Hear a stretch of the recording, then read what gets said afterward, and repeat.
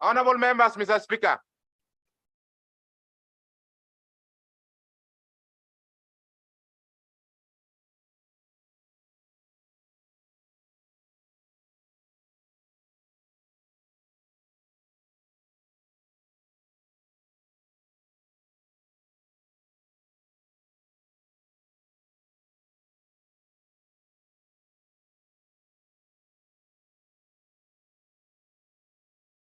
Prayers, Almighty God, who in infinite wisdom and providential goodness have appointed us of leaders and parliaments for the resource of society, just government, humanity, we beseech you to look upon with the abundant favor these your servants, whom you've been pleased to perform such important trusts in this land.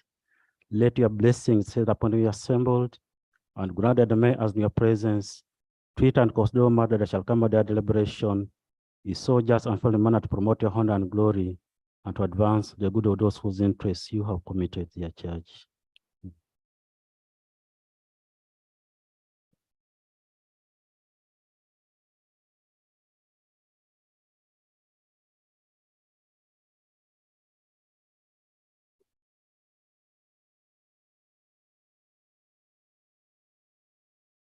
Okay.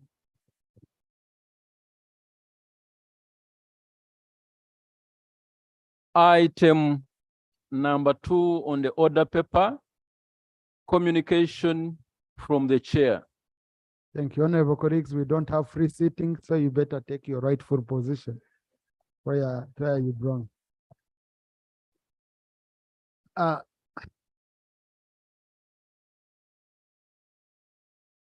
can see the front bench is still very full, so I'll wait for it to reduce in terms of numbers so that they stop squeezing each other, and then we handle matters of national importance. So for now, let's go to the next item. I will allow matters of national importance, but we just... Item 3 on the order paper, laying of papers. Please, colleagues, if you know you're raising a procedure related to an issue which I've already observed and commented on, okay, you take your seat. Yeah. Next. Item number 3 on the order paper, laying of papers. 3A. Procedure, Honorable Macho. Mr. Speaker, you are a great man.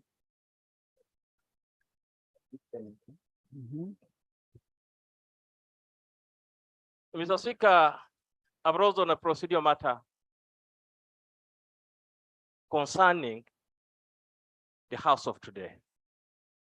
All Commonwealth parliaments value the front bench.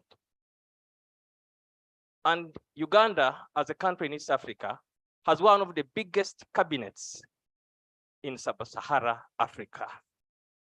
And even the world over. Mr. Speaker, I don't know whether we are proceeding well by having only one minister, and moreover,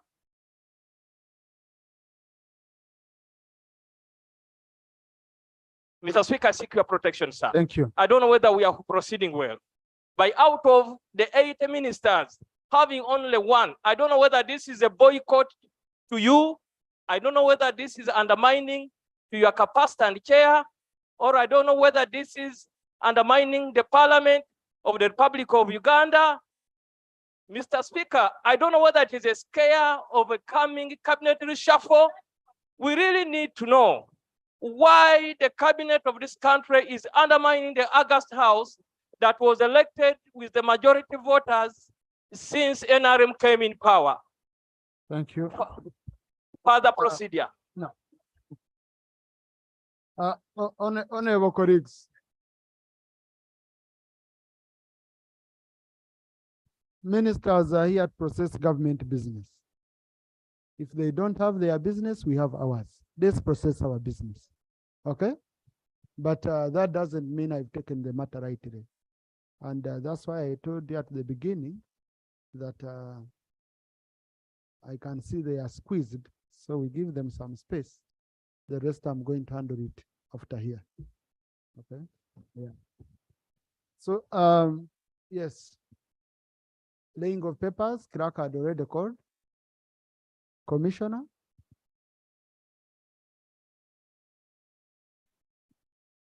Right Honorable Speaker, I beg to lay an inspectorate of government report on investigations into allegations of mismanagement, abuse of office, and corruption by the former managing director of the National Social Security Fund, Mr. Richard Yarugaba. Thank you. I beg to lay. Thank you. Colleagues, this is a matter which Parliament handled and closed on our side. So this report, as for now, I'm not referring it to any committee.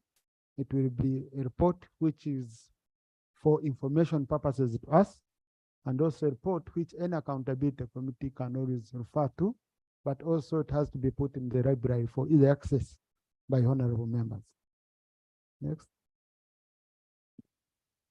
3B.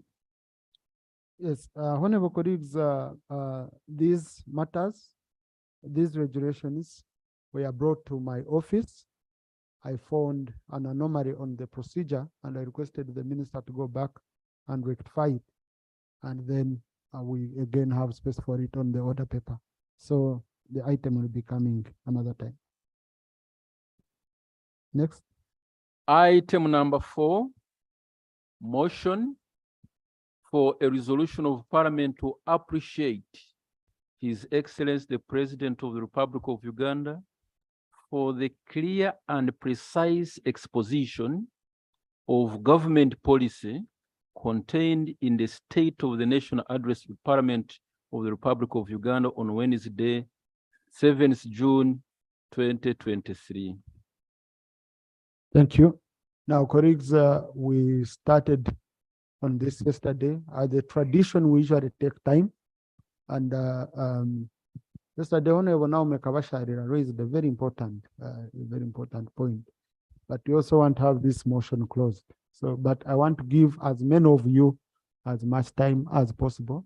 So I believe 3 minutes are sufficient, but then we shall continue carrying until I observe that indeed we've covered a sufficient number of you to submit on this, because this is where you go in detail to discuss the whole nation, from your constituencies to the policy-related issues, how the president espoused them, and especially now in connection to the budget we passed that would be funding all these proposals and issues the president talked about. So the debate can resume now. Yes, procedure. Honorable Semuju.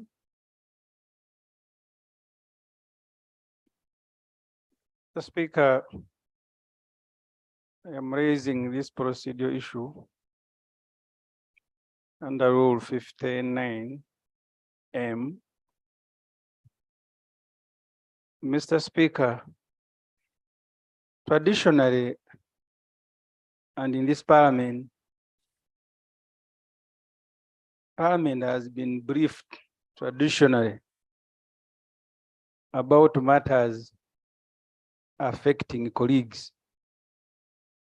In the NRC, even smaller matters like a birth would be announced. This Parliament, Mr. Speaker,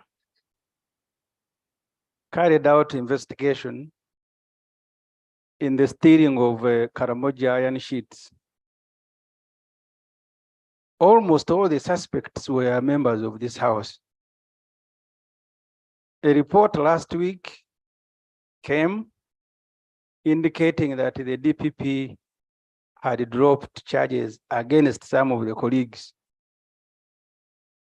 So the point of privilege I am raising is whether this Parliament should not be briefed who is still a suspect, who has survived. Because when I look at the Honorable Nakadama and Honorable Nabakova, because they are beneficiaries, I still think they are suspect. Maybe their charges have been withdrawn. So Mr. Speaker, can Parliament be briefed who is still a suspect? Who do we congratulate for surviving? Because that tradition, Mr. Speaker, in this parliament has happened. That's the point of privilege I wanted to ask, because these are our colleagues. You said we should sympathize with them. The last time I raised this matter, they should also tell us if they are still on the run, or they now can sit here. Maybe that's the reason some of them are here today, tomorrow they are not here. Because I would be surprised, a person like the woman MP for Kakumiro who took 3,000 iron sheets and she is also not on the charge sheet, I will really be surprised.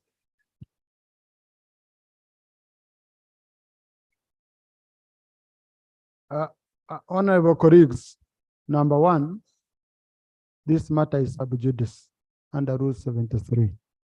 It's the DPP who has powers to choose who to prosecute and who not prosecute, and the reasons are theirs. Okay, that's number one. Number two, here we don't have any powers as a house to require a member to come and explain themselves on any matter, and unless that member voluntarily does it under Rule 55 of our Rules of Procedure.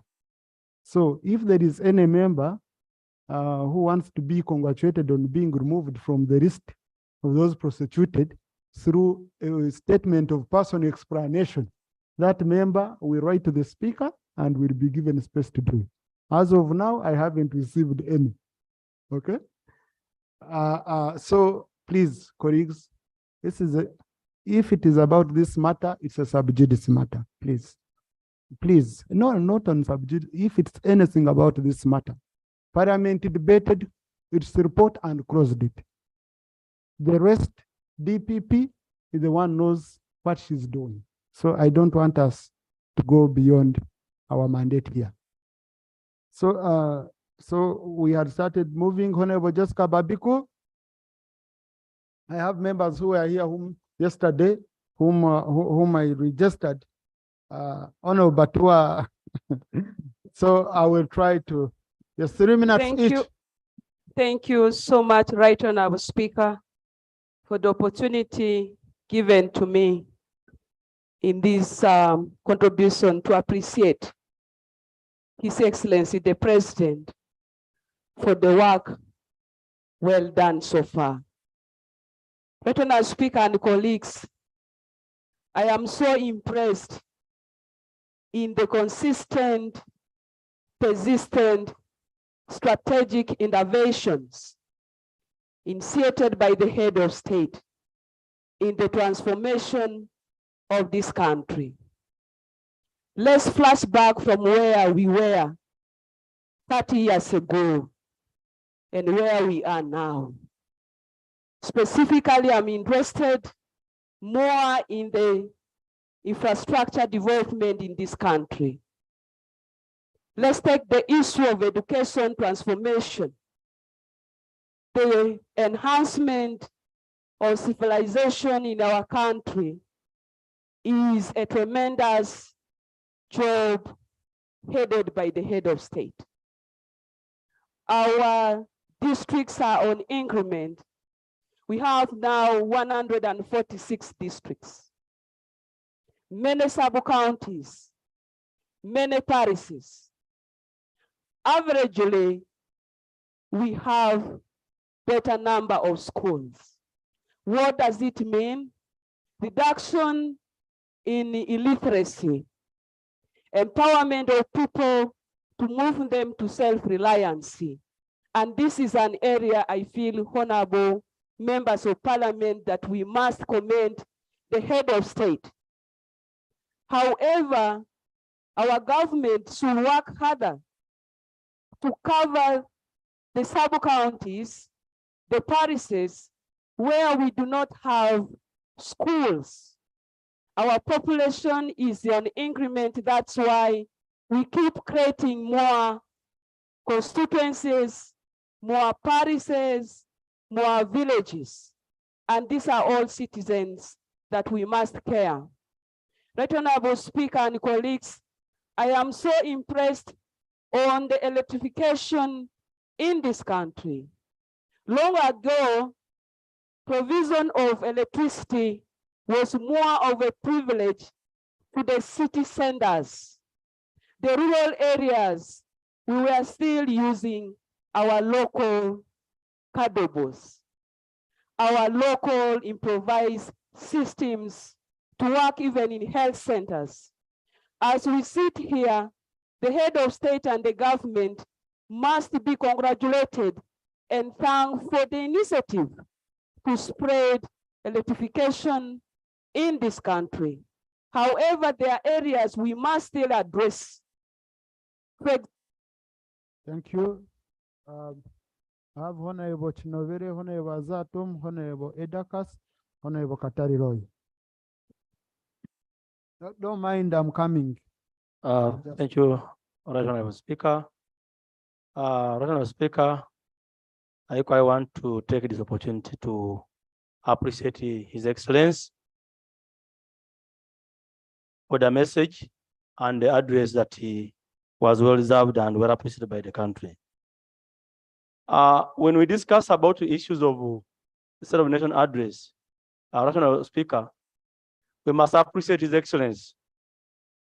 When you look at the health sector, much as other people don't look at in a positive way, but we must appreciate that health, we had the limited facilities. Many have gone, as much as we are having administrative units on growing here and there, but every administrative unit, as NRM government, we have in our manifesto, we have the plan to ensure every sub-county gets a health center 3. And as I talk right now, health center 2s which were existing are being upgraded into health center 3. Health center 4s, they are being upgraded into hospitals. So the case in point is in Luwel, Kasana. I grew up, Kasana was, because I used to go to Kiwoko Hospital. I used to go there in Kiwoko. It was a health center 4. Right now it's a hospital. There are many others. So you must appreciate His Excellency the President for such effort. PDM, I want to tell you that at least with the PDM, I come from Kapiani Parish in Nankodo Sub-County. At least people in my parish, individual family members are able to go to the bank and pick $1 million shillings and plus. Yes, I'm speaking from my parish where I come from. I didn't say someone who's parish, I said mine. If I mention your parish, I would be offending you. But in my parish where I come from, at least my parish members, they have been able to access the money. I have one parish where I come from. I can't come from many parishes. Right, Honorable Speaker, in my parish, at least people have been able to access money for parish model. And I have the belief and trust with this money we have allocated for parish model, many individuals will get, many parishes will get, and many districts will get. So we must appreciate His Excellency for that. Thank you, Right Honorable Speaker. Thank you. Now, Honorable colleagues, you see, there is guidance I've given you. That when you're on the microphone, you're on record.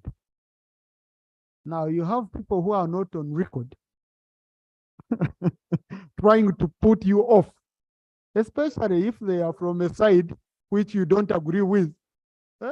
And then now, your time you use it to respond to the other people, and you have uncoordinated even no submissions on the floor. Someone who will be reading the answer will say, but I mean, what's wrong with this person? Where did he go? Why did he divert this way? Because the person you're responding to is not on record and you're on record. So kind of don't respond to someone who is not on record. The best thing you can ask for is for protection from the presiding officer. So, yes, motion?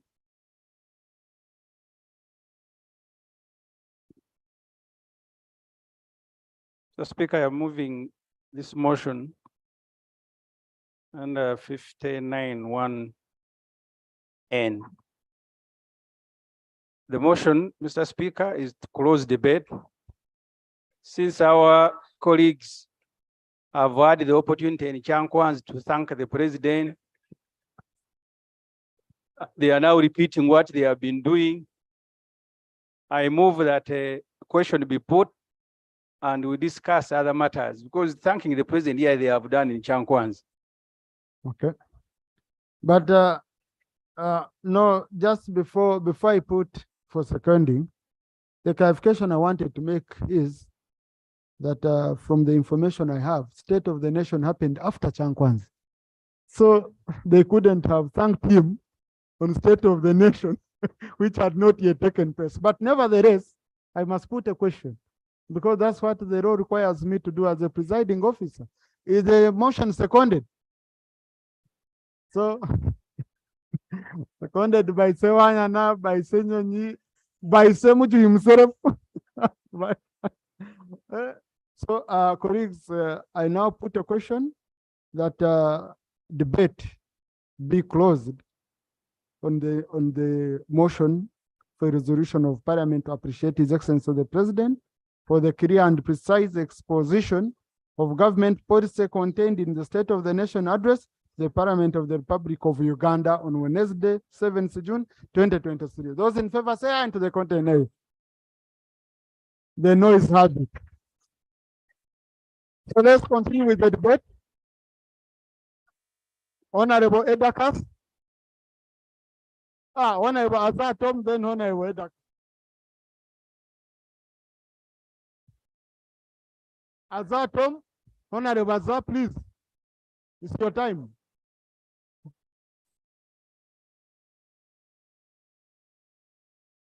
Thank you very much, Right Honorable Speaker, and my dear colleagues. I'd like to thank the President for the State of the Nation address. Mr. Speaker, in infrastructure development, especially roads and bridges, are enablers for wealth creation, poverty alleviation, faster movement of goods and services, movement of ambulances for referral cases to the hospitals, movement of perishable goods, communication, as well as security. Mr. Speaker, for all this, I'd like to thank the President for the development so far achieved. However, on the other hand, the ferry services in Obongi and in Laropi in the Moyo district across the Nile often break down, and this has interrupted free movement of goods and services. Hence, there's a need for a bridge across the Nile at a place called Laropi. Mr. Speaker, the procurement process for the tarmacking of Koboko, Yumbe, Moyo Road started since 2017. And up to now, we're not seeing any results on the ground. So we are requesting for fast tracking of the procurement process, because as I talk now, Mr. Speaker, the road is unmotorable, is very muddy, very corrugated. So are you thanking? And thereby causing accidents. and at the same time, this will also apply to Laropi Road, Laropi Moyo Afojal Road. But there are other developments, especially the tarmacking of Kampala, Karuma, Arua, and Oraba Road. For this, I thank the President. I thank him very much. Lastly, Mr. Speaker, industrialization in any place can take place when there's power, when there's electricity. Won't thank the President for the achievements so far, where we have got a laying of poles in most of the sub-counties. However, the poles do not have the wires. There's no electricity in those. There are no wires, and their poles are just there rotting away. So I expect the government to fast track the wiring of these poles so that we can have electricity extended to all the rural areas of this country. Thank you very much. Thank you. Honorable Edakas. Thank you very much, Right Honorable Speaker. I'd also like to take an opportunity to thank the President for several issues that he raised. Two issues for me, probably for the people of Kabremaido, came out as very significant issues. One is the issue of infrastructure. I was happy to see that the President agreed with the House that government gives that 1 billion to make our roads motorable. It certainly, for me, was a big hope to see that government is towing this road. As we speak, there is an attempt by engineers in my constituency, they are saying that the 1 billion will be allocated to less than 9% of our kilometers, because they are saying they should be using a parameter of 30 kilometers. 30 million per kilometer. I think this needs to be corrected, because what I remember in this house was that we wanted to make the roads motorable. And I think that should be the way to go. I want also to thank the President for affirming the flagship of PDM as a way forward for this country and our economy. It's my prayer that the Minister of Finance will really walk this talk, because last year we made losses partly because of slow releases. We hope that the releases will be timely so that our 39% people can actually access this money and put it into production. But the other 61% also needs to be sustained. So I would appreciate if the other programs that have been running and are also financed, so that the MIOGA programs will also continue at the same pace. Mr. Speaker, the issue of seed becomes very important for our people, that they are getting seeds. We are still receiving 3 tons of maize in Teso for a constituency like mine. Sometimes less than that. Would like to see in the next, if it were possible, for government to allocate more, not just maize, but also animal, whether it is kids or piglets. Those animals would enable our people to move this journey that the PDM program is meant to achieve. And I thank you for the issue of food security remains a challenge, and partly because of lack of water for production. I hope that government can prioritize. Thank you. Now, colleagues, on the issue of the money we appropriated for roads. You see, the roads committee, the district roads committee, where you sit, must decide on how that money is utilized, though there are clear guidelines. Now, some of you have reached out to me that in some districts, they were even pushing for as much as 33% as operational funds. Honorable Katesh wanted to explain something more. Thank you, Right Honorable Speaker. The information on this matter, I chair the District Roads Committee of Shema. Yeah. And 2 things which surprised me. Number 1 is that the district engineers claimed that the Minister of Works directed them that the minister will be responsible for all the designs, which is very ridiculous, because how can the ministry have that capacity to design every road in this country, in every district, when you have engineers there? Number 2, I want to tell members that there is a lot of appetite for that money. We are supposed to approve that money, to approve the work plan as District Roads Committee. We have to be very vigilant, because some districts have already allocated 300 million for monitoring. So we must be able to know what is the cost per kilometer of a Maram road, of light grading, so that money, we get value for money. Thank you. Now, honorable colleagues, the issue is just being alert. Let us not be diverted. Let's go back to the motion, the way it was. Honorable Chimosho, Honorable Moroni, Honorable Fidra. Then Thank you. Honorable Nakut, then Shema. Oh, I had picked Honorable Katari Roy. So before Chimosho, I had picked Honorable Katari Roy. I'm sorry. Then after I come here. Thank you, Right Honourable Speaker, for giving this opportunity. I join my colleagues in thanking His Excellency the President for the State of the Nation address. Right Honourable Speaker, I will start by thanking him for standing firm against the intimidation and threats and signing the anti-homosexuality bill. This clearly means that he still values and is ready to defend our norms and values of this nation. Right Honourable Speaker, on the issue of education, it is like automatic, like most sub-counties in this nation get seed schools. Ginger is not complaining, and I know with time, the whole country will be covered. Right Honourable Speaker, when it comes to tourism, I think the president is #1 promoter of the tourism sector of this nation. He tells whoever cares to listen, Jinja is the best country. I mean, Uganda is the best country. We have the best food. We have the best everything. But my issue right now, Speaker, is that the tourism ministry should try to look at other areas because we have lots of tourism sites that are out there but are not known. In Jinja, we have Itanda Falls and Busowoko. We would be glad if they are brought on board. Thank you. Thank you. Honorable Chumas. Procedure. Right, Honorable Speaker. Right, Honorable Speaker. Yesterday, we had members in this house who sat until late with the desire to contribute to the motion every day. But it was urgent today. But I see members who are not here yesterday have just come and was getting the chance to speak. And after speaking, they're going to run away immediately. So procedure, I was of the view that perhaps you could members who are procedure, you don't give your view. okay, yes, then The presiding officer. Thank you. the procedure I had, right, Honorable Speaker. Now,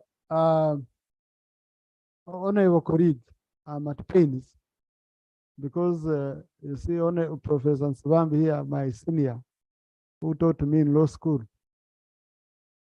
He told me, he who comes at Equity must come with clean hands. You are among the people who seconded that we cross the motion, the debate. Now you didn't want even the debate to continue.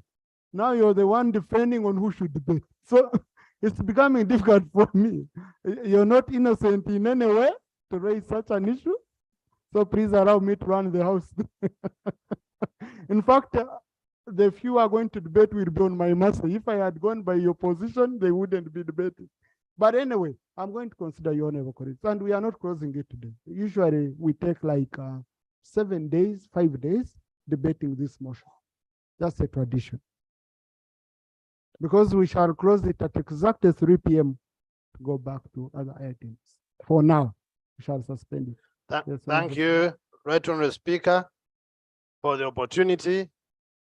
And I raise to support the motion as moved by Honorable Kateshumba on thanking the President for the State of the Nation address. And clearly, when Honorable Kateshumba was presenting, even some of the members who had deliberately missed out at Kororo were magnetically glued in their chairs and paying attention because the content was so moving, which was a testimony that the President exactly did a very good work.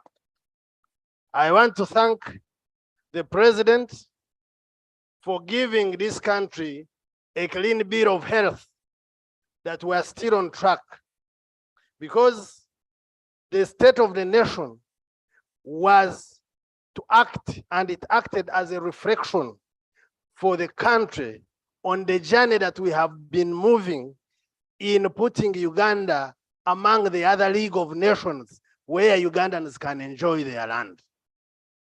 The President assured us of security. Right Honorable Speaker and members, we can talk about anything, but there is no country far away from instability or by external aggressors.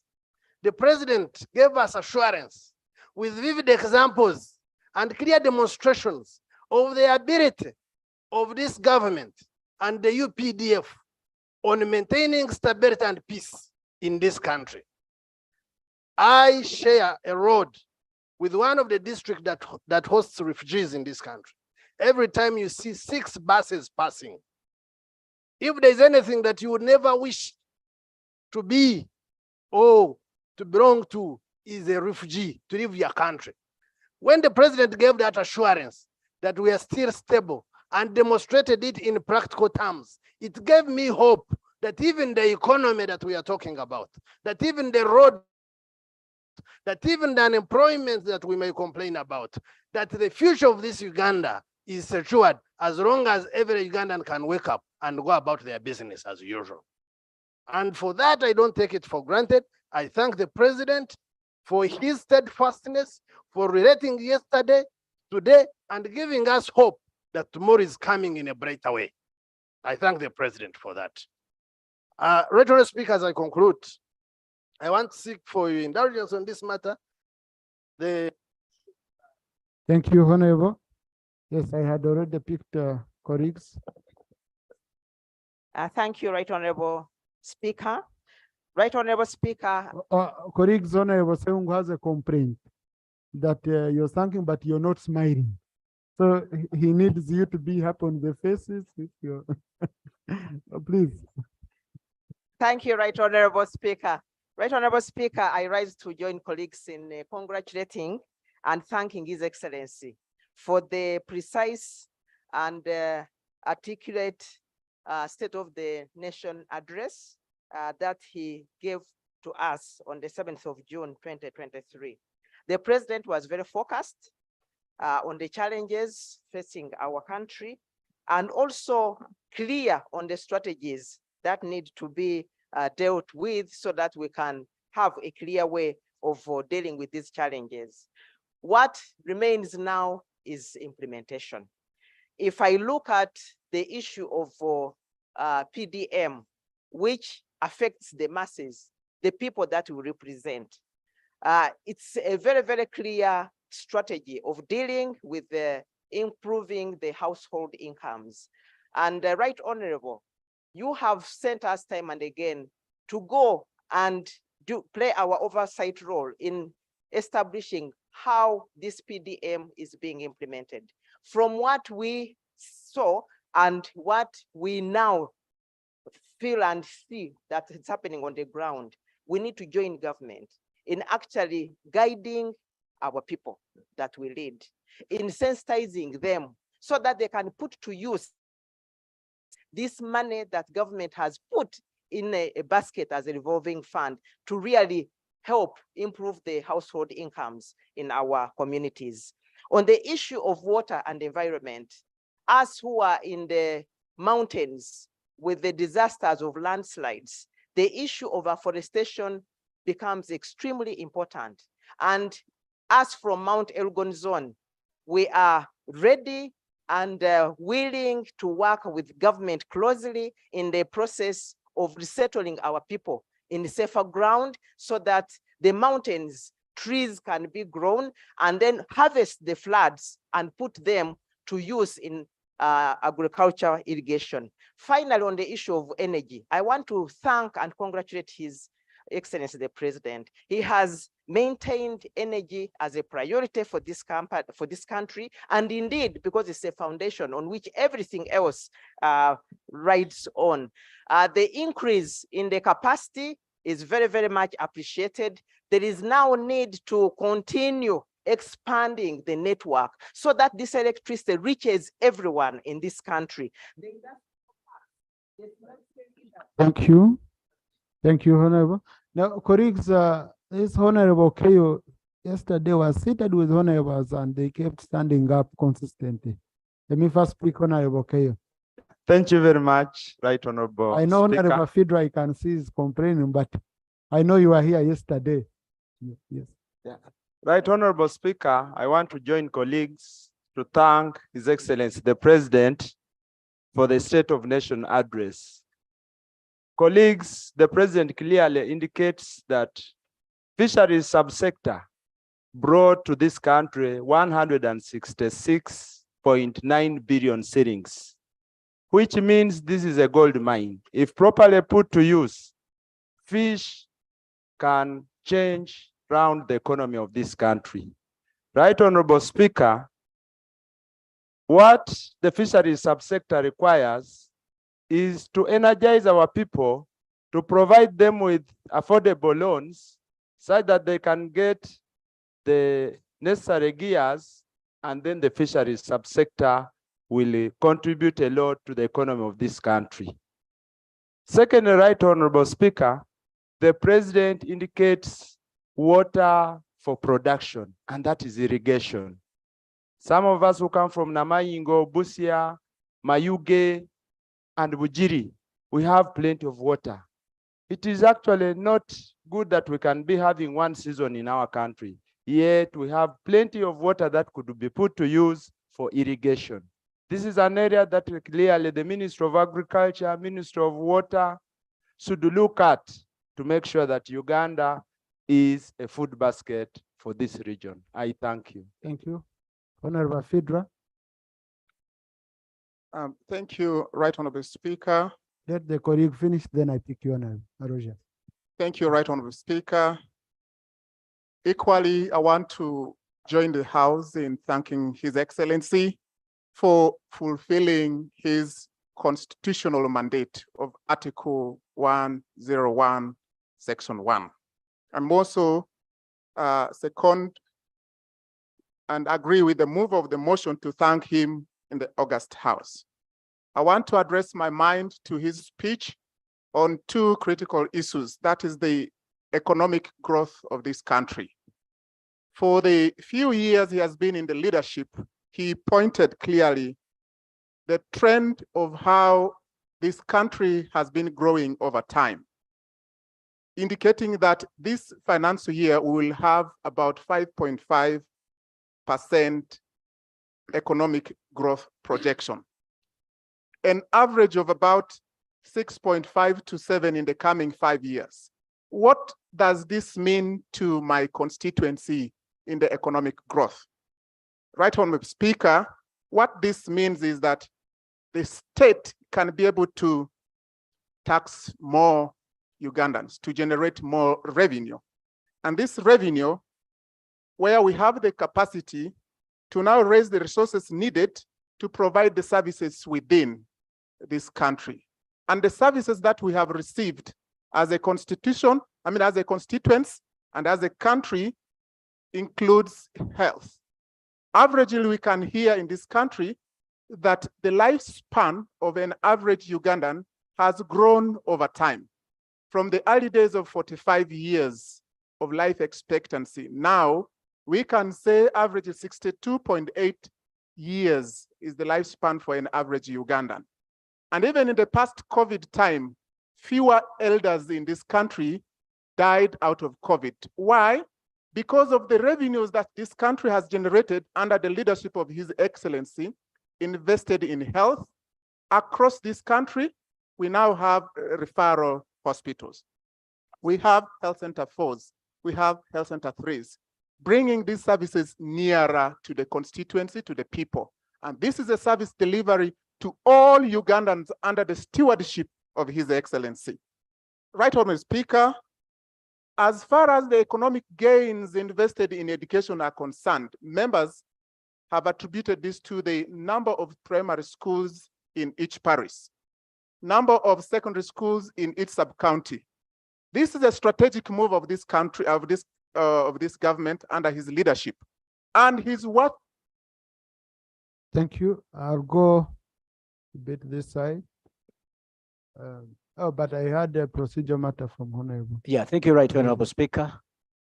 Right Honorable Speaker, during your absentia, that's last week but one, it was wisely determined by the Honorable Speaker advising the Education Minister, the state one, to desist from making a security statement on issues concerning Grubereha School, not until the Defense Ministry, of course, makes its own final statement, which was done, Right Honorable Speaker. But the problem is, Right Honorable Speaker, currently we are receiving, we are receiving. What is the procedure matter? No, it is a procedure. What is the procedure matter? Right Honorable Speaker. Yeah, just give me the procedure matter. It's all about the running of Parliament. So I'm trying to make things clear, Right Honorable Speaker. Mm-hmm. My question is, Yeah. Right Honorable Speaker. Because Honorable, just let me guide you. Procedure is about our proceedings now. It is true. Okay, so we are debating. We have a debate on the floor. Tell me what's wrong with it. What's wrong with what we are doing now? That's what procedure is about. Right Honorable Speaker, Yeah. we are receiving disturbing calls, of course, from residents all over the country. Please, yeah, from parents, of course, who are switching kids from boarding section to day section, bringing up the issue that since it was advised at the very beginning of Parliament that the front page, the front seats to be congested, then we raise some of the issues that are pending. So, Right Honorable Speaker, and we've had issues to do with arson, like King's College Bodo, and of which, of course, the big fish which was apprehended Honorable, kindly take your seat. Now, colleagues, I think I should attach some members to mentor some of you. Yeah? Yes, I think Ropa will request you. You talk to some of your members. If they need help, we can give help. Okay? Yeah. I wouldn't want to comment beyond that. So I was moving this side. Let me pick Honorable. Oh, yes, Honorable Chani Judith was here for long yesterday. Then I'll pick Honorable Mero yesterday for wrong. I'm coming back this side, don't mind. Yes. Let me first pick those ones. Thank you, Right Honorable Speaker, for giving me the opportunity to join the rest. I'm at pains for members who said we close the debate. We need a dialogue. We first know whether there is anything you want to contribute to the debate. Thank you, the Speaker. So if you roast and you want to join the winning side, then we can debate. Yes. Thank you, Right Honorable Speaker. I want to join my colleagues in appreciating the speech. I was one of the people who sat there from the beginning till the end. I want to appreciate His Excellency on security, peace and stability in the country. Right Honorable Speaker, I come from a region that has suffered a lot in insurgencies. And Right Honorable Speaker, when I look at the country now and compare to where I came from 25 years ago, I want to say a big thank you to His Excellency for bringing us this far. However, the Speaker and colleagues, we talked about illegal guns within the country. It's still going on. For the last 2-3 months, our health centers are losing drugs. And I believe that is not the laxity from the fountain of honor. I would implore the ministries of defense, security to take charge. There's too many illegal guns within the country. As I speak now, 8 of our health centers have been broken into. Millions of drugs have been taken.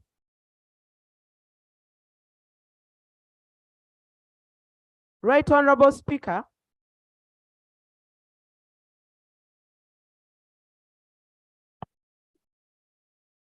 now, Honorable, you continue until I stop you. Please proceed. Thank you for your protection. Right Honorable Speaker, the space that the President has given us in this country in terms of peace and security is a space that we are all enjoying. We are the watchdogs of our securities and insecurities, where we live even within this country. Even as we move out of the country, we feel we are moving with the peace. I want to thank the President for supporting our neighboring countries, the DRC. And I remember sometimes back, he participated as well in Southern Sudan, in Somalia. And I want to accord that to the President that we received the delegation from Somalia coming to benchmark in my district, Nwaya, how to rehabilitate their people. The rehabilitation that we had in northern Uganda has enabled me to speak, to stand before you today and speak. And we want to say this is something that we are looking forward to, even for our generations to come. I thank you. Thank you, Honorable Mero. Procedure. Thank you, Right Honorable Speaker. At the beginning of the debate of this motion, you made a ruling that at 3 p.m. we shall hold the debate and go for other matters, and the debate will resume on another day. In terms of time management, and unless you change your ruling, Right Honorable Speaker, in terms of time management. It is now 4 minutes past 3. So the procedure matter I'm raising, are we proceeding very well in terms of time management since it is now 3 p.m.? Thank you, Honorable Professor Mushemeza. And for the kind reminder, debate suspended to tomorrow at 2 p.m. Tomorrow we shall run a debate of around 2 hours, non-stop on this. Next item, sorry, before that, let's handle matters of national importance. Now that I have, yes, procedure, Honorable Akaima. Right, Honorable Speaker, I'm raising on a procedural issue. There are a number of issues we've been raising on issues of national importance. But however, Right Honorable Speaker, they are not handled. We back them with letters, and at the end of the day, letters, the correspondence are not again given. So I'm seeking for your advice. In such a manner, what we do? That is in terms of responses from ministers? From the ministers and the Prime Minister. An example? For instance, we had a matter on 25th May, and it had to do with the schools that were swept off their roofs. And it was raised by Honorable Kawalia in Kampala Metropolitan.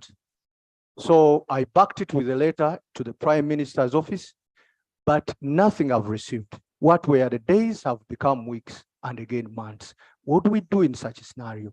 Now, are we proceeding well without official respondents from the Prime Minister? Thank you. Right, Honorable, would you want to comment on that? Before I give my procedural guidance. No, you see, the Honorable colleague is saying they raise issues. Minister promised to take them up. Now, what I wanted first guide on, colleagues, matters of financial implication. A minister is not able to say that I'm coming, I'm going to give you ABC. They have to go back and look through within their budgets. But the issue is communication. Because when you are communicating to a colleague, it becomes easy. A colleague will have what to tell their people. Okay, I think that's what we need to focus on so much. Right, Honorable Prime Minister? Honorable Wakaima, right, Honorable wanted to know the school.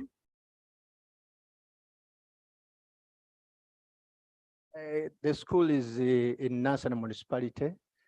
There is Kazo Mixed School, Church of Uganda, and there is also. Thank you. Thank you. Thank you, Right Honorable Speaker, for bringing that reminder. The schools that were blown off, and you wrote your letters, we took them to the concerned ministries, that is Ministry of Disaster, to see how they can appropriate what they have to the schools. So we are waiting. Now technical team has to tell us the schools that have got the iron sheets and those who have not yet got.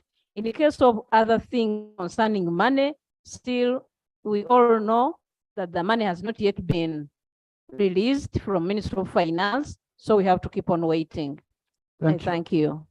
Now you say, Right Honorable, what helps? You know, for us politicians, you want something to move on. So when you receive a letter, at least respond to it, so that the MP informs constituents that you can see your matter, I presented it, I even received the response, so patiently wait. Okay, it helps. It becomes like a passport for us to be politically moving. Yeah? It becomes a passport. Yeah. Right Honorable Speaker, we will send the letters, the response letters to Honorable Wakaima and the other colleagues, because he's not alone. There are other honorable members of parliament. So the letters will come back, the Thank response you. letters. And action letter. Honorable Emre Kugonza.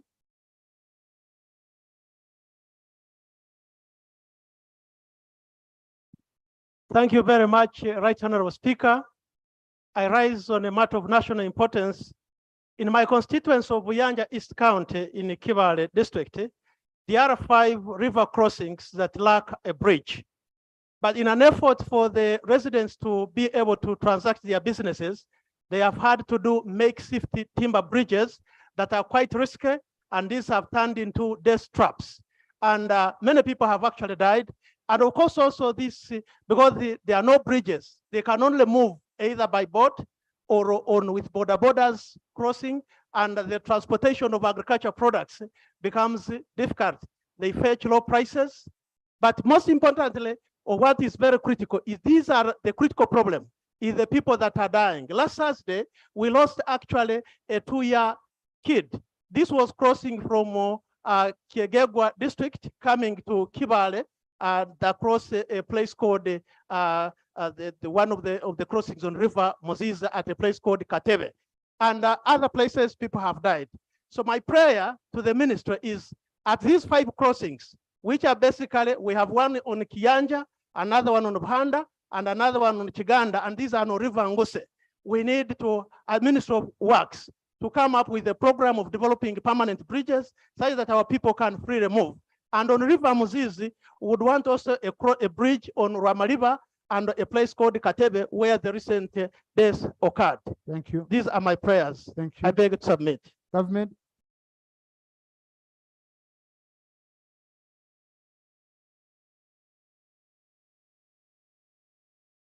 Right Honorable Speaker, I request the Member of Parliament to give us the report from the District Disaster Committee, and we take it to the ministry and we see how to handle. Thank you. Now, Honorable colleagues, to see why sometimes I insist most matters to be falling under Prime Minister's time. So such a question now would have been sent to the sector. Sector looks into their budget, into their plans, and they are able to give a very credible answer and response on the floor. But I request Honorable Kugonza, please put it in writing the way the Prime Minister has advised it, and we take it up. Honorable Seungu, yes, Honorable Aisha. Thank you, Right Honorable Speaker. Right Honorable Speaker, last week, a matter was brought about the use of funds that had been allocated to RARE, and the minister committed to bring response this week. And happily, the minister is here. He was supposed to speak about also the standing poles without connection.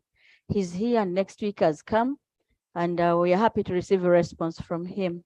Isn't it procedure right, sir, that he gives us a response, because we might not get him another time because they're very busy people? Thank you. Now, the way such items come on the order paper, the minister has submitted the clerk and copy to the speaker and deputy speaker, and we are able to schedule it on the order paper. But minister, you can tell us whether your responses are ready. Honorable colleagues, you're going to put me, I have an order paper to finish. And you see, whenever we leave here, the public will say, these people are supposed to handle 10 items. How many did they handle? They handled only 3. Points of procedure, points of what, derail us. So let us focus on the agenda mainly, and we finish our program. Right, Honorable Speaker.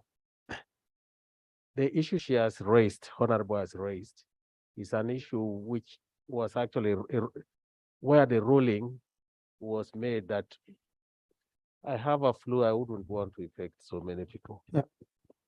I will speak loudly. It is a matter which a ruling was given that we bring a comprehensive report, and this was directed by the Speaker. And we are preparing that comprehensive report to submit to the Speaker. So next week we shall put you on order paper, Honorable Minister. Yes, please. Try to expedite. Thank you.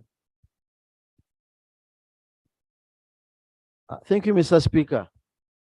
Mr. Speaker, the law school in Uganda, most of the universities are subjecting students for a pre-entry exam. And after going for a pre-entry exam, they study for 4 years, go for LDC where they spend a whole year. But Mr. Speaker, after completion, there's a very big hurdle after the 5 years, these young people getting practicing certificates from law council. And what's happening, Mr. Speaker, is that the law school students, frankly speaking, they are not like doctors that they are paid for internship, but they want to get their practicing certificates. What is happening now is that a parent spends money to educate his child. He qualifies ready to practice law, but then almost 3 years they are not practicing because they are not eligible to practice. And they are being arrested in the courts of law for masquerading as lawyers. However, I managed to talk to the PS, the Secretary of Law Council. The challenge is not on funds, but we need to amend the Advocates Act, because those people who vet them take long. They sit once in a month, meaning that a number of our young people are losing jobs. For example, those who wanted to be magistrates have missed it out because they're not qualifying, because they were not having practice certificates. Those who want to go under the DPP office, they have failed. So my prayer is, we want to know why we don't have students leaving Law Development Center after having qualified for each and everything. They begin their practice and earn income, other than spending money, paying for gazetting, and all that, and they continue suffering, yet they are not seeking for jobs. Their jobs are spoken free, they are qualified, they want to work. I'm one of them. I'm not supposed to I should not be looking for services of my people in Kalungu for an application for bail. But I can't go to court. So last time, Mr. Speaker, my prayer is, can we hear from the Attorney General? They bring the Advocates Act here, we amend it, so that we put a body that vets these young people. They start working other than being arrested with their qualifications. Thank you. Mr. Attorney Speaker, sir. General.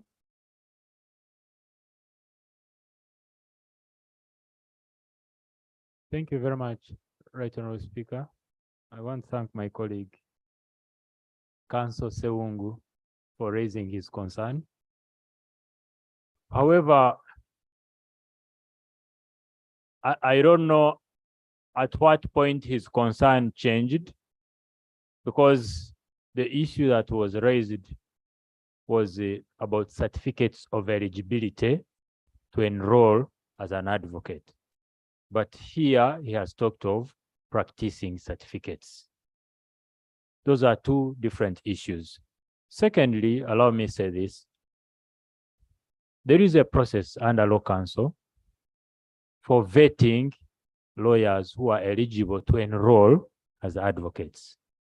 This process is tedious, but it is also meticulous.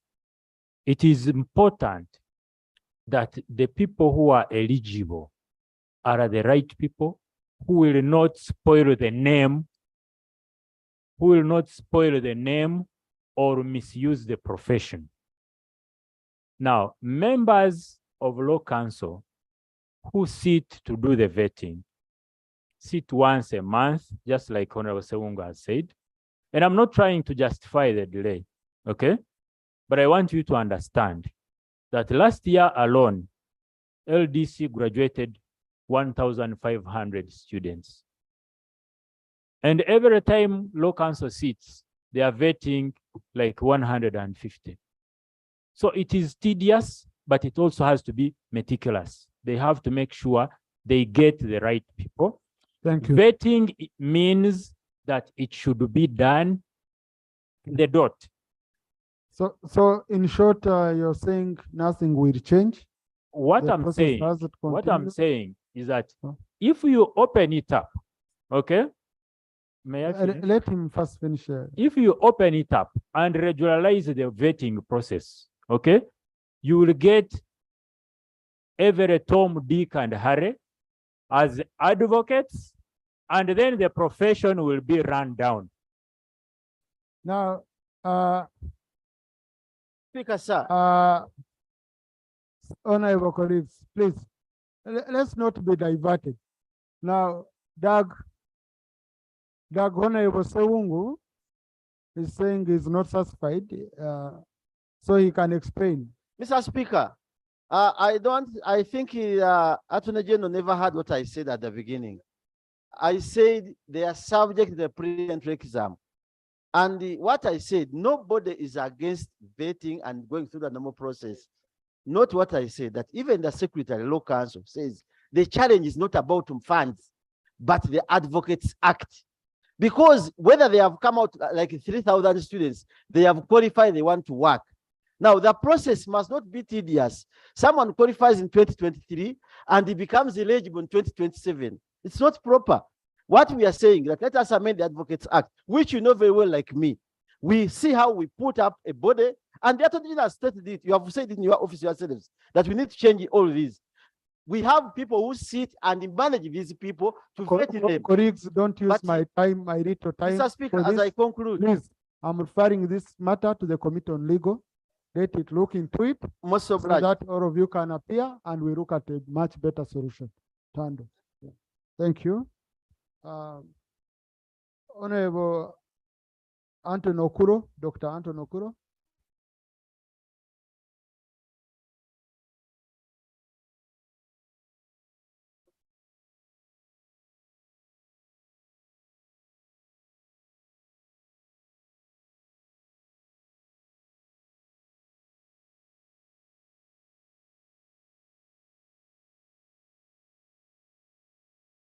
Thank you, Right Honorable Speaker, for the opportunity availed to me. I rise on an urgent matter of national importance regarding a new wave of livestock raid at gunpoint from southern Sudan associated with general terror and insecurity in Lamour constituency and the district. Right Honorable Speaker and colleagues, in the last few weeks, fear and terror have gripped my constituency of Lamour as a result of a new and heightened wave of animal rustling. The animals include cattle, goats, and sheep.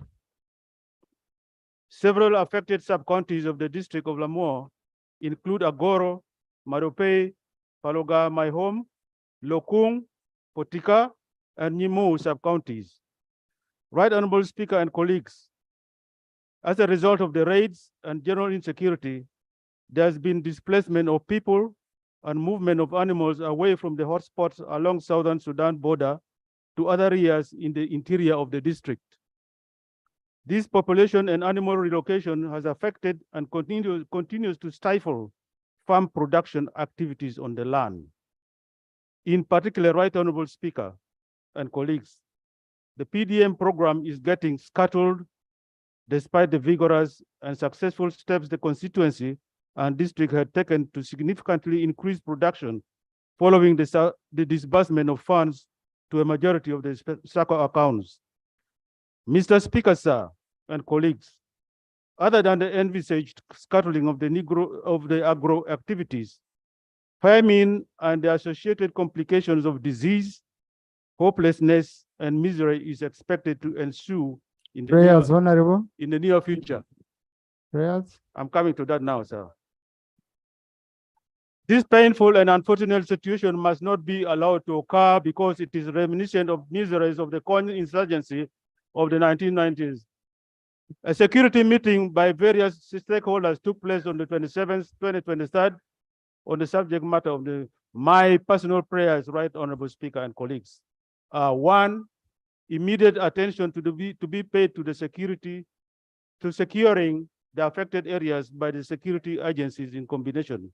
Some of the recent LDUs who were passed out in June 28th, 2023, be deployed to strategic points to reverse and deter cross-border raids in the district in southern Sudan by, among other things, patrolling the security roads in the border. Diplomatic approach be put. So, Honorable, switch on and conclude. Thank you very much. It Right is Honorable made any Speaker. question.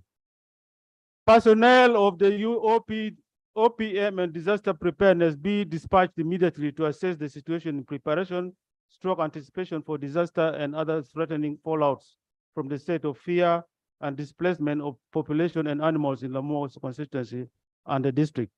The resolution of the security meeting be studied and internalized by various security agencies for implementation of the interventions. Finally, Right Honorable Speaker and colleagues, I would like to lay two documents on the table as follows. a copy of resolutions of the security meeting held in Lamour district by the leaders in the affected sub-counties on June 27, 2023. And the last one is the latest document detailing PDM status in Lamour, which is now in high gear, but being threatened. I beg to submit and lay. For the record, I am Dr. Okulo Abuka J. Anthony, MP Lamour. Thank you. Thank you. Colleagues,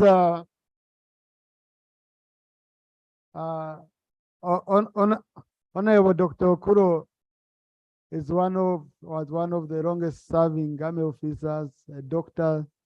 He had a clinic here at Sheraton, and he he was one of the few specialists in the country that we had,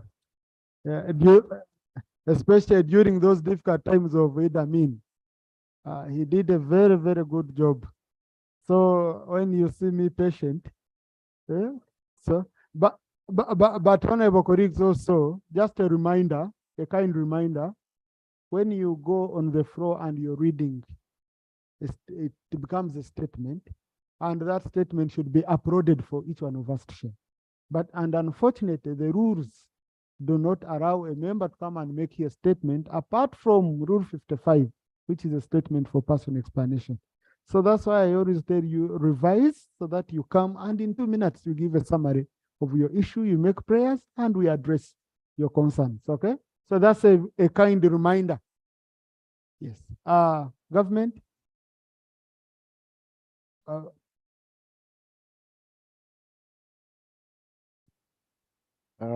Thank you, Right Honorable Speaker.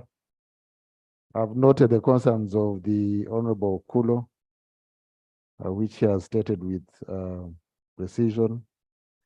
I'll seek that he gives me a copy of the documents he laid, the statement, especially the resolutions of the security meeting, so that we seek appropriate responses to the problem. On the issue of the LDUs, the President fortunately has authorized the recruitment of LDUs for these affected areas where cattle raids take place. Thank you. It's clarification to. Right, Honorable Speaker, I think Honorable Kulo has raised a very important point which affects many areas, particularly where we come from in the northern area. I remember when His Excellency the President was in the region. On the 15th, he met the Acholi elders, and on the 16th, he met the Lango. And this is one of the areas that was raised. It has been observed that in the area where Honorable Kulu comes from, in the area of Amoro and Gulu, they are armed herdsmen, commonly known as Balalu, who are armed with guns, and they are forcing their animals to graze in people's land. This is a very serious matter, Right Honorable Speaker.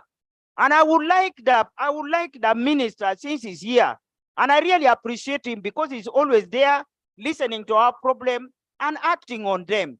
It is important that you don't only listen to what he has told you, or the entire northern region is now being invaded by armed Balalu. They are no longer just Balalu. They are now Balalu who are armed. So, it's important, Right Honorable Speaker. I'm sorry I had to raise this because it's causing insecurity all across in the northern region. I beg to request. Honorable Minister, or do you want to? Thank you, Right Honorable Speaker.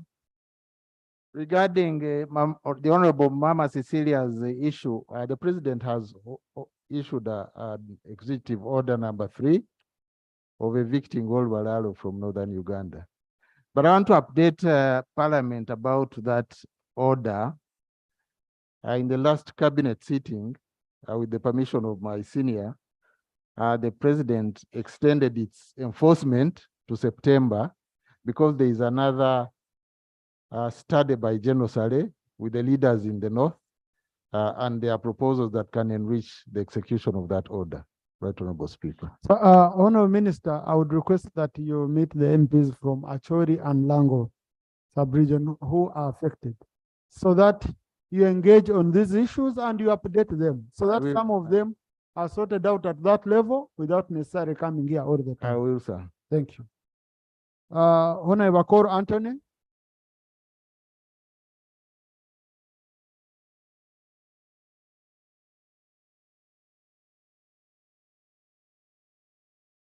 Right Honorable Speaker, I rise on matter of national importance, especially on the issue of the local government structures. Right Honorable Speaker, the Local Government Act, especially Part 5 and the Section 45, establish administration structure, especially the LC1 and LC2.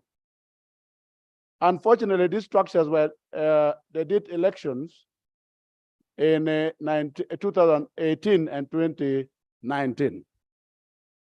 And these are LC1 chairpersons and their team, and LC2 chairpersons and the team. Honorable Speaker, it has been realized that this term of these people ended this June, and therefore they are sitting in the offices illegally. And all of us, Right Honorable Speaker, and honorable members, we know how important this team is. They give recommendations. The LC2, they also have the local council court. And even recently, yesterday, I was watching, LC1 was welcoming even His Excellency, the President in Uyam. And the office is actually operating illegally. My prayers are, Right Honorable Speaker, number one, I want to hear from the Ministry of Local Government and then the Attorney General, if there are special arrangements they have made, which is within the law, to make sure this office should continue to operate. And second, Right Honorable Speaker, the second prayer is that the Ministry of Justice and Constitutional Affairs should update the House on when these important offices in this country, the election will take place. I beg to move. Thank you. Thank you. The Minister for Local Government called me today before the session to extend his apologies for this issue had been shared with him. So I want to make the work of the Right Honorable very, very easy. And he promised me he will be here tomorrow. So tomorrow, I expect the Minister for Local Government to give us an oral answer, which I don't need to schedule on the order paper. Okay, and he will liaise with the Attorney General. Honorable Judith Sachan. Procedure. Right Honorable Speaker, just on the very ruling you've made, because also the women councils are also operating illegally, want it to be procedure right, as the Minister for Local Governments comes tomorrow to explain about the LC1s and LC2s, to also giving the response about the women councils. Government, please also do the same. Okay. Honorable Judith Sachan. Thank you, Right Honorable Speaker. I rise on a matter which had hinted on. In December 2022, a non-gunman broke into one of the village circle and went away with 30 millions. We've not been able to recover.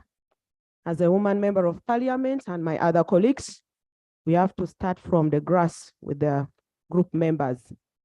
On the 2nd of April, Right Honorable Speaker and colleagues, a non-gunman broke into Choromel Center 2 and managed to escape with drugs worth millions of shillings.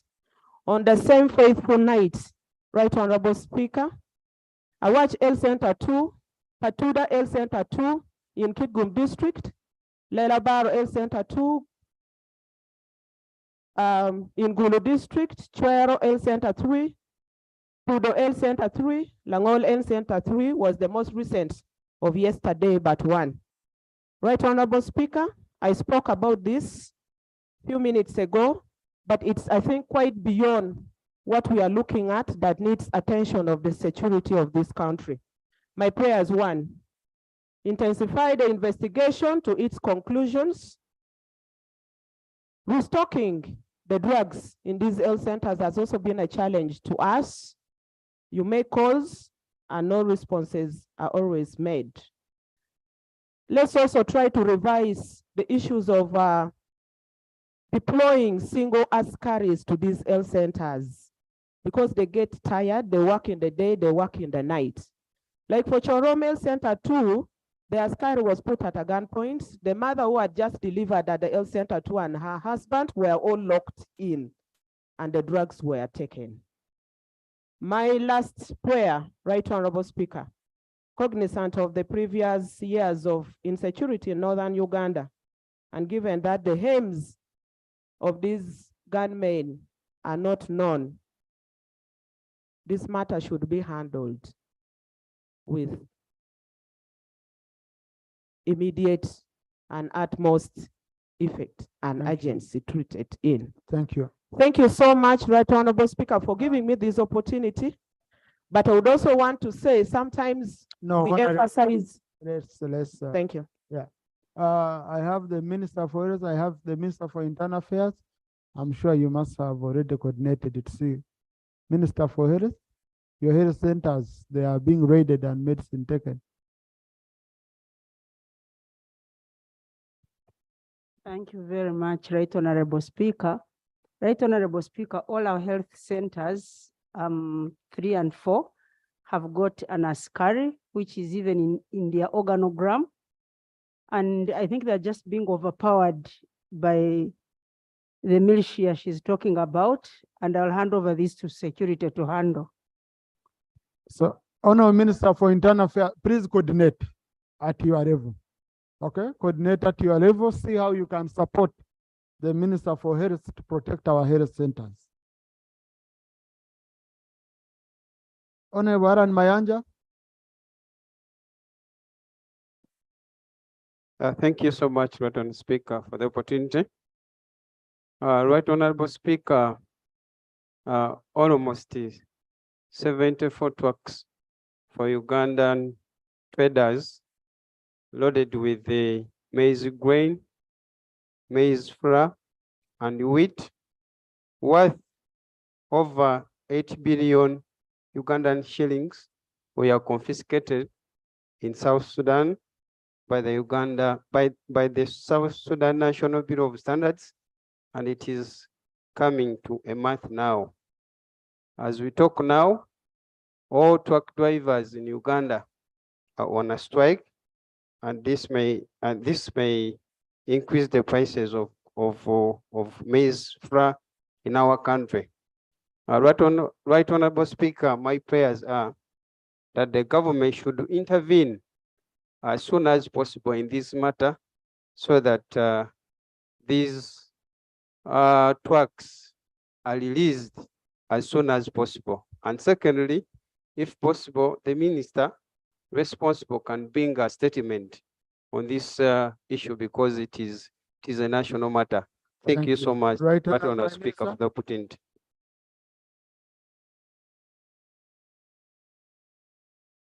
Right Honorable Speaker, I wanted to call Honorable Minister for Security if he has some answers about that, but if he doesn't have, I'll come back with an update on that. Can you update us tomorrow, even if it's verbal, at least to update us tomorrow on this issue?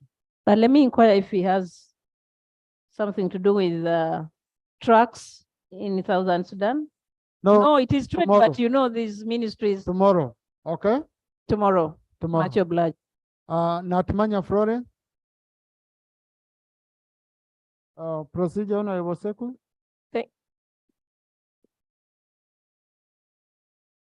Thank you very much, Right Honorable Speaker. The procedural issue I'm raising relates to the matter that has just been put on the floor. Personally, Right Honorable Speaker, I feel burdened by the fact that most of the time, Ugandans are victims of incidences of their goods being prevented to enter or cross within the East African community. It perplexes, therefore, our minds to see this going on, and yet we are talking about East African community, East African Federation, and what have you. But most of the time, it is Ugandans who are victims. So the procedural issue I am putting to you, Right Honorable Speaker, is that wouldn't it be procedural right, if we had a moment to debate the fate of the Ugandan interests within the Eastern African community, where we are being victimized left and right, and yet we are putting all our efforts and interests to save the Thank situation. you. Thank you. No, it would be General David Mose giving us some update. I'd like to provide information still with the permission of my leader. That issue was raised in cabinet, the last cabinet, and the president said he had been informed by President Salva that some of the cargo, actually maize, on the trucks impounded had aflatoxins. So the Right Honorable Kadaga said they have composed a team to go and check those things and then decide the fate of those trucks. That's an update I wanted to give. Colleagues, the Honorable, the Right Honorable Rebecca Kadaga yesterday touched on the same matter when we were here. But the most urgent issue, the issue of the trucks that is causing strikes and all that, maybe, Right Honorable, I wanted you to go back tomorrow. You look at what quick information can you give us. But what Honorable Seku has said, it's possible. It's possible. We can have a debate. But how can a debate come? It cannot be generated by a presiding officer. You members, you have that power. Bring a motion and you see whether we don't give you space. I don't have that power. So, Honorable Seku, you can. Now, colleagues, I have a lot on my table today. Allow me to move on. Honorable Florence. Thank you, Right Honorable Speaker. I raise on the Honorable issue. Sengu, I have a report from your committee. I want it handled today. I raise on the issue on the matter of national importance. Over 1,000 evictees from Chikube District, Kasonga Parish, Buchinda, LC1, have pitched camp at my home and the home of the area MP, Honorable Kazin Francis, and others are roaming the district. It has become a security issue in the district. And even as the leaders, we cannot feed these people, we cannot give them all their demands. We have brought, Right Honorable Speaker, this is a Buchinda issue. These people were evicted from their ancestral home by the office of the Prime Minister, claiming that their land was owned by UNHCR, Changwari refugee camp. They were evicted 3 years ago. They've been camping at the RDC's office 1.5 years ago now. But recently, the landlord where they've been camping evicted them because he was going to develop the place. That's why they have moved. They decided to move to our homes. We have brought this matter several times to the Prime Minister's office. We have brought this matter to the Minister of Lands, Honorable Judith Nabakova, who also visited the people in Buchinda. We brought this matter to the President when he visited Buhuka, when he had come to launch the oil rig early April of this year. But up to now, there has not been an answer for these people. It is our prayer that government finds an immediate lasting solution to resettle these people. It has become a security matter. Information from my colleague. Thank you. No, on matters of national importance, we don't allow information. Okay? And colleagues, when you come to my office to seek guidance and I guide you for it, okay? You too came, I guided you. So why are you now doing it differently? So, Honorable Minister, please, I always want to follow what we agree. Thank you, Right Honorable Speaker. Right Honorable Speaker, we are aware about Maybe that just matter. no, colleagues, for your information, I told the colleagues we don't allow information on matters of national importance. So Honorable Florence submit, you finish. When you finish, I will also allow Honorable Kazini to come on his own. Now you start information juggling. No, that's not how we do things. Honorable Minister, so Honorable Kazini has lost out that way. Right Honorable Speaker, we are aware about the matter and we have been handling with the respective agencies. I would request that you give us time. We conclude the matter and we shall come up with a report regarding you. the matter. Now, Honorable Minister,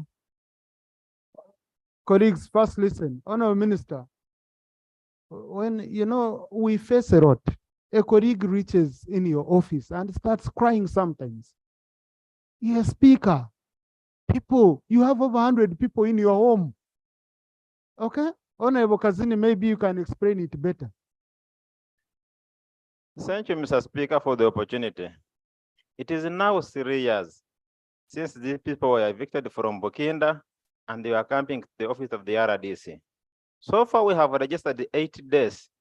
Compare situation where a person come and camp somewhere, a person died, and you struggle as a leader to get where to bury these people.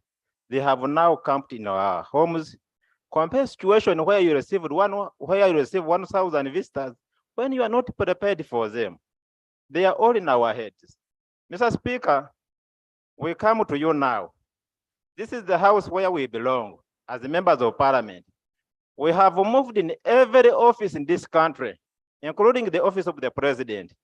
Now, the last resort, we are coming to this August house where we belong, but more importantly to you as the parent and also as the leader of this house. This country has not failed to resettle these people. Government have got so many idle land. They have been giving it to the investors. These are Ugandans that are voting this government. I beg that if possible, let part of Bugoma forest be gazetted and settle these people. If not that, let the government look elsewhere and settle these people. Mr. Speaker, finally, Mr. Speaker, see the situation we are in as leaders. See the situation, the people we are leading. You cannot lead comfortably when your people you are leading are suffering. They are in our home. We don't have nothing. We don't have where to feed, feed them. We don't have where to accommodate them. They are sick. This is the situation we are in. Thank you, Honorable. Now, I beg you, Mr. Speaker, that you help us. Perhaps even the government can come and be providing food as we look for the solution. Mr. Speaker, save us as leaders. We are suffering with our people. Thank you. I thank you. So, Honorable Minister, where I'm stuck is really when you meet a delegation, it comes to my office. I'm a reader. I say they've gone anywhere, everywhere. They are not seeing a solution. Now start contributing. Should we start fundraising on the floor? We've picked people from Ubududa, we've taken them to Kijandong. They don't need to be resettled around Bunyora Road. We can get land somewhere else and we resettle them. But also, anyway, Honorable Minister, you are responding to the matter. We need your help. Thank you. Thank you, Right Colleagues, Honorable. let's listen to the Honorable Minister. Thank you, Right Honorable Speaker. Like I've said, we have been handling this matter. For those people to be staying in the homes of the MPs, I've just learned it from here. I knew about them when they were at the RDC's place. And we have been coordinating with the RDC and also other stakeholders to find a lasting solution to the problem. Because if they were evicted, we need to find where to take them.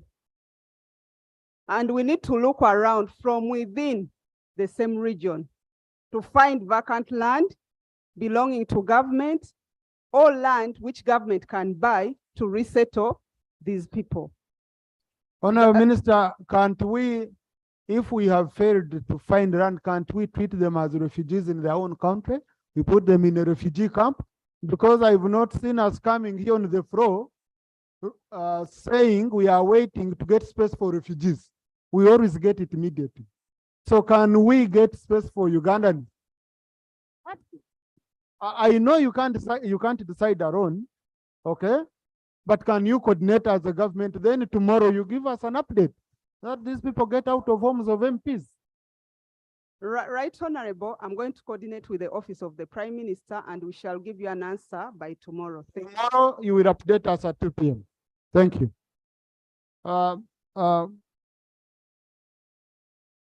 No, Honorable Guzuri, let's conclude matters of national importance. Honorable Guzuri.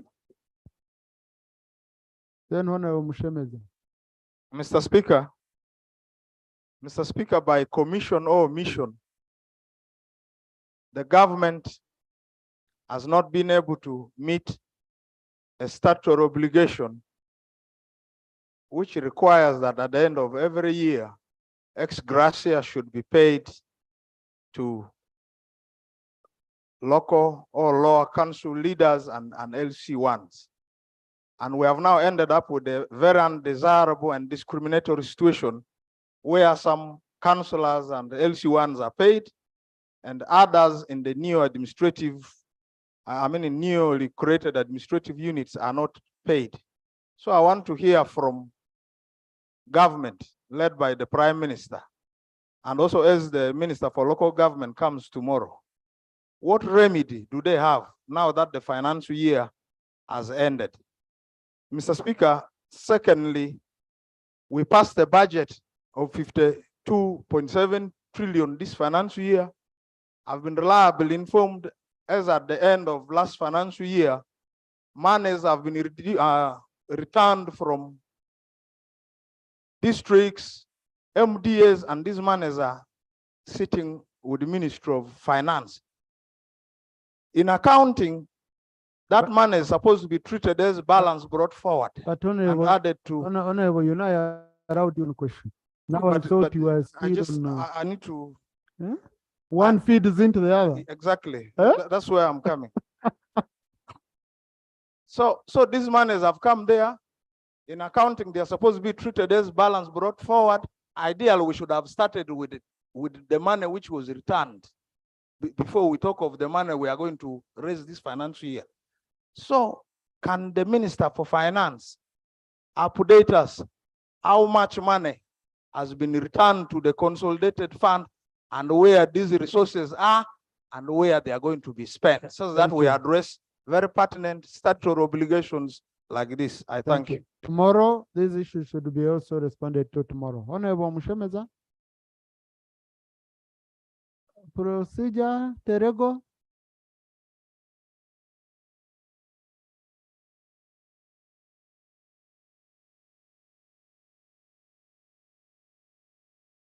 Yeah, thank you so much, Right Honorable Speaker. Right Honorable Speaker, it's heartbreaking to hear that Terego returns over 6 billion. And this includes money from donors. Right Honorable Speaker, this includes money as gratuity and pension. I was in Terego on Monday, and I traveled in the evening. Right now, Honorable Speaker, I got many people crying because their pensions and gratuity was not paid. Right, Honorable Speaker, wouldn't it be procedural right to ask local government to explain why cows who have no capacity are being deployed? And Terego has written several letters that saying this gentleman has no capacity, he should be at least put where maybe there are few activities. Wouldn't it really procedure right to get an answer on the floor, Parliament? Thank you. Now, Honorable colleagues, you can see Honorable Bigger Rose is very clever. She knows she should have come to office, presented her matter, and we agree on how she will present it. But she has brought it under procedure. So, colleagues, questions, issues brought that way, I will not be giving them attention. I will not call the minister because there is MPs walk to office, they present their issues, we go through the issues, we say this for under Prime Minister's time, this for under motions, this one's for under matters of national importance. So it's a critical issue, but Honorable Bigger Rose has dodged visiting my office. But tomorrow the minister can also look at that, okay? Honorable Mushemeza, conclude matters of national importance. Thank you, Right Honorable Speaker. I'm rising on a matter of urgent national importance. Right Honorable Speaker, as we prepare to implement the competition law after assent by the President, And as we also embrace Islamic banking and other services in this modern digital era, many consumers are complaining how telecom companies are cheating them. Right, Honorable Speaker, the issues of concern are, but not limited to, expired bundles, callback tune payments to artists, who is benefiting from the mobile money for the deceased, and other issues. Right, Honorable Speaker, I stand here as a voice of the suffering and bleeding consumers. Right, Honorable Speaker, it would be of interest to the country if a committee of parliament, such as Tourism, Trade and Industry, investigated these concerns, since the issues I'm raising are of consumer protection and competition in nature. My prayer. Thank you. I request this House, through you, your guidance, Right Honorable Speaker, to refer the matter to the Committee of Tourism, Trade and Industry for a thorough investigation. I beg to submit. Thank you. Now, Honorable, I see you are petitioning and you want it in your committee. But it would have come better if it was, for example, a petition or a motion. But since the issues are well captured, general authority to refer the matter to the Committee on ICT, which is the matter looking after the sector, and it should report back in 45 days, looking at it thoroughly. Next item. Procedure. Thank you, Right Honorable. Because you've referred that matter to the committee, I am reminded that on the 15th of November 2022, a matter in this House was referred to the committee. It was a petition by Pre-Primary Teachers Association for Uganda on the question of pre-primary education. It was referred to the Committee of Education. I report here that to date, nothing has happened. So I'm worried when we refer a matter to the committee, when will it be responded? Will it get the attention it deserves? When should the committee come back to this House to report that they cannot handle the matter? The committee should be reporting for more than 45 days. They should be seeking more time on the floor. Okay, so Committee of Education, Honorable Seungu, I know you're a member, but I don't see the leadership here. I don't see the leadership. Do you have any information regarding that matter? The vice chair, oh, the vice chairperson is here. Yeah, Mr. Speaker, I've been in that committee with him as he was appointed vice chair, but we have not heard that matter, and we are going to seek from the answered, and we take responsibility. However, Mr. Speaker, you had given room to respond something very serious. The issue of Honorable Mayanja. Mr. Speaker, the reason why we have many ministers, and some of us were against having a big number, was because the president justified that he wanted his work to be easy for him to do his work.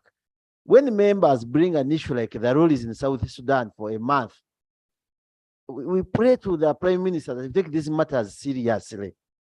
For example, the issue of the honorable member was almost bleeding here, crying. We want to know, has the minister taken interest to visit that locus to find out what's happening in that particular place? They write, they cry. We pray that Madam Prime Minister, Mr. Speaker, take this matter very seriously. We have the speaker, whenever we raise our matters, they ring you. That's why you come here to respond. And after responding, some of them take off like the Attorney General is no longer here because my matter was disposed. But we pray, Mr. Speaker, that we should see where we have bilateral relationship. And the one time Rwanda refused our food, our items. Now Sudan is coming in. You should take quick interest before even it comes to the House. But members of Parliament find it even in the public. Thank you, Honorable Seungu. So, Mr. Speaker, as I conclude, I know the Prime Minister will take this seriously. Kindly, under bilateral arrangement and the cries of the members, reach them and take interest in the locus before we handle this matter as being failed by you. Thank you. Thank you. Now, clerk, please cross-check to find whether indeed this matter was conveyed to the rightful committee. Because after making a resolution here, the clerk or a directive by the House, the clerk should extract and communicate to the committee. So I need in the morning confirm to me if that was done, so that the matter is handled. Honorable Christine, you had a procedure matter? Thank you, Right Honorable Speaker. My procedure matter was relating on the time allocated to the different aspects here. For example, the State of the Nation debate, according to the order paper, was allocated 60 minutes. Likewise, other subjects are allocated and we prepare. You know, when you look at the minutes, you're like, probably I will have a chance to speak, you research. Then we come here and Right Honorable Speaker, you come up with other different allocations to the time. So I am just requesting, this is a procedural matter. We're proceeding right. You come having looked at the time to be allocated per subject, and then we come here and then we change it. That was my subject. I mean, my procedural matter. Thank you. Now, Honorable colleagues, if I went strict on this time, each one of you would have half a second. 30 minutes, presenting a report, debating it, concluding it. We move to another one. But I usually extend to an hour or beyond an hour, depending on the subject. Okay? So I have to manage the situation depending on how it is. Number two, if you know, and I've always advised colleagues, if you know you have an interest in a matter and you have made your research and you believe you can guide the House on that matter, which is on the order paper, visit the presiding officer and you tell me that otherwise, me, I don't know how I can look at you, and I know you have made extensive research on this. You have very good guidance. You all look the same in the House. Okay? So yeah, I look at you, all of you, you look innocent. None of you has had problems with DNA results. So you're all humble. So all of you, your future is bright. I mean, yeah, you don't know how to. And well researched, so I tend to give you more time at the same time. But if you reach out to me and you say, Right Honorable, I've read the order paper, there is this topic, I'm an expert, for example, on this issue, or I've done extensive research, I believe my submission will guide the House better. I can even give you 5 minutes. Okay? So try to communicate with us. Okay. Thank you. I can see you're very, you're itching. I don't know what the problem is. Right, Honorable, it was just like an additional procedure issue in regard to what Honorable talked about, the money is returned. And we're talking of the Ministry of Local Government. The procedure matter I raised that wouldn't it procedure right to invite the Minister of Finance? Because, for example, nationally, all you gift secondary schools, all you gift in Uganda, money was brought on 20th June and taken back. I have 3 of them in my constituency, Kabweri, and now they can't proceed. They bring money and in 2 weeks, money is taken back. So I think that's why I'm saying, couldn't we just debate it? That's the procedure what I was bringing. Now, Honorable Minister for Education, you're here. Money for Egypt have already swept it back.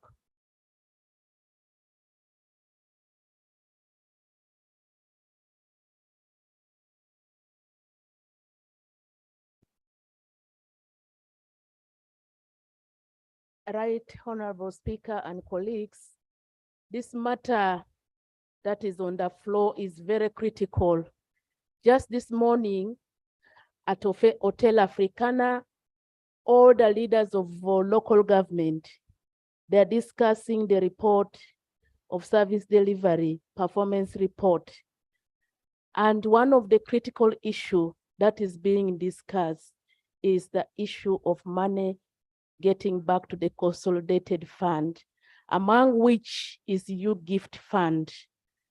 And I think this time around, something has to be done because it is becoming too much. And because of that, the construction work cannot go ahead. And yet we needed that school not today, but yesterday. And I want to believe that with that discussion going on, and before the Prime Minister, she's right there, we will come up with a solution with your support such that this money gets back to the local government. Thank you.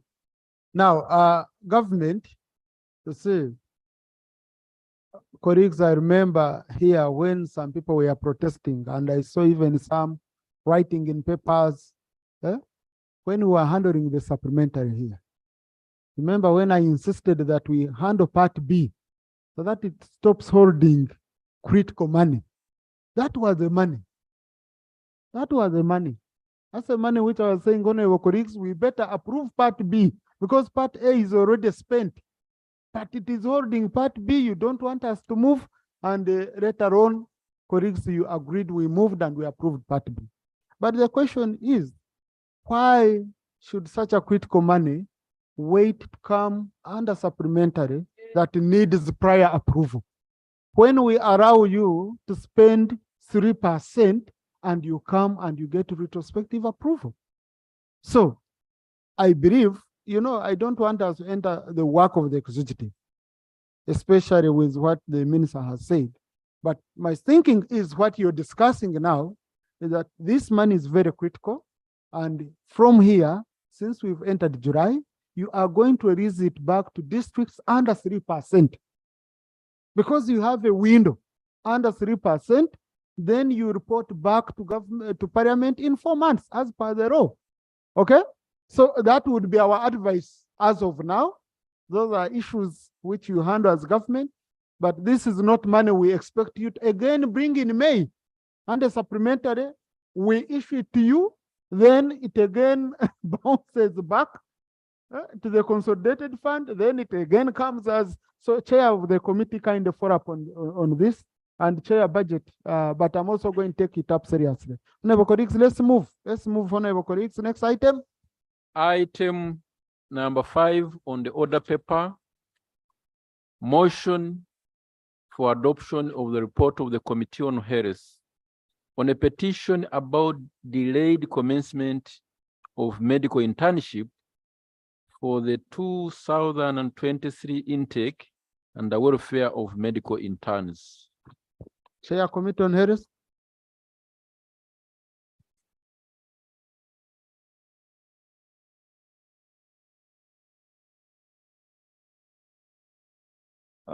Right Honorable Speaker, I beg to lay the report of the Committee on Health on a petition about delayed commencement of medical internship for 2023 intake and welfare of medical interns, and its appendages, which include the minutes. I beg to lay, Right Honorable Speaker. Thank you.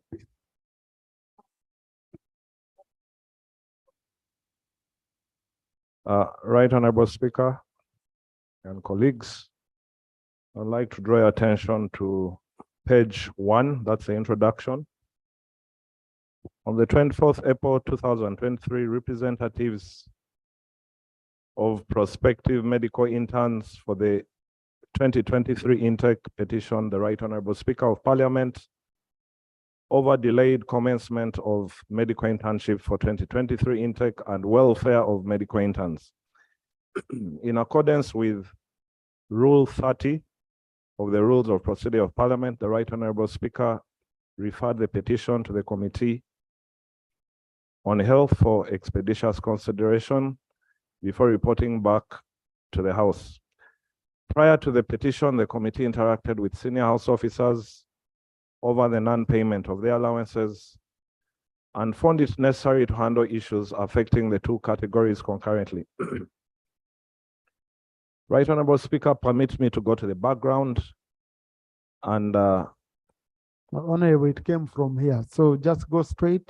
Today I want us to finish our order paper. Yeah. So if it suits you, Right Honorable Speaker, the background, let me tease out some excerpts of the background to bring members up to speed. Paragraph 1 of the background Practical supervised medical work for 1 year is a mandatory stage for graduate medical interns, pharmacists, dental surgeons, and graduate nurses the world over before licensure to practice. We shall skip paragraph 2, go to paragraph 3. The aforementioned laws create professional bodies which issue provisional licenses to be used for the period of internship. Paragraph 4. During internship, graduate medical doctors work under the supervision of senior medical doctors, stroke specialists in the field of surgery, medicine, pediatrics, obstetrics and gynecology, and other specialties for 1 year. Thereafter, they are eligible to be registered and licensed to practice medicine. In addition, graduate dental surgeons, pharmacists, and nurses also work under their respective senior professionals as a prerequisite for registration and licensing to practice. Final paragraph. Over time, due to liberalization of the education sector in the 1990s, the number of health training institutions has increased. Similarly, the number of medical interns has grown from 965 in 2016 to 1,690 in 2022. And this has further increased to 1,901 in 2023. Right Honorable Speaker, page 2. Medical interns are paid an allowance during the period of practice. In 2017, they were receiving a gross monthly allowance of 750,000. It was enhanced to the range between 960,000 and 1 million in 2019.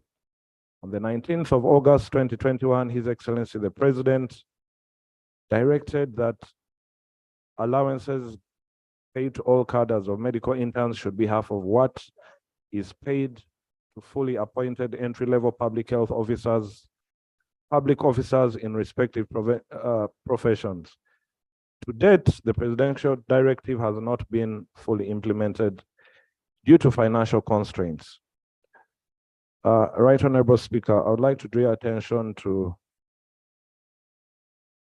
page 3. That was the methodology we used, and we interacted with the petitioners and other prospective medical interns for the year 2023 intake. I would like to draw your attention to page 4, findings, observations, and recommendations. These were in respect to the terms of reference drawn from the prayers of the petitioners. That is bullet 5 on page 4. To ascertain whether the Ministry of Health involved the prospective medical interns for the 2023 intake in the ongoing consultations to find a solution to the delayed commencement of medical internship.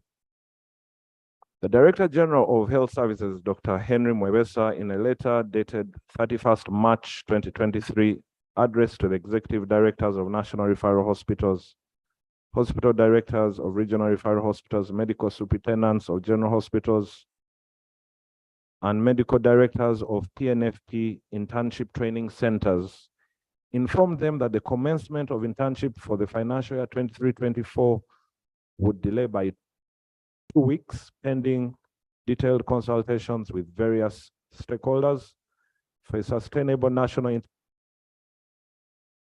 During the interaction with the prospective interns, the committee was informed the interns were not informed of the delay in commencement of internship. Rather, they learned of this through unofficial ways such as social media, and to date, no formal communication had been made about the delay in commencement of internship.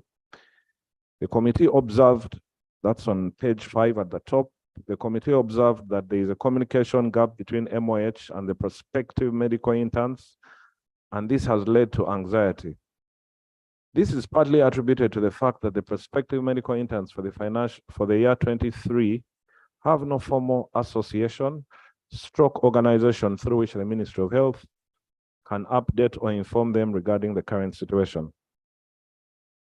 The committee recommends that the Ministry of Health should involve medical interns in the ongoing consultative process through various medical councils to find a solution to the delay in commencement of internship and update Parliament accordingly.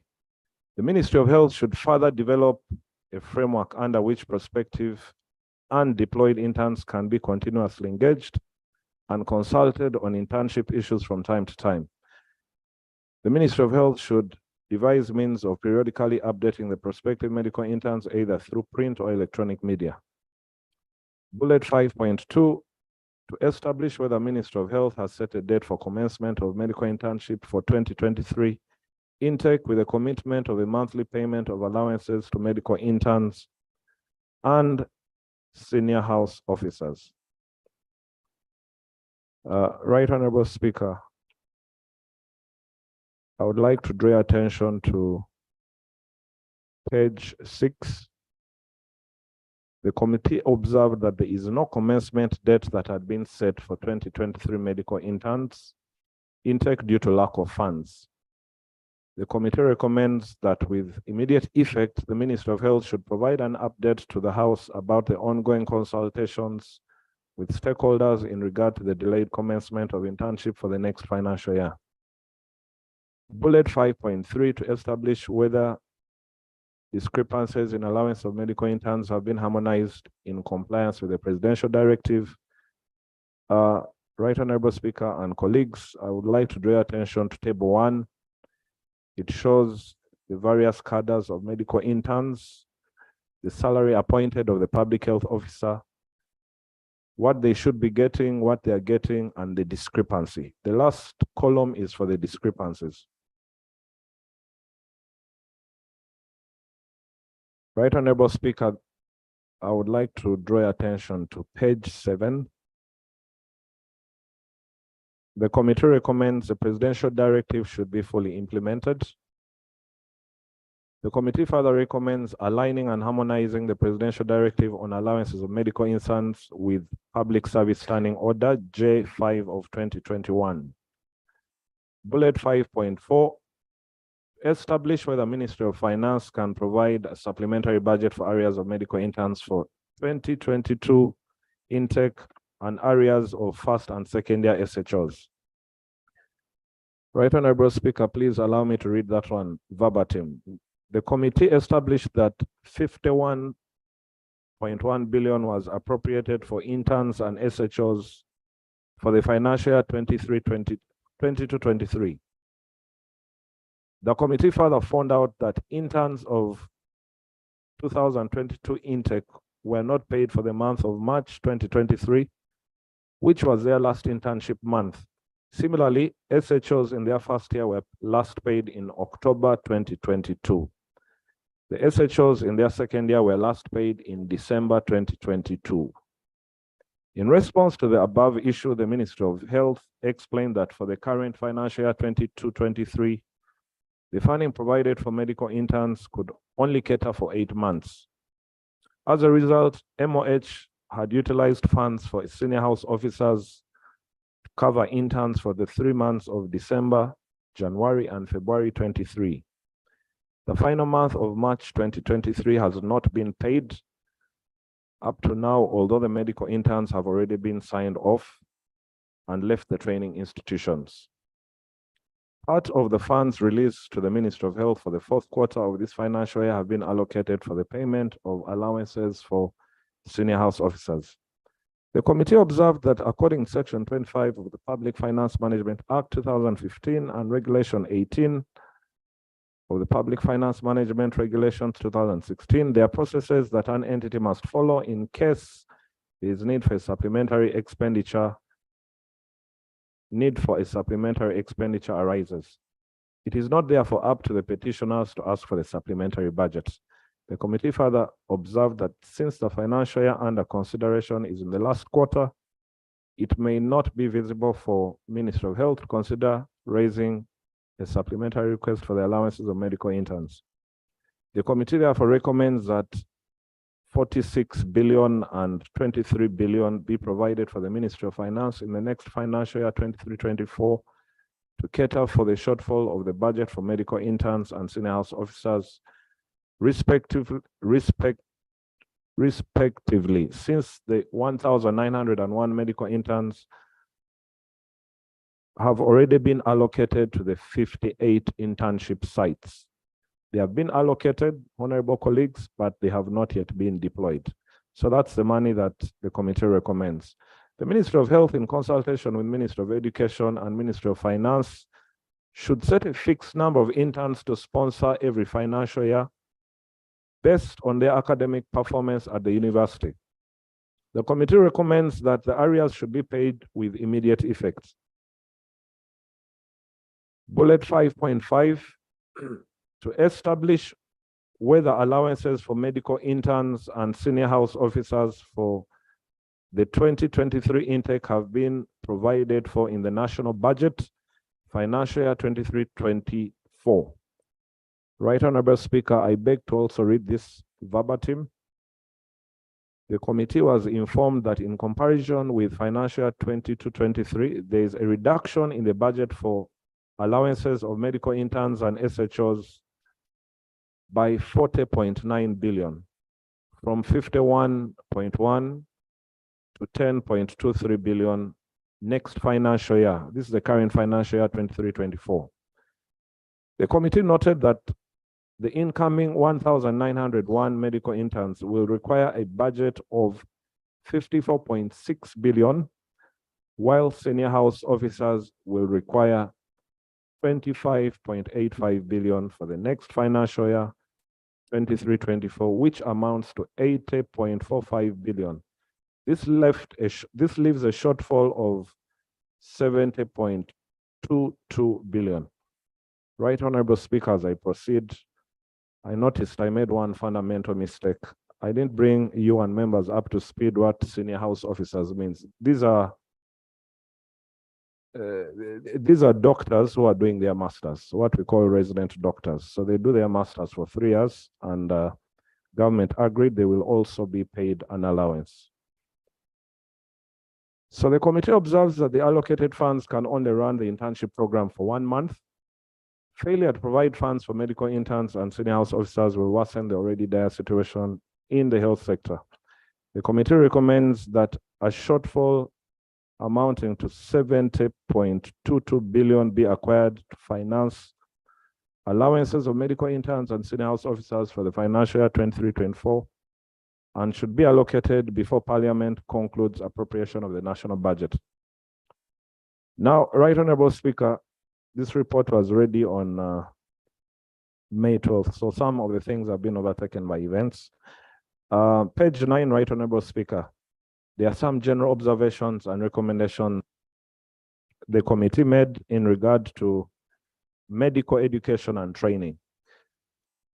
I'd like to draw your attention to the paragraph on page 9, the first one, liberalization of the education sector. The committee observed that over time, due to liberalization of the education sector, including health education, the number of health training institutions has increased. Similarly, the number of medical interns has grown from 965 in 2016 to 1,690 in 2022, and has reached 1,901 in 2023.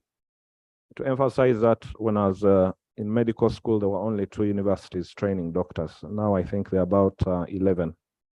Currently, there are 19 accredited universities producing graduates requiring to do internship, as opposed to 4 universities 6 years ago. I would like to draw your attention to table 3. And you should look at the increment from 2016 to 2023. That number has more or less doubled from 965 to 1,901. Accreditation of health training institutions. The committee was informed the National Council of Higher Education has a quality assurance framework for accreditation of health training institutions. Inspection of the training institutions is carried out by a joint team from National Council of Higher Education and respective professional bodies. In 2018, the National Council of Higher Education introduced a limit to cap the number of students, particularly training institution provides, based on the available facilities and capacity. This is being implemented at the point of renewal of accreditation of each institution. In bold, I would like to draw your attention to the committee recommendations. The committee recommends that the National Council of Higher Education should expedite the process of developing a database for students in higher institutions undertaking the different medical courses and have it ready by the end of financial year 23-24. The database should be updated annually and accessible by Ministry of Health for better planning in the short and medium term. The committee recommends the Medical and Dental Practitioners Act, Nurses and Midwives Act should be amended to expressly provide for structured pre-internship examination of all prospective interns and pre-registration examination for those who have completed internship. This will act as a mechanism for quality assurance.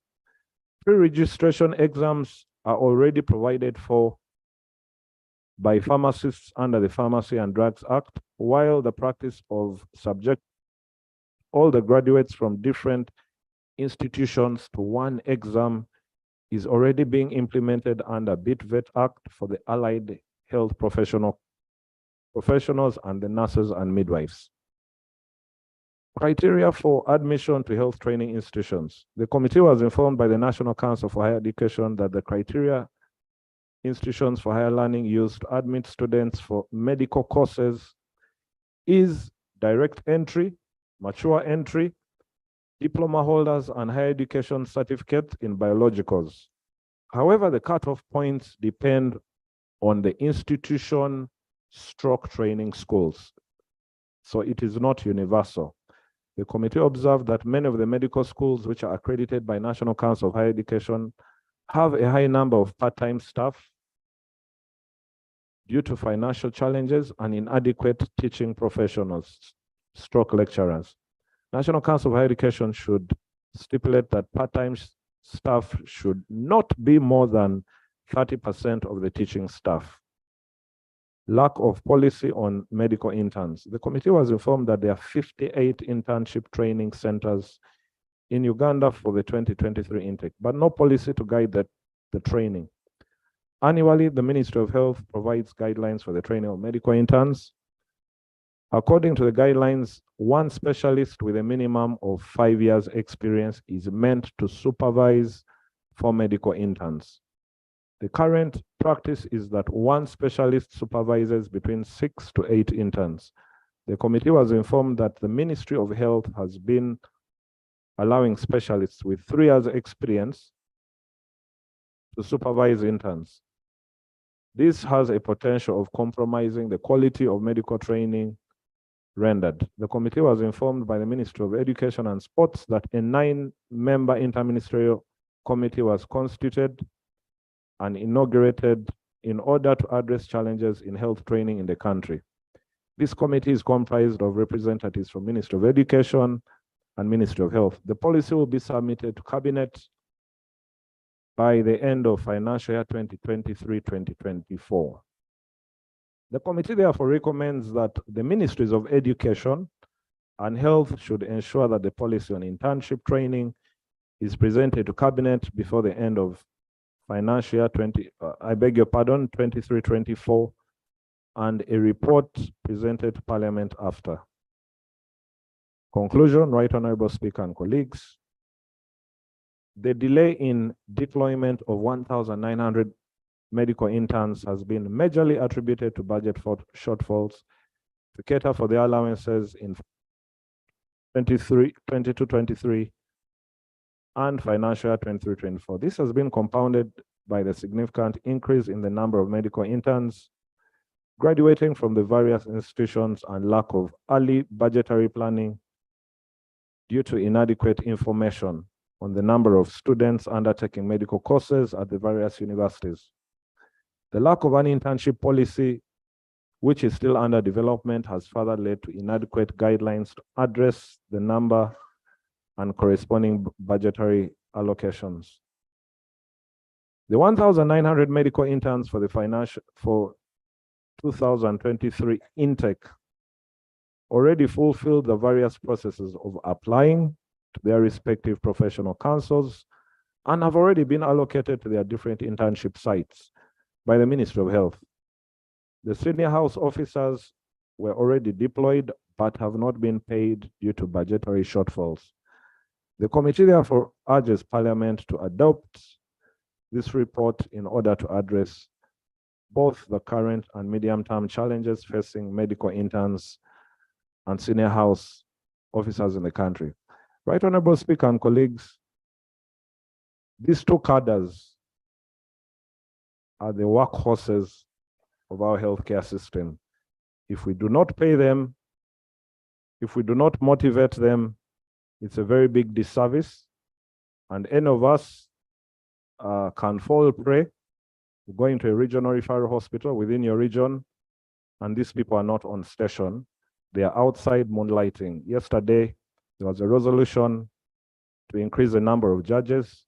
I would also hope that our dear minister here can also come up before this parliament, because when the judges fall sick in the regional, in the courts where they are, Right Honorable Speaker, I think these doctors will be the first on call to address them. Right Honorable Speaker and colleagues, I beg to submit. Thank you. Thank you. Thank you, Chair. Chair, I have a problem with your conclusion, especially where you say that among the reasons for failure to budget was lack of early budgetary planning due to inadequate information on the number of students undertaking medical courses.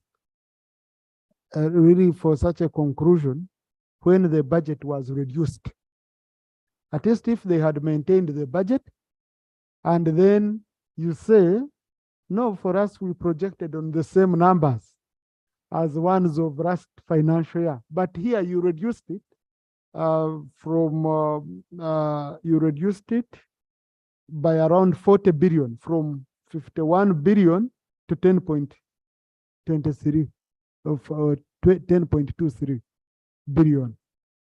Was that due to lack of adequate information for planning on projections? No, this was deliberate. Right Honorable Speaker, the committee forecasted that and gave the figures, the projected figures of 80 billion to the budget committee, but what finally came out was the 10 billion. No, So- I'm saying government. How much did government put in? Because you see, did government budget 50 billion and Parliament reduced it? Right Honorable Speaker, what happened was we put 80 billion. No, what did government put in their budget proposal? Sorry? What did government put in their budget proposal? Government presented us their budget estimates. How much did it put? That was the 10 billion shillings. Right 10 Honorable billion. Speaker. So we never interfered with the government proposal. Because you see, an issue might go out that Parliament reduced money for interns, and yet it's not. And even where we try reallocation, we are accused you're tampering with our budget. So right now, Prime Minister, you see our dilemma as Parliament. So, Right Honorable Speaker, what happened was payment of interns and senior house officers are under subventions. And I remember bringing to the attention of this House and the Budget Committee that subventions were cut by 80% across the board. Thank you. yeah, I know, and I agree with you. What I was focusing on was your conclusion, okay? Plus, on page 8, where you say the committee was informed that in comparison with the financial year 2022-2023, there is a reduction in the budget allocation for the allowances of medical interns and SHOs by UGX 40.9 billion, from 51.1 to 10.23 billion next financial year. Okay? So if government had brought a proposal of 50 billion, and then this House reduces it downward, then Parliament would be guilty here. But this is what came from government, and that's what we took. Then maybe also what I wanted to know, I came to understand that Honourable Minister, some of these students, some of these interns are foreigners, are foreign students who will come here, do internship. We pay them. After their internship, they carry their qualifications to their countries. Okay? Now, they are not only in East Africa. I don't think they are only from East Africa. I know many Nigerians, I know many from where they are studying here. So with your meager resources, what situation are you in? And is it the same in other countries? Now, number two, honorable colleagues, because you see, there are issues where you have to look at sustainability and reality.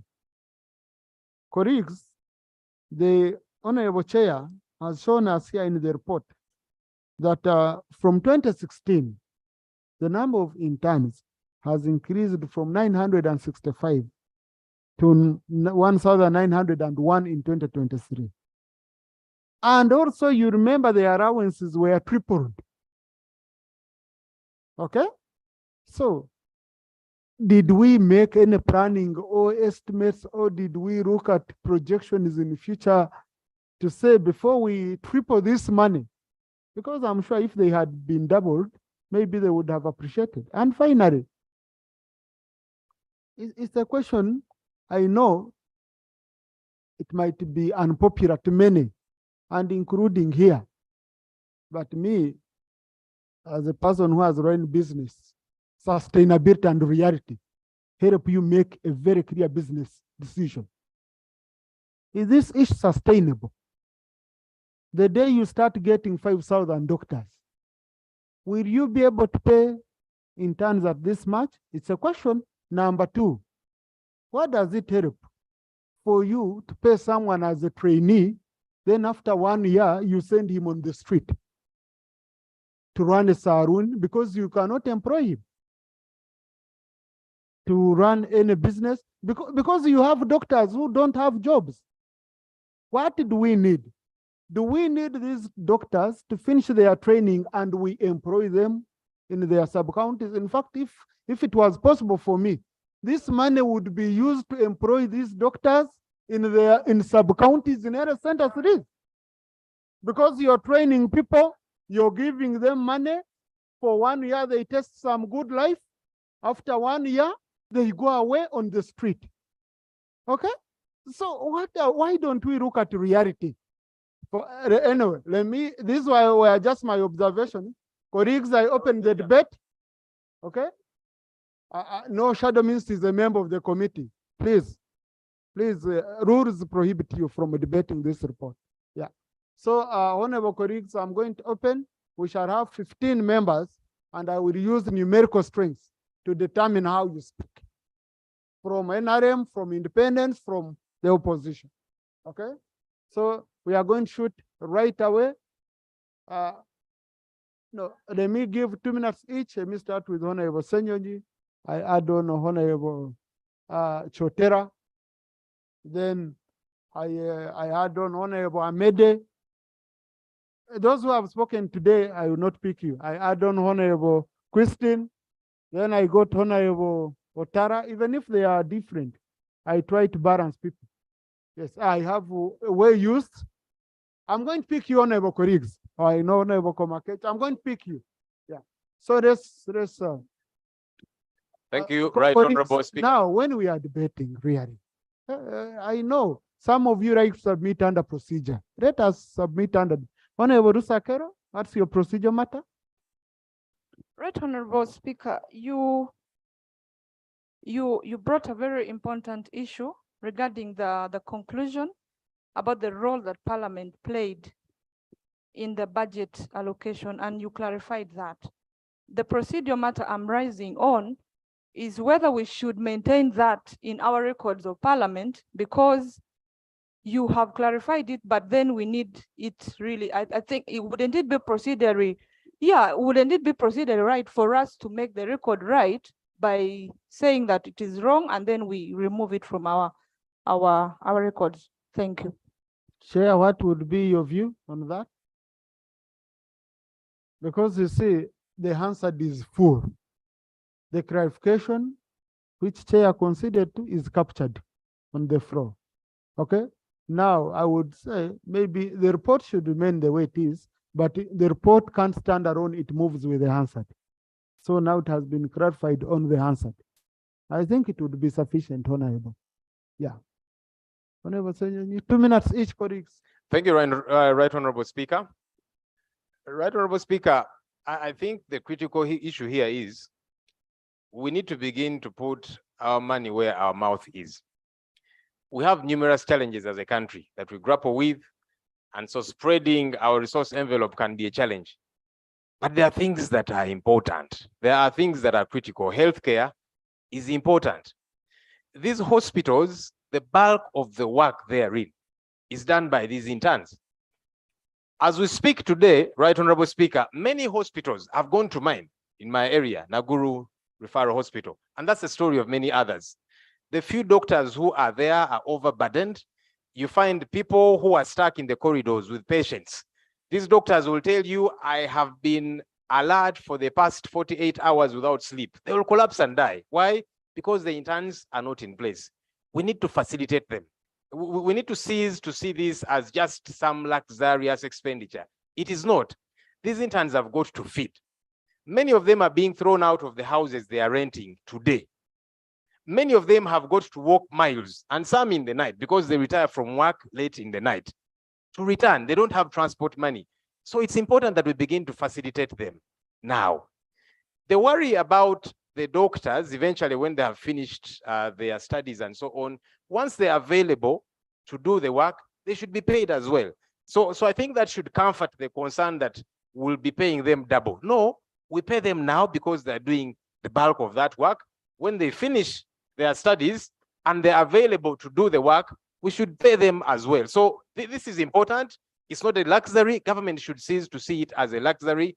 It's important. Let's pay these people today for the sake of the people that we represent. I thank you. Thank you. You see, the question I was asking was sustainability. I'm not saying no one should be paid. I'm looking at the issue of sustainability. The day you reach 5,000 doctors, will you be able to pay that much? So that's a question for you, honorable colleagues, all of us as leaders to look into, okay? Yeah. So I had already picked Chotera. Thank you, Right Honorable Speaker. I thank the committee for the work well done. Right Honorable Speaker, the issue of medical interns should be a priority. In most cases, when we go to the hospitals, the doctors, the special doctors work in shifts. And you find that when you go mostly at night, it is the medical interns that you find. So, Right Honorable Speaker, this issue shouldn't be undermined.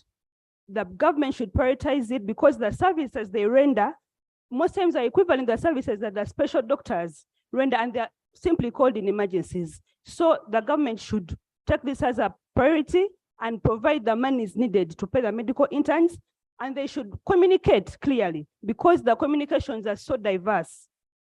Today the ministry is communicating that the rich parents, you can apply for medical internship, and the poor kids do not have an opportunity. So please come up with clear communication as to when internship is to begin, and the money should be provided as soon as possible because we are in a crisis. Thank you. Thank you. Now, the most important aspect and the most painful is that these are people who have studied. They can't do anything in society until they do internship. Okay? That's what is very painful. They are loitering around, they are crying around, you know, they can't do anything. So maybe someone was trying to be innovative to say those ones who can afford should be allowed to go and do, okay? But that's the most painful bit of it. They are like as if they are not educated because they cannot be allowed to do. Yes, I had already picked the members. Youth, then Amede. Thank you, Right Honorable Speaker. I feel, Right Honorable Speaker, we need to speak truth to our health sector. Beside the colleagues, you don't need to reach anywhere near me to get a chance to speak. Don't mind, I will pick you. Okay? Right Honorable Speaker, apart No, from no, no, no, no. I monitor you how you move and what you talk when you're. apart from the interns, Right Honorable Speaker, if you visited our major hospitals today, most times you'll find that our senior specialists, our doctors in these hospitals are either absent or present for just very few hours. Simply because we have not had a clarity of our policy. When we pay these doctors, how much time are they supposed to accord Ugandans on government, in government facilities? So what happens is they run most times to their private clinics, leaving a lot of work to interns that we facilitate to be in these hospitals. So this makes it a non-questionable issue that we should facilitate interns to stand in these facilities. Second, Right Honorable Speaker, I feel we need to fault the Minister of Health. In this current electronic era, in this digital era, how do you fail to set up a database to communicate to interns that you know are going to eat on a consolidated fund? I think this is negligence of duty. We need to fault the Ministry of Health. There should be communication. When there is delay, communication should be made to them. Other than that, we have the current situation where we have anxious young people who feel neglected by the government they intend to serve. Lastly, Right Honorable Speaker, I feel that the Ministry of Health again failed to predict and manage the numbers. On the question of sustainability, government should be able to draw a particular number of interns that they can manage, make the entry competitive, such that the ones that qualify under that competitive nature qualify, and the other avenues be created. For example, in private facilities, and who don't qualify, go ahead and do internship. Thank you, Right Honorable Speaker. Thank you. Now, colleagues, I think the record won't sound good when we have a very clear indictment on ourselves. You cannot convince me that pay an intern because the doctors we pay don't do their work. Then someone should explain that there is no supervision. Yes, because the doctors are supposed to support interns also. Interns are supposed to learn from doctors. Otherwise, if you're taking it as if now when interns come, okay, then I run away, the doctors go to their private clinics. It means there is a problem. And that's why there was also an increment on the salaries of doctors to address that. But I'm sure the Minister for Health will give an opportunity to respond to these issues. To me, it's a very big point of concern. I had picked Honor Ewamede, and then I'll pick, please, let's first allow members to debate. Honor Ewamede, no. Honor Ewamede, we already have an issue here. So a motion now will be debated on its own. So we shall be diverted. I had allowed the workers, then Amede, but let's start with Amede since she's here. Thank you, Honorable Speaker, and I thank the committee for the report. I have 3 observations. One, the issue of interns is a policy and management deficit. One evening, I could not believe my eyes. This can be retrieved from either NTV or UBC. I heard the PS of Minister of Health saying when the journalist was putting her on spot, why they claim they don't have the right data of interns. I heard this madam saying they wrote the various universities to give them information and they did not provide it to her. I could not believe myself. That is incompetence of the highest order.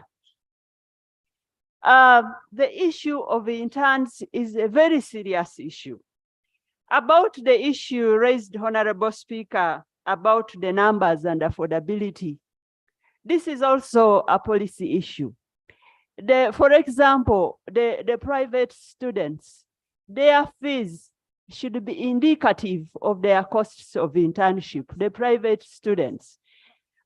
This also calls for a review of the higher institution loan scheme. I actually had come up with a motion which I provided to the Speaker's office, and that motion did not come to see the order paper about higher education financing. The other issue I want to raise, honorable colleagues, I just want you to get my story. Honorable, unfortunately, we don't have time for your story, but we've gotten time for your very good submission. Yes. Honorable colleagues, workers, then I also go this side. Thank you, Right Honorable Speaker. Because I'm picking 4 from opposition, 3 from independents, 8 from NRM. Right Honorable Speaker, the action of really people defying the presidential directive is a very serious matter, Right Honorable Speaker. Right Honorable Speaker, alongside that, the president actually gave a directive to observe frontline workers, COVID-19 frontline workers. The same ministry declined it. He gave a directive to deploy doctors at health center series. The same minister defied it. Right Honorable Speaker, economies like Rwanda, how can you defy a presidential directive? Pakistan, Indonesia. I think this matter, I find it very serious, and I would actually recommend that you invoke Rule 25 under your mandate as a presiding officer to implement this matter unconditionally. Right Honorable Speaker, there are gaps in hospitals. And of course, when we talk of human resource planning, we are planning our own people so that we even have succession planning. Where are the gaps then?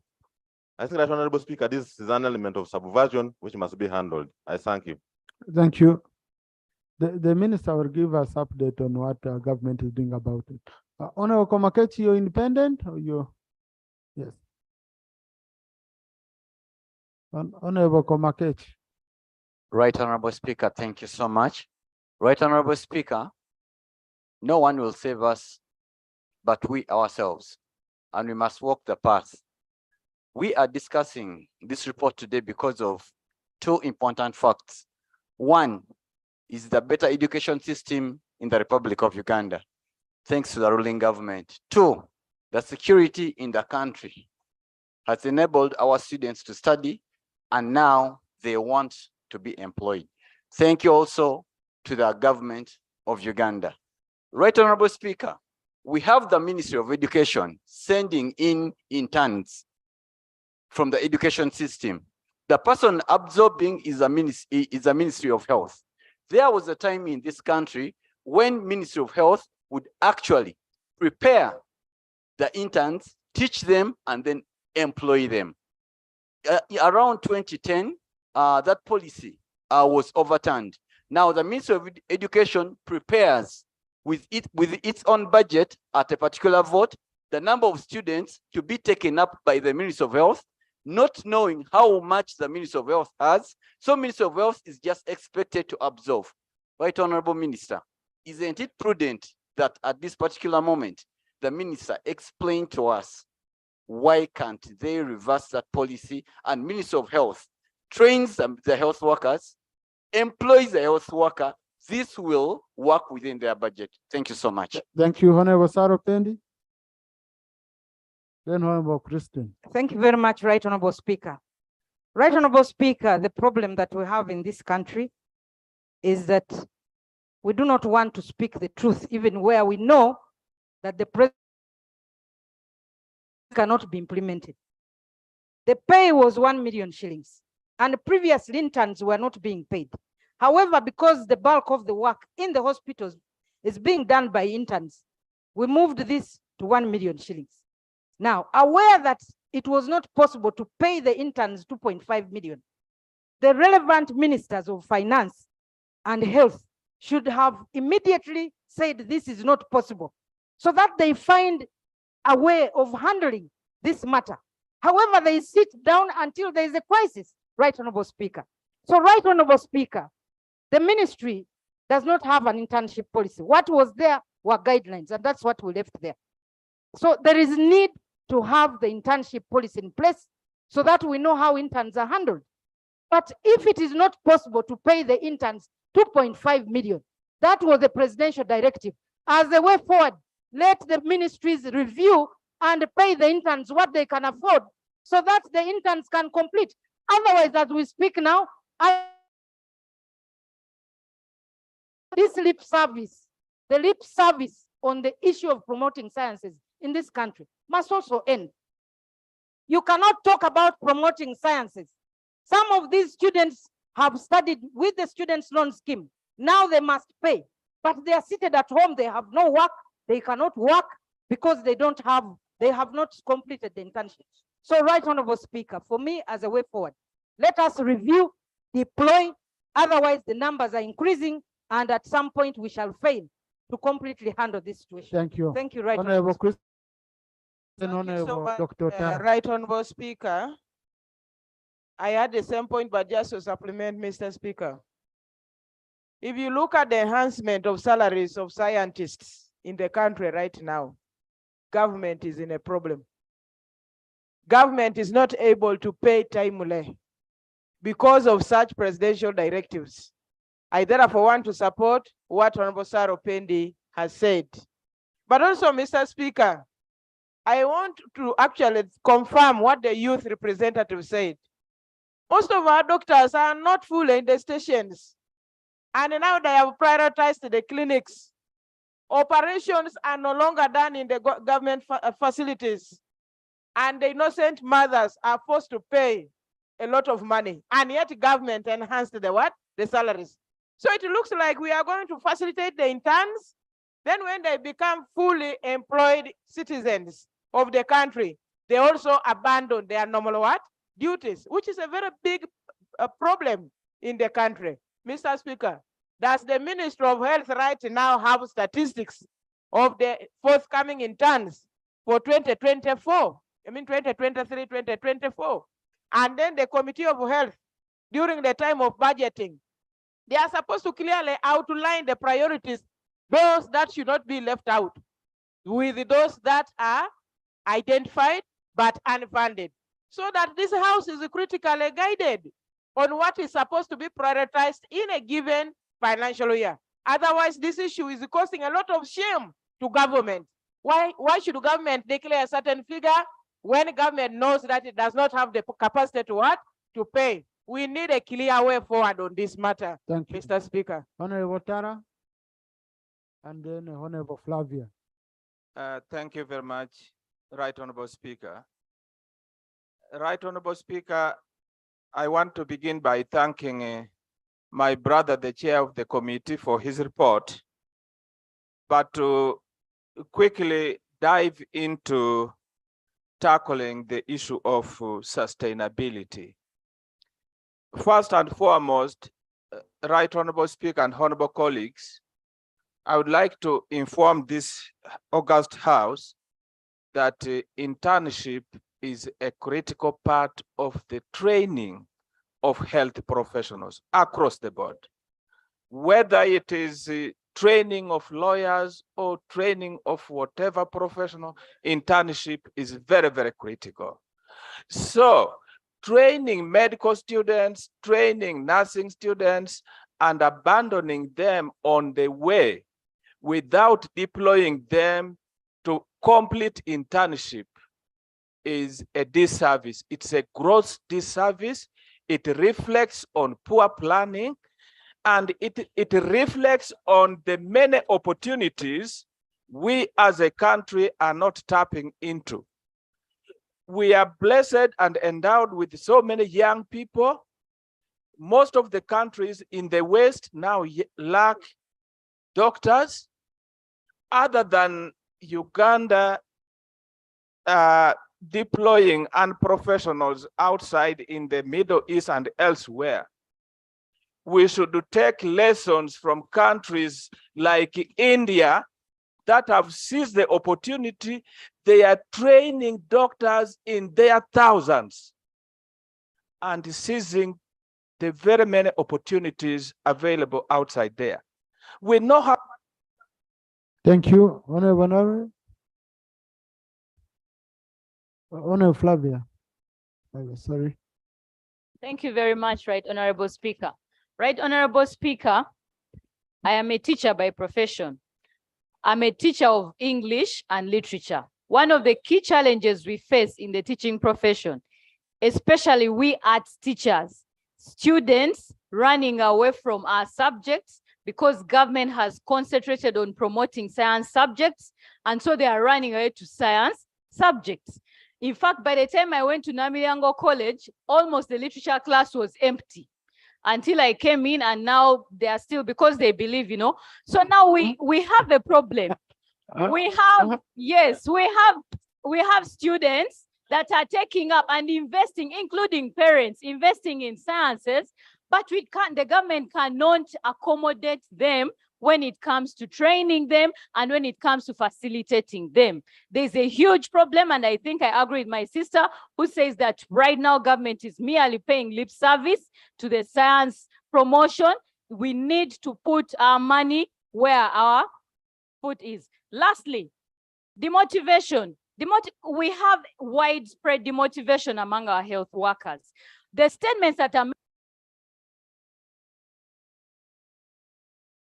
made by our health ministers really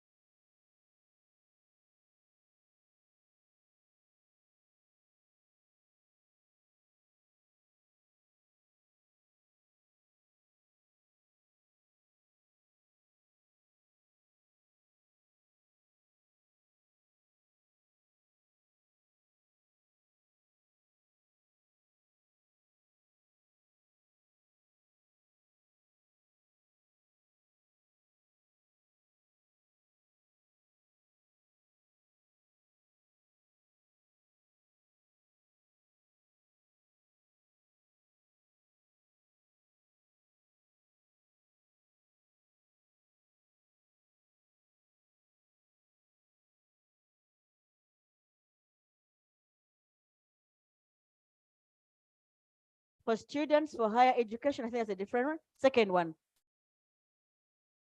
The committee recommends that the Medical and Dental Practitioners Act, Nurses and Midwife Act should be amended to expressly provide for structured pre-internship examination of all prospects interns and pre-registration examinations for those who have completed internship.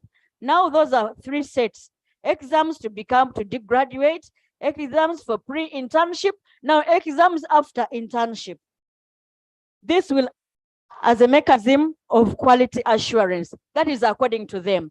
And Right Honorable Speaker, the doctors we have in this country. Honorable colleague, when you're moving a motion, you're required to state the rule under which the motion is moved. I'm moving under Rule 58. Motion without notice to make an amendment. Either it's 58 or 59. I beg your indulgence if I quoted the wrong one. Thank you. That's Rule 59. 59, yes. Okay. Thank you. Thank you. Now, that's under, okay. I will just allow, because it's under my discretion, under 59 1K, because the motion you're moving is not provided for anywhere within the rules. So, but under 59 1K, I'm allowed as a speaker if I see it's an urgent matter. But is the motion seconded? Yes. Okay. So colleagues, you were no. Because after debate, I'll put a question. So you get it. So she wants us to amend so that we remove the examination component before students are allowed to do internship. The committee has recommended that before students are allowed to do internship, they first do examination. Okay, like how you see, maybe LDC exams going to LDC or what. So the member is saying this is too much. These people have already gone through a lot. But I wanted first know whether the motion is seconded. Then I can go. I will call the chair before I put a question, so that he can tell us the reason behind it. So, Honorable Kare, Honorable Sewung, Honorable Keyo, Honorable Minister John, Honorable Nuru, Honorable Chan, yes, Honorable Sonu. I have Ntunga Mo, I have Haji. Okay. Now, such a motion, because in your argument already you brought, in the interest of time, we never go into that. No, we don't. You see, you're now under my mercy, because it's not provided for under the rules. Yeah, but Honorable Chair, what is the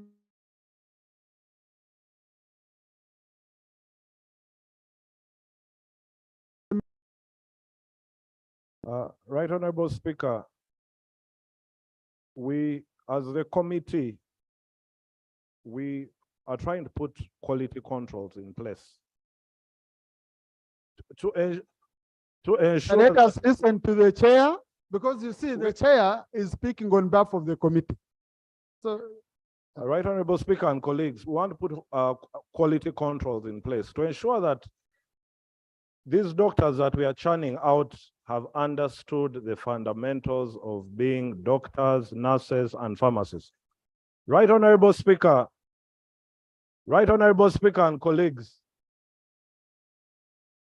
What? Right Honorable colleagues, you know, in this house, we listen to one another. The moment you don't listen, then you miss out on knowing even why you've disagreed with someone. So let him explain as a chair, because it's fair that we listen to both sides. Yeah.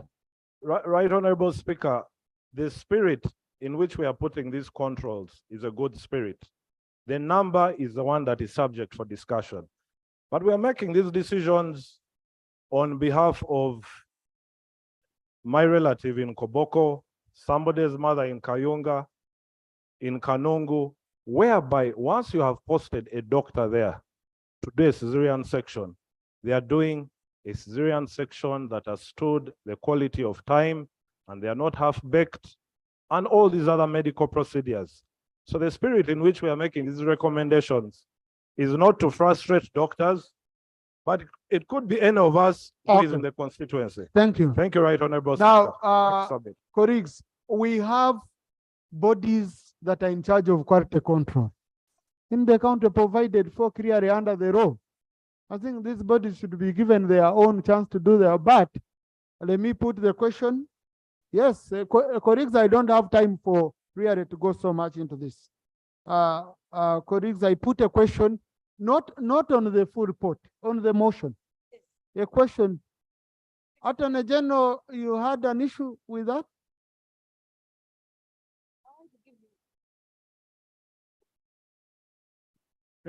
Then I will also allow Honorable Kaduchi as a senior doctor. I see. Right Honorable, I wanted to speak as a layman, not as the Attorney General. Then there you save me, because I don't have time. Please on that. allow me to say this now that I'm here. See, as a patient, you have handed your life to a person who is going to diagnose you and operate you. That person must be tested, must know what he's doing, because it is your life. So for you to want to make it easy for him, Let's listen. For you to want to make it easy for him to graduate and lower the standards, okay, you are putting everyone at risk. Be that as it may, Right Honorable. Let's allow a member to speak. Be that as it may, Right Honorable, we are in the East African community. If we lower our standards, our professionals will be shunned. Point of I order. beg to submit. Order, Mr. Speaker, sir. And I'm at pain to raise a point of order to the Attorney General. And he's one of those people. Let me give why I'm raising a point of order. They gave pre-entry for students from Makerere Law School. Then after pre-entry, many failed. They went to LODC for pre-entry. They had a pre-entry. And at the end of that day, they failed more than 1,500 students who went through pre-entry. Where is the quality control? So is the Honorable Attorney General who wants quality control in order to continue in the same spirit that we are fighting against this house, to subject our children to all forms of torture when they are studying. Yet from A level, they have qualified well for their further studies. And yet, Mr. Speaker, you have said it rightly here, that there are a number of agencies which give quality control in professions. So is the Honorable Minister in order, well knowing that LODC and the easy law course is one of that has given us hard time in the same spirit. Thank you. Now, colleagues, let's not waste time on this. This is the executive matter. What the honorable member's motion is saying is very simple. It's saying maintain the status quo. Then you as the executive, if you feel you want to bring this quality control and you go through your agencies, you make a study, you see its impact, okay? And then you do your work. So now, Honorable Attorney General, in fact, what the committee recommendation is doing is trying to interfere with the work of the executive. And where you're a member, to say, go and make regulations, but the Attorney General might assess and find they are not necessary, change regulation. So we have bodies, government bodies in charge of quality assurance. The moment they were introducing pre-entry at LODC, they didn't come here. They never came here. When they were introducing pre-entry at Makerere, they never came here because you have your own bodies as government which do that. So to me, it's but let's allow the senior doctor here, Honorable Kaduchu. Thank you so much, Right Honorable Speaker and colleagues. This is a very sensitive matter. For sure, by the time we are training, there were only 2 medical schools, and that was more than 26 years back. Currently, there are over 14 universities, both government and private, training nurses, doctors, and pharmacy. Right Honorable Speaker, the practice is that these universities have got minimum standard and requirement, and they have a curriculum that they teach and which has been approved by the National Council of Higher Education. And all these universities, once the students come out, they are not subjected to pre-internship exams. However, Right Honorable Speaker, we have the Medical Council, which is aligning Uganda to the East African Council. They are actually now integrated. Now, the practice we have, when we have a student that is trained not within Commonwealth country, which is not within our standard, for example, in a country that does not share the same format with us, these are subjected to pre-medical examination by the National Medical Council. I recall while I was still in the health, Ministry of Health, one of our colleagues who is here has a child who trained as a doctor from, was it China or somewhere? And I thought immediately could start internship, but the law says no, this has to be subjected to pre-internship examination because they are not Commonwealth country, does not meet our standard. But when switch on and conclude, Honorable Minister. So what I'm trying to say is that this You're not trying, you're saying. Yeah. What I'm saying is that Mm. our amendment should take into consideration the practice that is taking place right now. The examination is not cutting across board, but for specific category of people that has to be subjected to the examination. I think. So, Honorable Chair, with that, would you want, usually some of these things, you know, we study the mood, we see.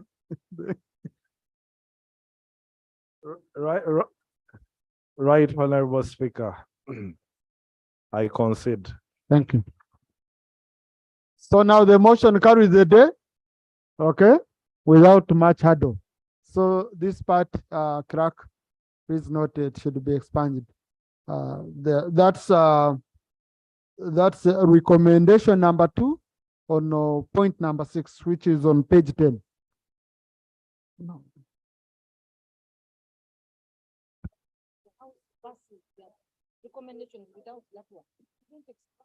Okay, Honorable Saro Pend is saying we don't expunge, we just pass a recommendation that this recommendation was rejected, was amended. So let's capture it that way. Let's capture on record that this recommendation was amended and it was not taken by the committee. So when we are putting the question on the report, we shall include amendments so that it's captured under one. Thank you. So we were Honorable Nambozo. Thank you, Right Honorable Speaker and colleagues. Right Honorable Speaker, it is said a wealthy nation is a healthy nation. I want to thank the Honorable Chair and the committee for their elaborate report, but I want us to look at this issue of having interns not being taken care of or absorbed in the healthcare system as a time bomb to this nation. Right Honorable Speaker, I think this is a little careless on government. Today you see very many mushrooming clinics and pharmacies.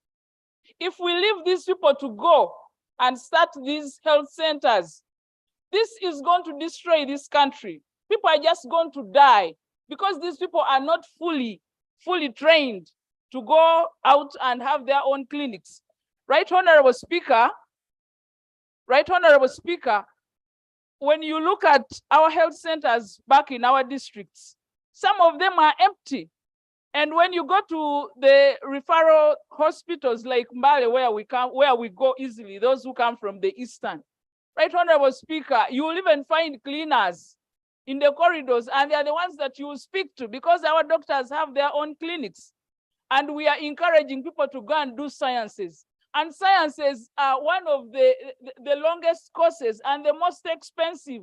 Let's look at our parents from the rural areas who have spent and even sold their animals to make sure they pay for these students to go and study. And at the end of the day, we can't absorb them. I think government needs to become a little serious and regulate. If you look at the so many pharmacies that are mushrooming every day and small health centers, because these people need to earn a living. Thank you, Honorable Nyamutoro.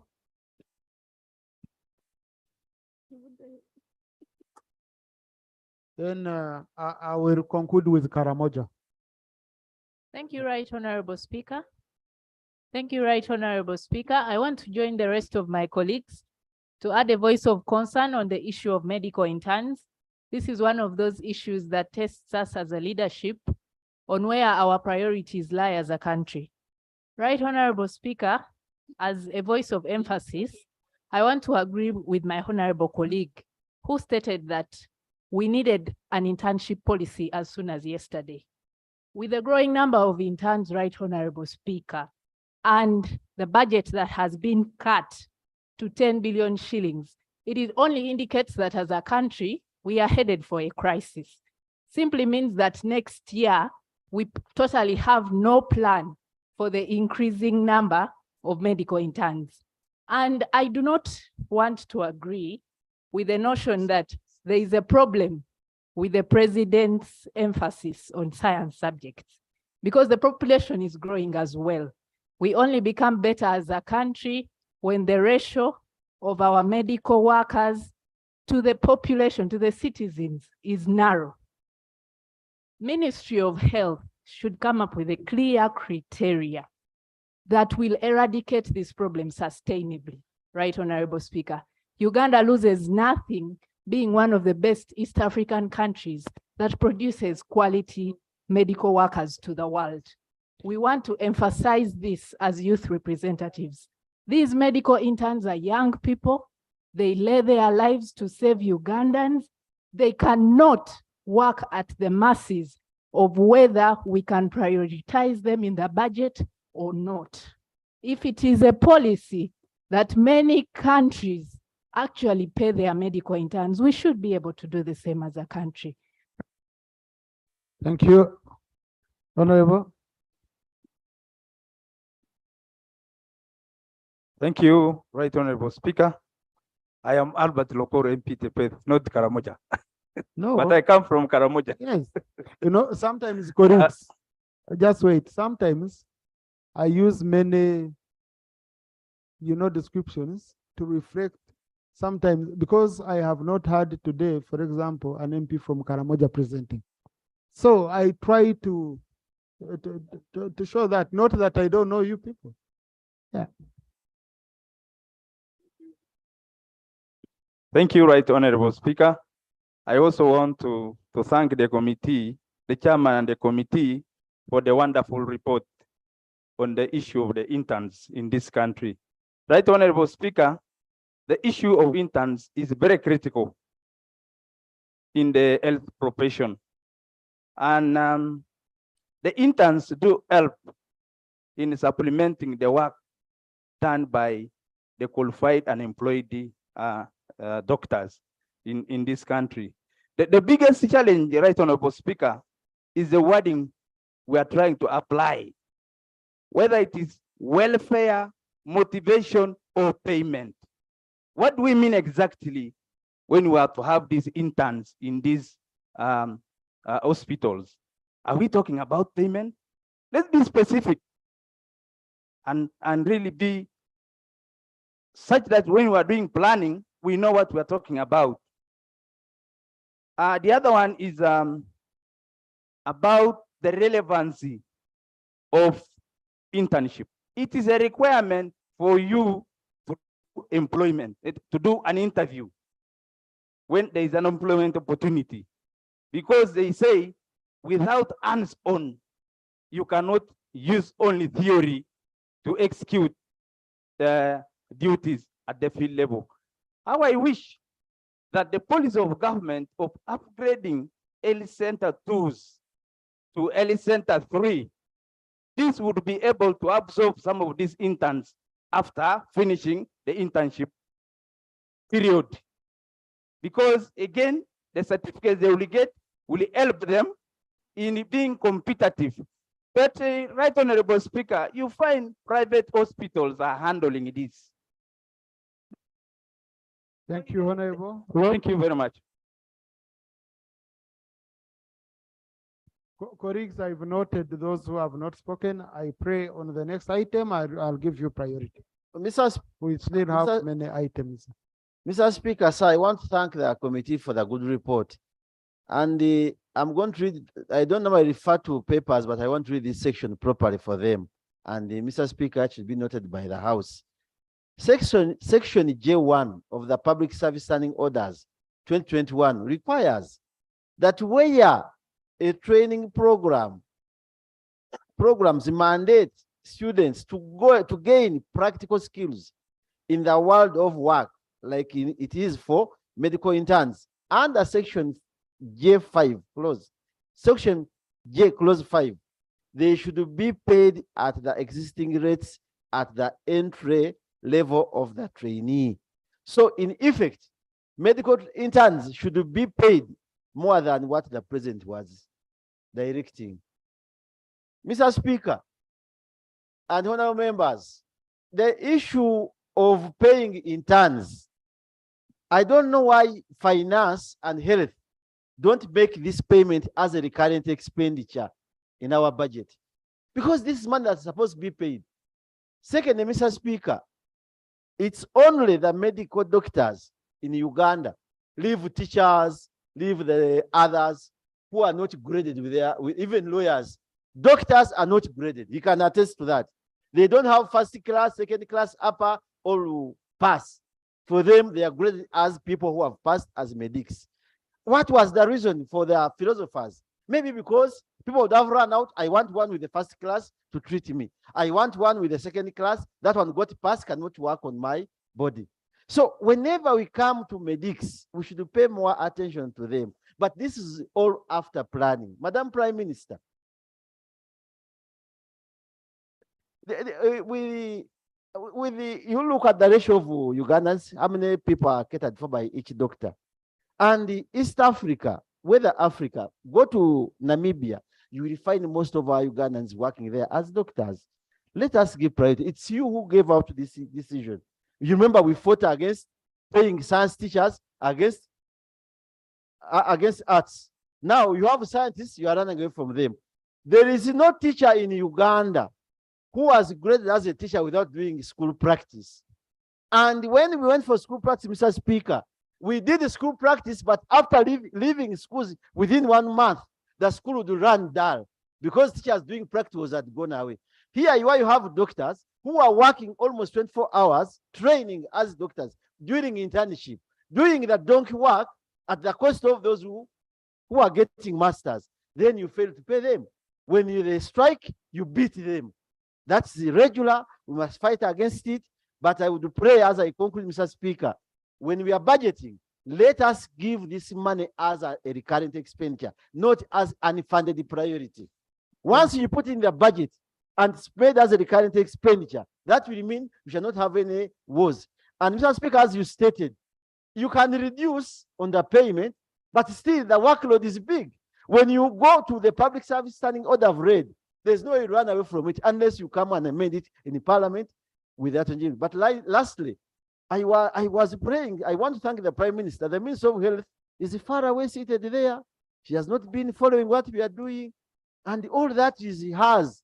We pray that next time, Madam, you take keen attention while seated there, the committee chairman, because it shows your seriousness. Honorable Sewungu, here we know Honorable Margaret's situation. No, she's very, I think she's very bright. She was. No, she cannot sit in chairs of this nature. She needs a chair with a hard background, and we all know.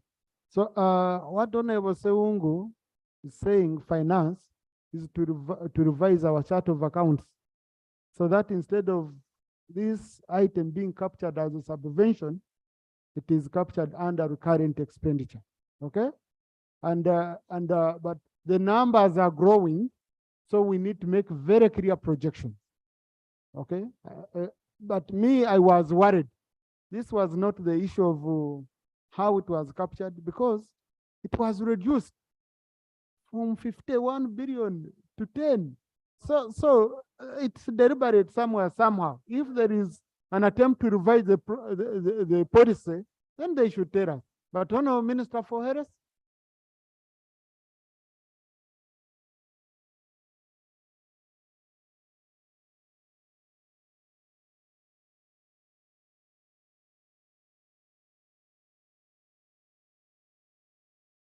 Thank you very much, Right Honorable Speaker.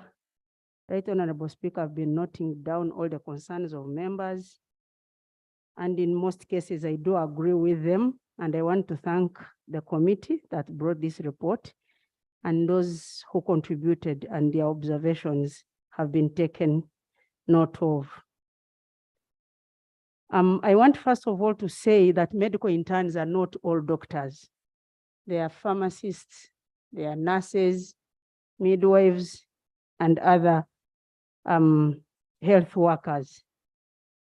The money that we received this year, 22 billion, was to pay the last financial year arrears for the senior house officers, who the chairman has explained very well, and also to pay their arrears and to pay them up to June 30th. And so once we start this new financial year, there has not been a budget appropriate enough to pay them. Right Honorable Speaker, I've taken concern and note of so many of these questions raised. I've not said anything. Now you clarify what. Honorable Minister, go on. Go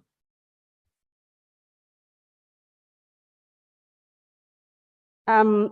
I take note of the observations made by Honorable Joel Senyonyi, Honorable Sewungu, and most of them were really talking about the importance of these medical interns. Seriously speaking, we know that in our healthcare system, already we are understaffed. We keep writing, requesting for some of the specialists. And remember, we've got to request public service to put these people on the payroll. So we arrange the organogram of our region, our national referral hospitals, regional referral hospitals up to the last health center, that we shall have this number of workers and these are the specialists we require. But sometimes we don't get all those numbers approved. And so we have shortfalls.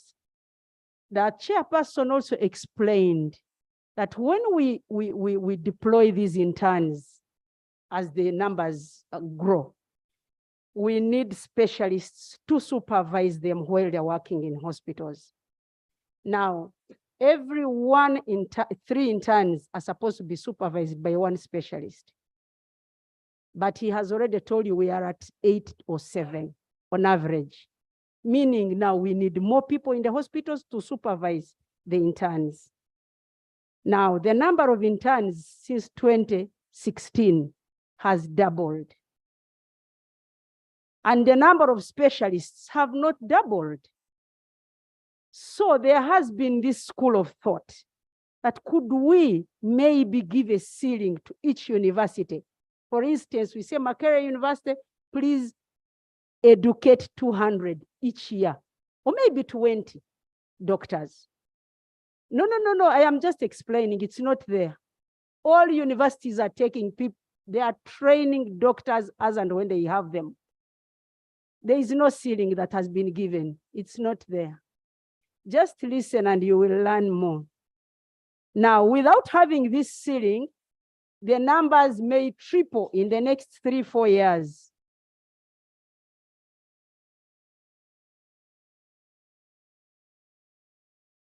Right, Honorable Speaker, in the next 2-3 years, we need to be prepared to handle these numbers.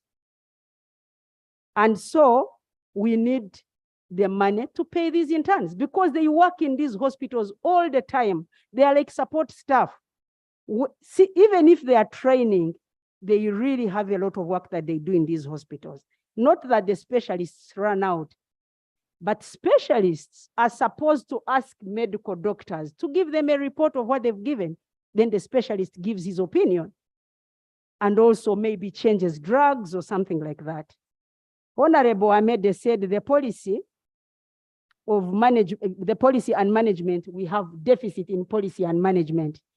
Even if we had our act together, the rate at which the numbers are growing is really insane. From 1 university to now 14 training medical personnel. When the resource envelope has not multiplied as much to take care of all these people coming out of universities, we only need to make it a priority. And we said these interns, whether they are good, because we need the doctors. Right now, we have 1 doctor for every 100,000 people, which is really small. Now, this parliament appropriates. When we lack a budget, we have no one to blame. We can only blame ourselves or work hard to have this money that we require for these hospitals. No, Honorable Sewungu, Honorable, once a member is not sitting ground and you insist, then it becomes more race harassment. So please, let's allow the minister to continue. The Honorable Komakech also raised an issue where we need to work together with the Ministry of Education and Sports to make sure the interns we shall have every year. And let me tell you, because I have had this come from many members of parliament, we cannot determine how many interns we shall have until they have graduated. For people who have been in medical school, you know that some people don't finish right on time. So you have to wait until they graduate to know how many we need. Universities will say, these are the people we admitted, but those are not the people who will qualify at the end of the day. So we wait for these universities to send names of all the students who have finished their courses. Honourable and Minister, we then we conclude. list them. Yeah. You don't need to answer each and everything. Some will be Most of captured them were talking about the under same the thing, Right report. Honorable Speaker. It was about making the interns a priority, which I agree 100%. And I also agree that these many exams that people go through are necessary. But I want to give one scenario, Right Honorable Speaker, before I leave this. There's a doctor who was treating Ugandans in Somalia. She is a qualified gynecologist, but she studied in Italy. So she came to Uganda to practice with all good qualifications. She has a master's in gynecology and obstetrics. But what happened is that they asked her to go to our hospitals to learn more about medicine because she studied in Italy.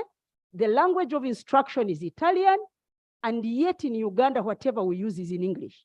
So she needed to learn the terminologies, the machines we use. So she went to Mulago Specialized Women Hospital for 3 months. And until she learned and was certified by the hospital to the medical council, and she was allowed to practice medicine in Uganda. So that's the difference. When somebody trains in China, the language of instruction is different. When somebody trains in Germany, the language of instruction is different. Thank you, So Honourable we Minister. orient them to our system here. Thank you, Honourable Right Minister. Honourable. Colleagues, I now put the question at the report of the Committee on Health on a petition about late commencement of medical internship for the 2023 intake and welfare of medical interns be adopted with amendments. Those in favor say aye, and to the contrary nay. The ayes have it. Honourable Minister, in 1 month, in line with the Rule 220 of our rules of procedure, bring an action taken report on this matter. I think that would be enough for government to go and consult, and you put everything together. We see how best we can address the concerns of this. Thank you. Next item. Item number 6 on the order paper, motion for adoption of the report of the Committee on Equal Opportunities on the state of children's affairs in this country. Chairperson. The chairperson is not here. Next item.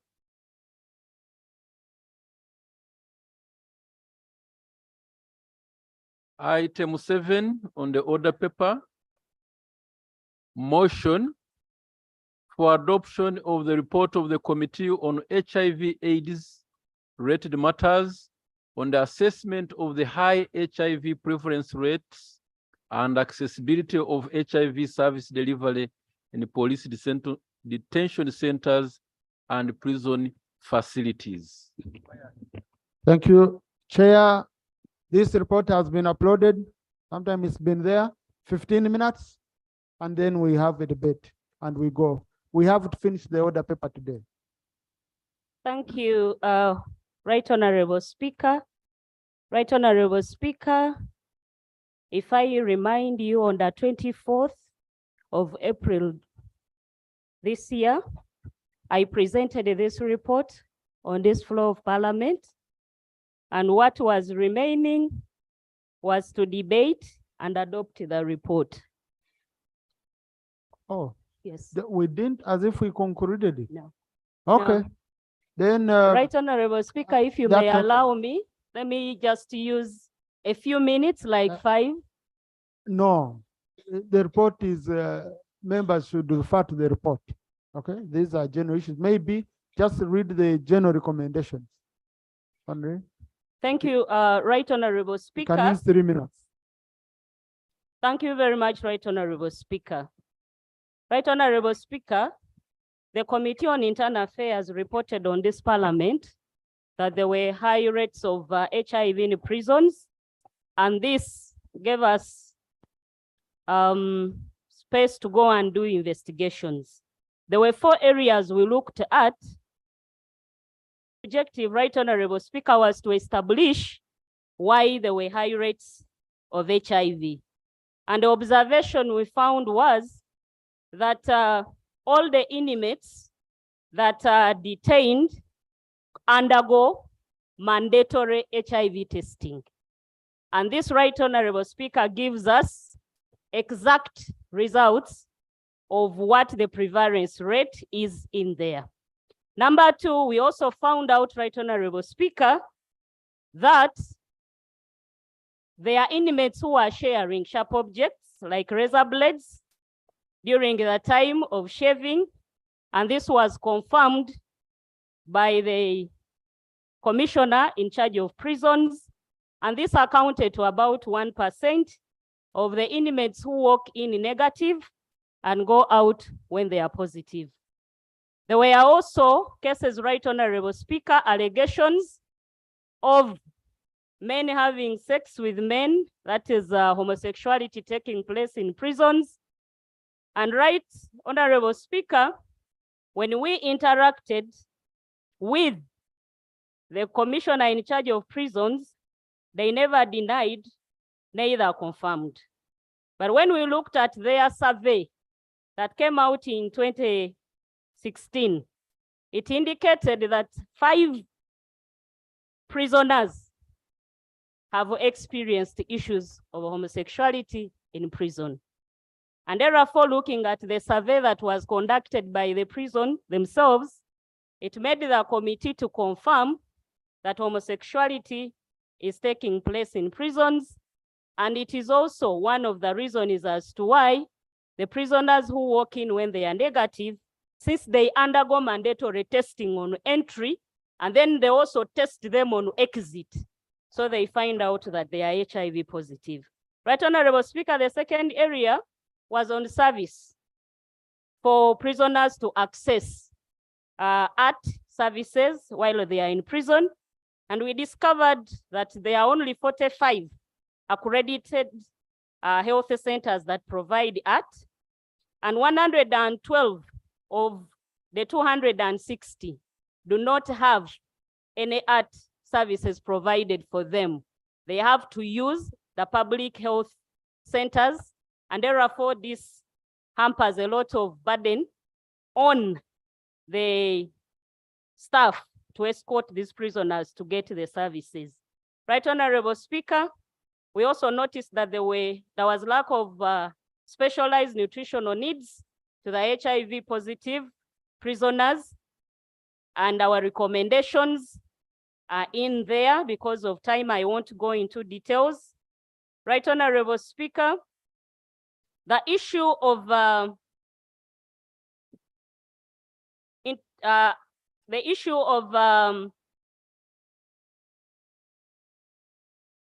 sources of financing. Right Honorable Speaker, we also discovered that there is a very big challenge in terms of financing.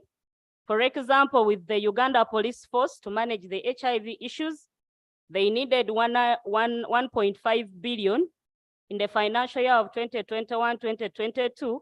However, only 287 million was released to them, and therefore it gives them a lot of challenge in managing HIV issues. When it comes to prisons, Right Honorable Speaker, 12 billion. However, they only secured 4 billion, and there was a gap of 7 billion. And therefore, Right Honorable Speaker, to us as a committee, we feel that the Minister of Health should help and increase on the health facilities in these prisons. Because out of the 360 that we have, actually out of those 112 are missing the HIV services.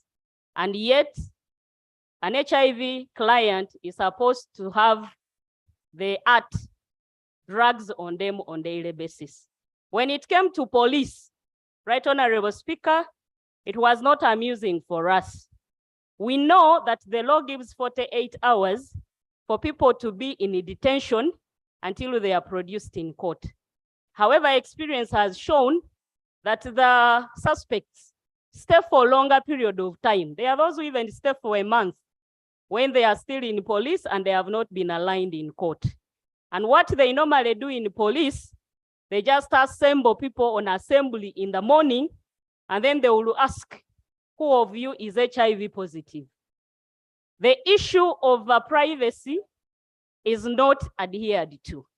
And so we still have stigma amongst the population that for people to come out on an assembly in the morning and declare that I'm HIV positive has become very challenging.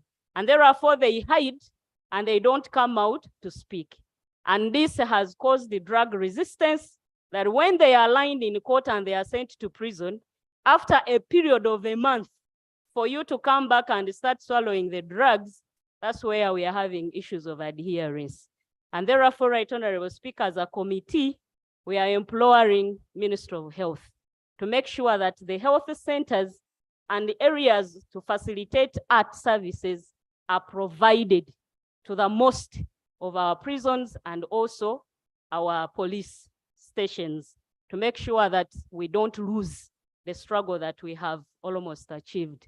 Right Honorable Speaker, I want to thank you.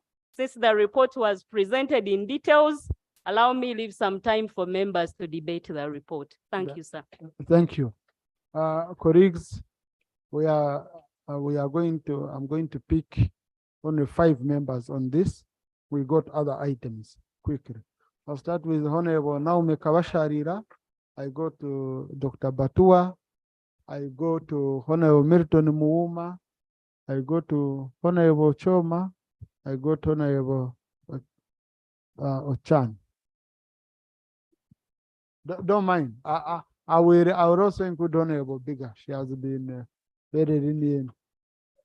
Hey, Honorable Anif, I didn't pick you yesterday. Then Honorable Anif. No, those ones who some of you have just come. I know those ones who have just come, I know. Even when you look me in the face, you know. But we have other items I'm going to ensure we include. Let's do 2 minutes each quickly. Quickly. That's a procedure matter. Thank you so much. No, there is a procedure matter, Honorable Naomi.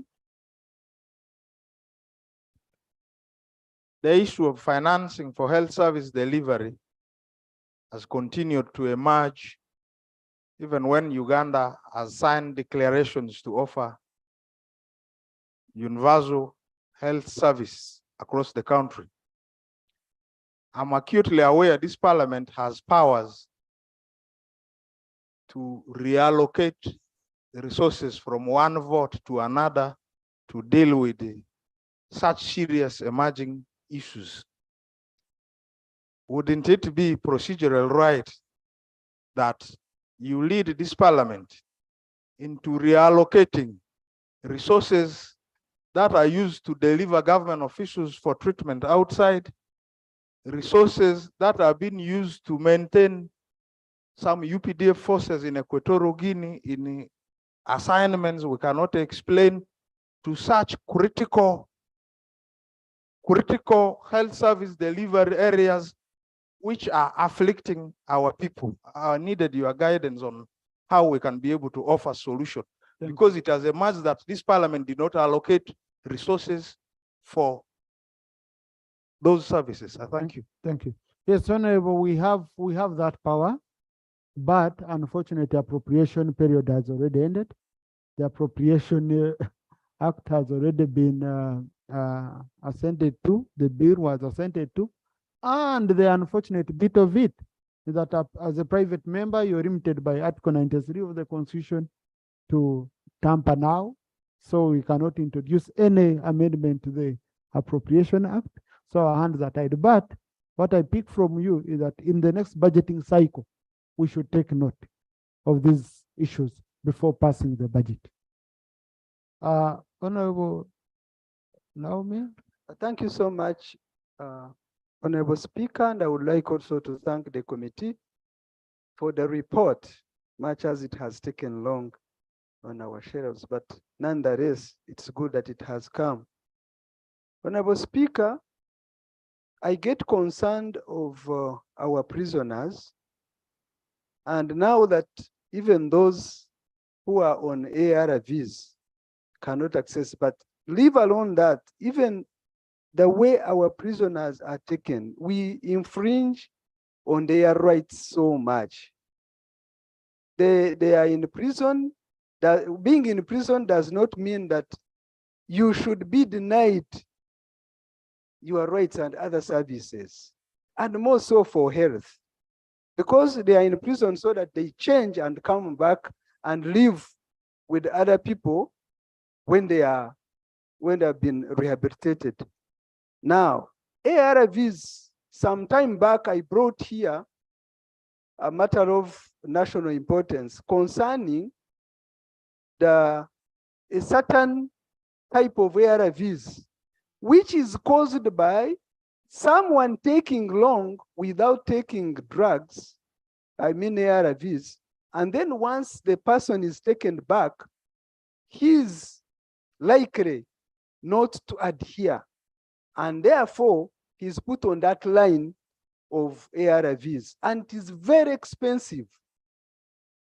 That line is very, very expensive. If our partners, God forbid that because of this motion that we pass, withdraw, our government is going to face it to take care of these people, to cater for them. Now, 112 Conclude, Honorable. Conclude. Thank you so much. 112 centers without health facilities to pick ARVs.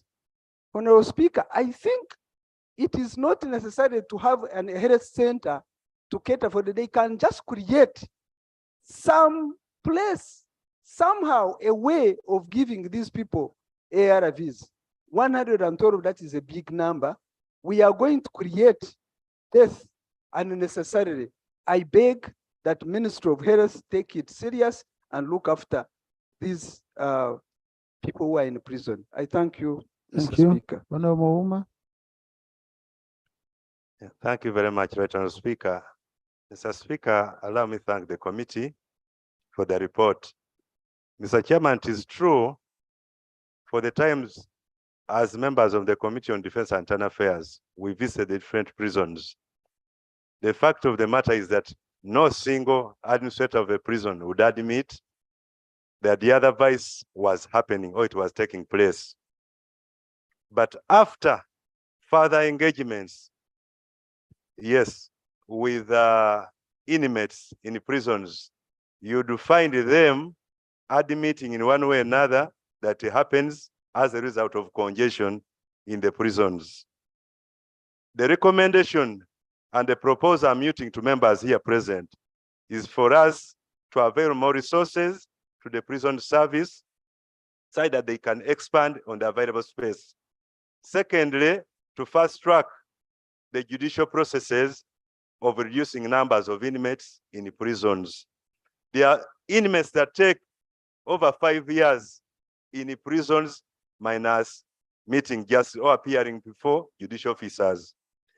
This recent recruitment exercise is helping because the DPP's office is recruiting. We've provided resources.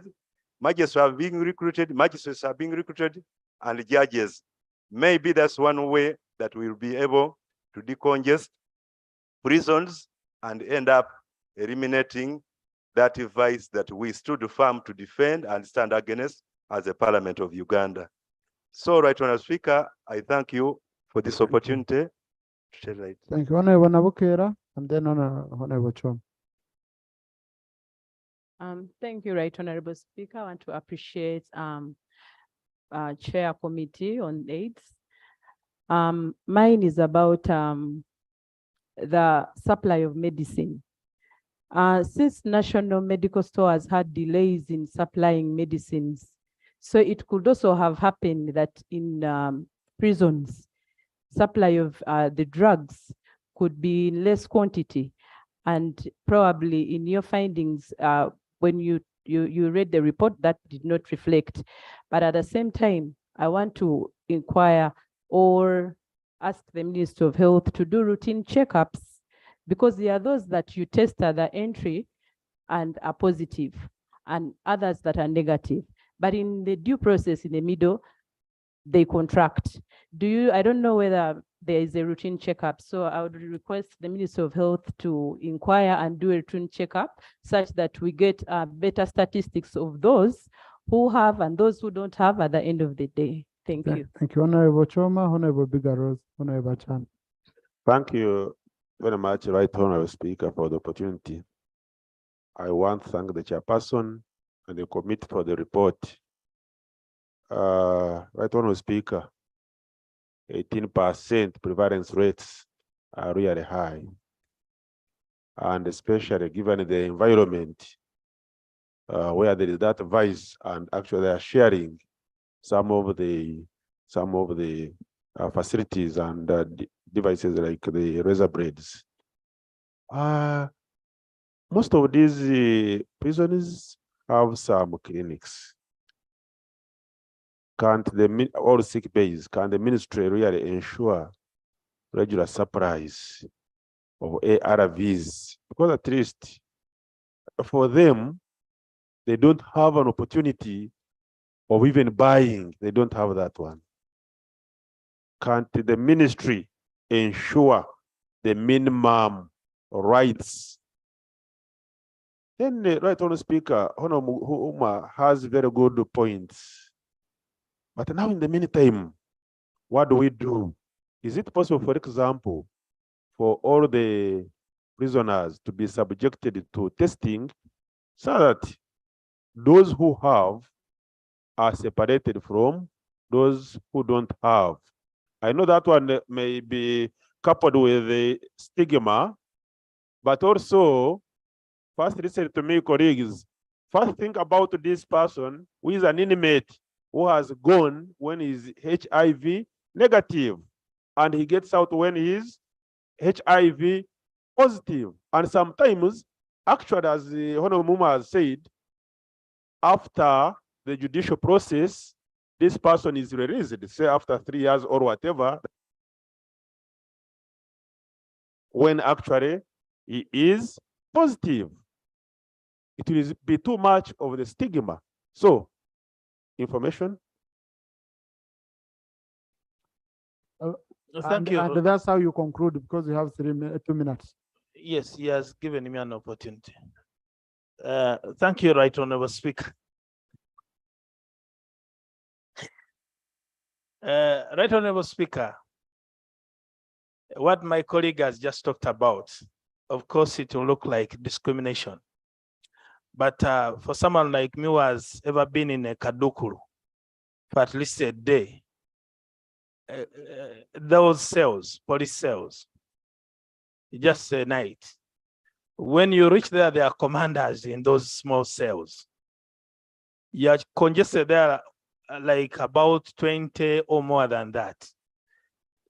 You are the mercy of the commander in that cell for any kind of funny act that they may wish to do on you. So, Right Honorable Speaker, I have never been in a prison, and I don't know the behavior there. But I'm giving an experience of a cell. With your current behavior, you're not about to go there. Thank you so much. So I don't know the kind of behavior in those prisons, but I'm giving a scenario of a cell where you are at the mercy of a commander. So where we see those who go there and they are negative, and at the end of the day, they come out when they are positive. Some of these could have not been their wish. But because you are the master of the commander, anything can happen. Thank you. Thank you. Honorable Bigaros. Yeah, thank you so much, Right Honorable Speaker, for giving me this opportunity. Right Honorable Speaker, the situation is from frying pan to fire. Space that is supposed to be occupied by 1 prisoner is being occupied by 4 prisoners. And 5, and now they can't sleep well. They sleep back to back. You cannot avoid what my sister chair has presented here. I would think this parliament addresses its mind on how to help prison services. Right, Honorable Speaker, it's not only medicine. Food is running out, uniforms are not there, everything is bloody. The situation is bad. We allocated money to police to improve on accommodation. You can imagine these people went and improved offices. So they must come here and explain why they're not interested in accommodation. The situation is very bad, and HIV/AIDS is real. And in cells, just as my brother said, the congestion, people are now standing. There is no more sitting or lying in the night. People sweat from head to toe. 30 offenders, 30 petty useless things, nuisance, they are put inside. So I think there is need to bring the various ministers or ministries to explain to us why we cannot do better than that. Otherwise, thank you so much. Thank you, Honorable Joyce. Thank you, Right Honorable Speaker. I also want to thank the committee for the report that they have come out with. Right Honorable Speaker, the people who have spoke before me have already spoken most of what I wanted to bring out. Right Honorable Speaker, the issue of congestion in the prison is much. And then, Honorable Speaker, this is something to do with allocation to allocation of funds to prisons. I think the Committee of Internal Affairs have to look at it that these prisons have to be given much money. When it comes to budget, we always look at defense and give them more money. But we have not looked at the problem that the prisons inmates are going through. Right Honorable Speaker, when we leave the issue of congestion in the prison unattended to, it means that even the law about homosexuality that we have just passed will be of a problem when these inmates come out. So, Right Honorable Speaker, I still plead with the parliament that we need to increase the budget for prison. I thank you. Thank you. Now, honorable colleagues, the item we are going to handle next, item number 9, is closely related to this. So allow me to put a question on this, then we handle the subsequent issues under item number 9. No, I don't want to go back to most of these issues. The ministry will respond through the action taken report. Okay. Honorable colleagues, I now put the question that the report of the Committee on HIV, AIDS and related matters, the assessment of the high HIV prevalence rates and accessibility of HIV service delivered in police detention centers and prison facilities be adopted. Those in favor say aye, and to the contrary nay. The ayes have it. Thank you, Honorable Chair and honorable members of the committee. Honorable Minister, 3 months to bring action taken report as per Rule 220 of our Rules of Procedure. Item number 9. Item number 9 on the order paper, motion for adoption of the report of the Committee on Public Accounts, Commissions, Statutory Authorities and State Enterprises on the report of the Auditor General on the financial statements of the National Medical Stores for the financial year ended 30th June 2022 and other matters. Chair.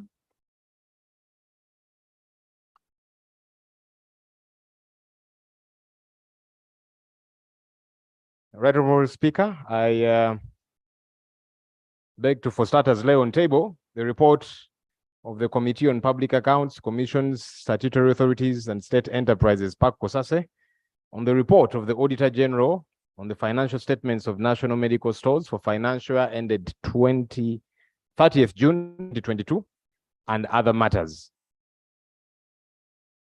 Right, Honorable Speaker, I also beg to lay the attendant minutes. As you guided earlier, for want of time, Right Honorable Speaker, I'll skip a couple of things, the introduction, background, methodology, and start right away with findings, observations, and recommendations. Number one, revenue performance, beginning with performance of non-tax revenue. It was noted that although the entity budgeted to collect non-tax revenues of 56.34 billion during the year under review, only 45 billion was realized, representing a performance of 80% of the target. As a result, a number of planned activities were not implemented. The accounting officer explained to the committee that NTR is obtained from development partners and that sometimes this was not easy to determine. Rather, NMS makes budget estimates based on the estimates made by development partners, which they make to government, and that these are informed by bilateral agreements. He also submitted that after COVID, many supply chains were disrupted and development partners could not provide all that they had promised, which shows why there was a drop. The committee observed that, one, over-reliance on development partners is a cause for concern, given that the operations of NMS, that's National Medical Stores, can be severely impaired if the development partners pull out. We also noted that COVID-19 negatively impacted the ability of development partners to provide the non-tax revenue as planned in the year under review, and this impacted on the implementation of planned activities. We recommend that the accounting officer should engage the Ministry of Finance, Planning and Economic Development at the time of budgeting to develop realistic NTR estimates. Right, Honorable Speaker, the other issue is performance of Government of Uganda receipts. According to the approved budget, the entity was supposed to receive 600.314 billion, out of which 589 billion was warranted, resulting in a shortfall of 11.258 billion. The shortfall represents 1.87% of the approved budget. These funds that were not warranted were meant to facilitate the implementation of activities that we have adumbrated in a table there. The accounting officer submitted to the committee that Government of Uganda contribution was 543 billion for procurement and distribution of drugs, and the rest was from development partners. When the release from government was made, the appropriation in aid was added to make the total of 589 billion. Therefore, the total of 589 billion was a combination of Government of Uganda contribution and the non-tax revenue internally generated by NMS. The committee observes that the inability by NMS to receive all funds budgeted for affected the operations of this entity. And we recommend that the accounting officer engages the Ministry of Finance to ensure that the entity receives all the funding required to execute its mandate. 3, non-viable stocks. Management reported 13.4 billion as non-viable stock for the year in the statement of financial performance. This represents an increment of 8.2 billion during the year. The increment relates mostly to third-party stock in form of donations from development partners. It was also noted that this included, within the non-viable stock, donated gloves worth 1 billion shillings that failed the NDA tests but were allowed into NMS stores. Right, Honorable Speaker, in that table, we're talking about, it's a summary of the stocks that were non-viable, not fit for usage, including drugs, gloves, condoms, and so on. The implication, the increase in non-viable stock not only increases the costs involved in the destruction of these expired medicines and medical supplies, but also indicates a denied service to the citizens. The accounting officer submitted that there was a procedure to be followed both in the release by National Drug Authority for all medical supplies from the port of entry and receipt of the same by National Medical Stores and NDA. I want to run down again, for want of time, the bulk of the drugs, 89%, consisted of ARVs. The bulk of these drugs that were not fit for usage. The rest were phased out medicines and test kits for TB and hepatitis B testing kits, and a small percentage of other drugs whose demand had drastically reduced due to COVID-19, which had resulted in too limited movement of people, leading to reduced demand. The committee observes that non-viable stock denies members of the general public the much-needed service they would have attained if the stock had been fit for use. We recommend that the accounting officer should always liaise with development partners to ensure that the stock of drugs supplied meets the national and international standards to avoid wastage. The other item is debtors. It was noted that the Ministry of Health is the biggest debtor to national medical stores at 31.4 billion shillings, followed by CDC project at 8.9 billion. According to NMS, efforts to have these funds recovered have been futile. In addition, management reported a provision for doubtful debts to the tune of 25.8 billion, as detailed in the financial statements. Included in this is the amount of 66 million in respect of a Uganda AIDS Commission debt for handling fees. According to management, this had become irrecoverable due to lack of contract documents. The accounting officer submitted that the money is related to work done by NMS on behalf of the Ministry of Health. That's the debt owed by Ministry of Health, and that some related to relief items for COVID-19 and Ebola.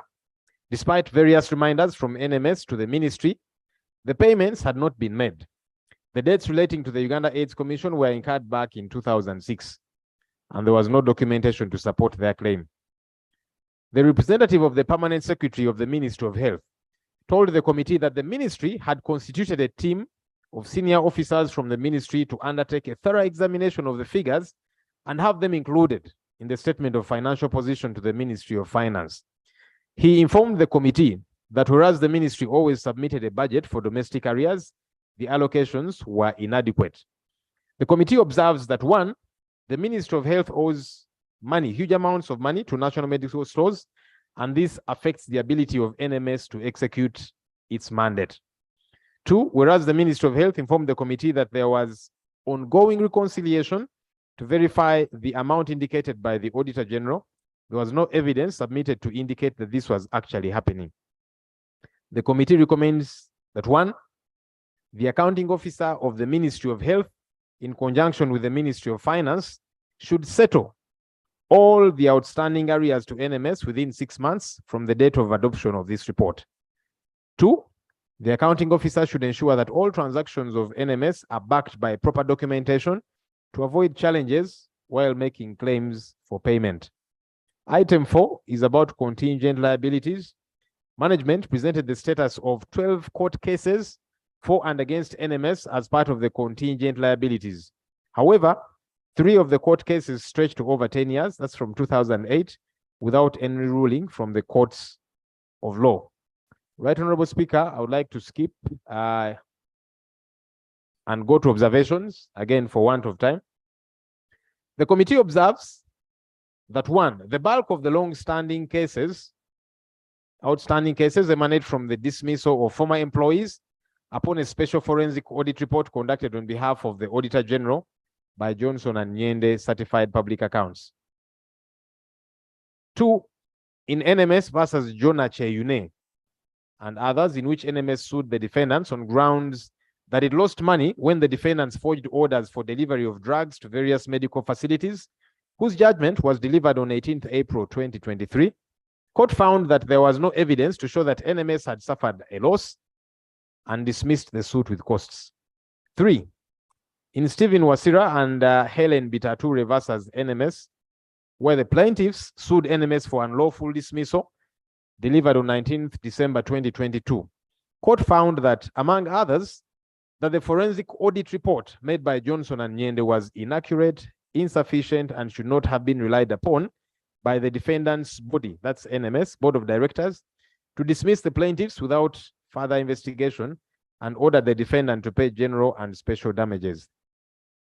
We recommend one, NMS should hire the services of an external competent legal firm to provide legal services, because we discovered one of the reasons why they were running into legal brick walls was because they don't have a competent legal firm to help them with these matters. And two, the board of directors should always ensure due diligence in its decisions to avoid legal liability. Number 5 is about management of IT systems in government. And I'll move to procurement, development, and use of software licenses. It was noted, maybe firstly, up the entity budgeted for 5.3 billion for acquisition and implementation of IT services and equipment, and received 4 billion. It was noted that ERP system, that is NMS Plus, is one of those systems they use, which is used to undertake the roles of warehousing, finance, procurement, audit, and fleet management, was not integrated with other government systems such as IFMIS, human capital management, and e-governance, government procurement, making it difficult to track. The accounting officer submitted that the integration was ongoing and it was a requirement that NMS Plus should be integrated for access to IFMIS.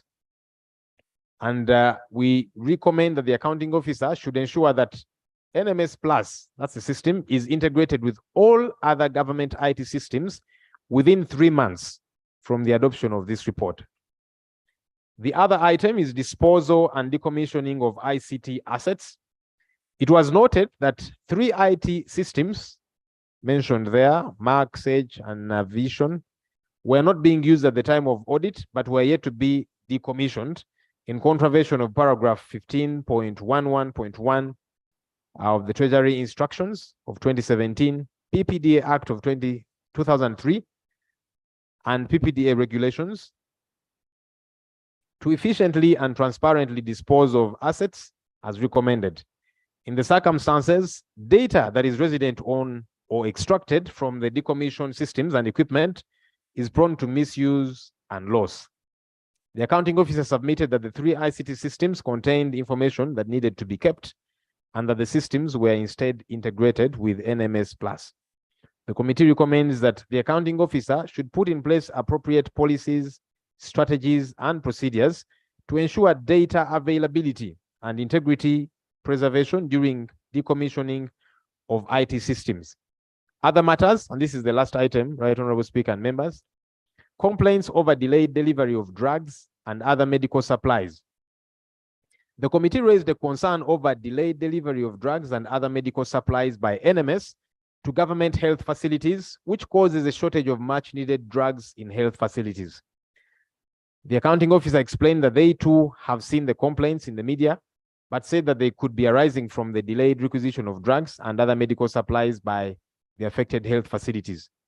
He further submitted, that's the accounting officer, that when NMS gets the requisitions late, inevitably the delivery will be late. He added that lately, NMS sends messages to members of parliament whenever deliveries of medicines are made to the health facilities in their constituencies. That's what the accounting officer told us. The committee observed that shortage of drugs in health facilities on account of whatever reason affects the general public, which is meant to benefit from these drugs. And we recommend 1, NMS should streamline the cycle of procurement, dispatch, and delivery of medicines and other supplies to health facilities with strict timelines. 2, NMS continuously should sensitize government health facilities about the progress of requisition and delivery of medicines so that the shortage of drugs on account of late requisition is addressed. Our conclusion, National Medical Stores plays a critical role in the distribution of medicines and medical supplies throughout the country. However, the committee is concerned that the Ministry of Health owes NMS money that has not been paid for a number of years. If this trend continues, there is a risk that the operations of NMS will be severely affected. Additionally, it is imperative that the delivery of drugs to health facilities is done in time. Right, Honorable Speaker and members, I beg to move. Thank you. Thank you, Honorable Chair. Now, Honorable Chair, making a summary is not just only in the interest of time. It's because we are supposed to read this in advance. It was uploaded, so we are supposed to read it. Now coming here again, he repeats everything. What is very important is for the Hansard to capture the whole report in its entirety, and then the chairperson gives a summary. If you waited to read from what he's presenting, okay, only when he's presenting, then you end up missing out. And that will encourage you to research and read and prepare in advance before coming here. So, honorable colleagues, I open the debate right away. And if you know you've already spoken today, kindly do me a service. You sit down so that I can start with the Honorable Mamawi in the corner. Then I go to Maracha. Okay.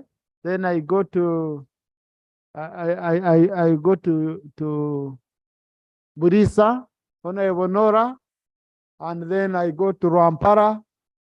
I go to Abu Koman Simbi, and then colleagues, I'm going to give you opportunity. Let's do Ian Toroko. I'm going to give you opportunity, honorable colleagues. Don't mind. 2 minutes. Oh, honorable Senu, since yesterday. Sorry, it's not that really I don't have anything personal on you, but sometimes I'm here juggling. Yes. I'm going to give you an opportunity, honorable Senu. Thank you, Right Honorable Speaker. Yes, Right Honorable one Speaker, of us. I want to thank the chairperson of the committee for giving us this elaborate report. Right Honorable Speaker, I want to talk about the budget for NMS.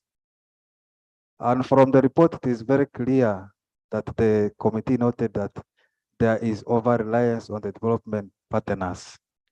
Right Honorable Speaker, when we are here for the bill of homosexuality, anti-homosexuality, the donors were threatening that they are going to withdraw their funds. And now, when the report comes, and again we are saying the country is relying much on donor fundings. Right now, Speaker, I want to base myself on the issue of lack of ARVs in prisons, which we have been talking about. Right now, Speaker, doctors are facing challenges of multi-drug resistance among the communities as far as ARVs are concerned. And we are losing a lot of patients day and day, every time, Right Honorable Speaker.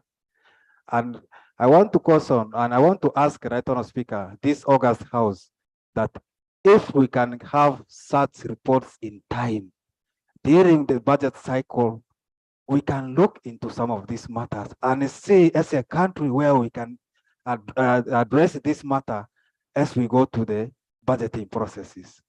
This report, we expect it to come in time so that by the time we reach now, we'll have done something, Right Honorable Speaker.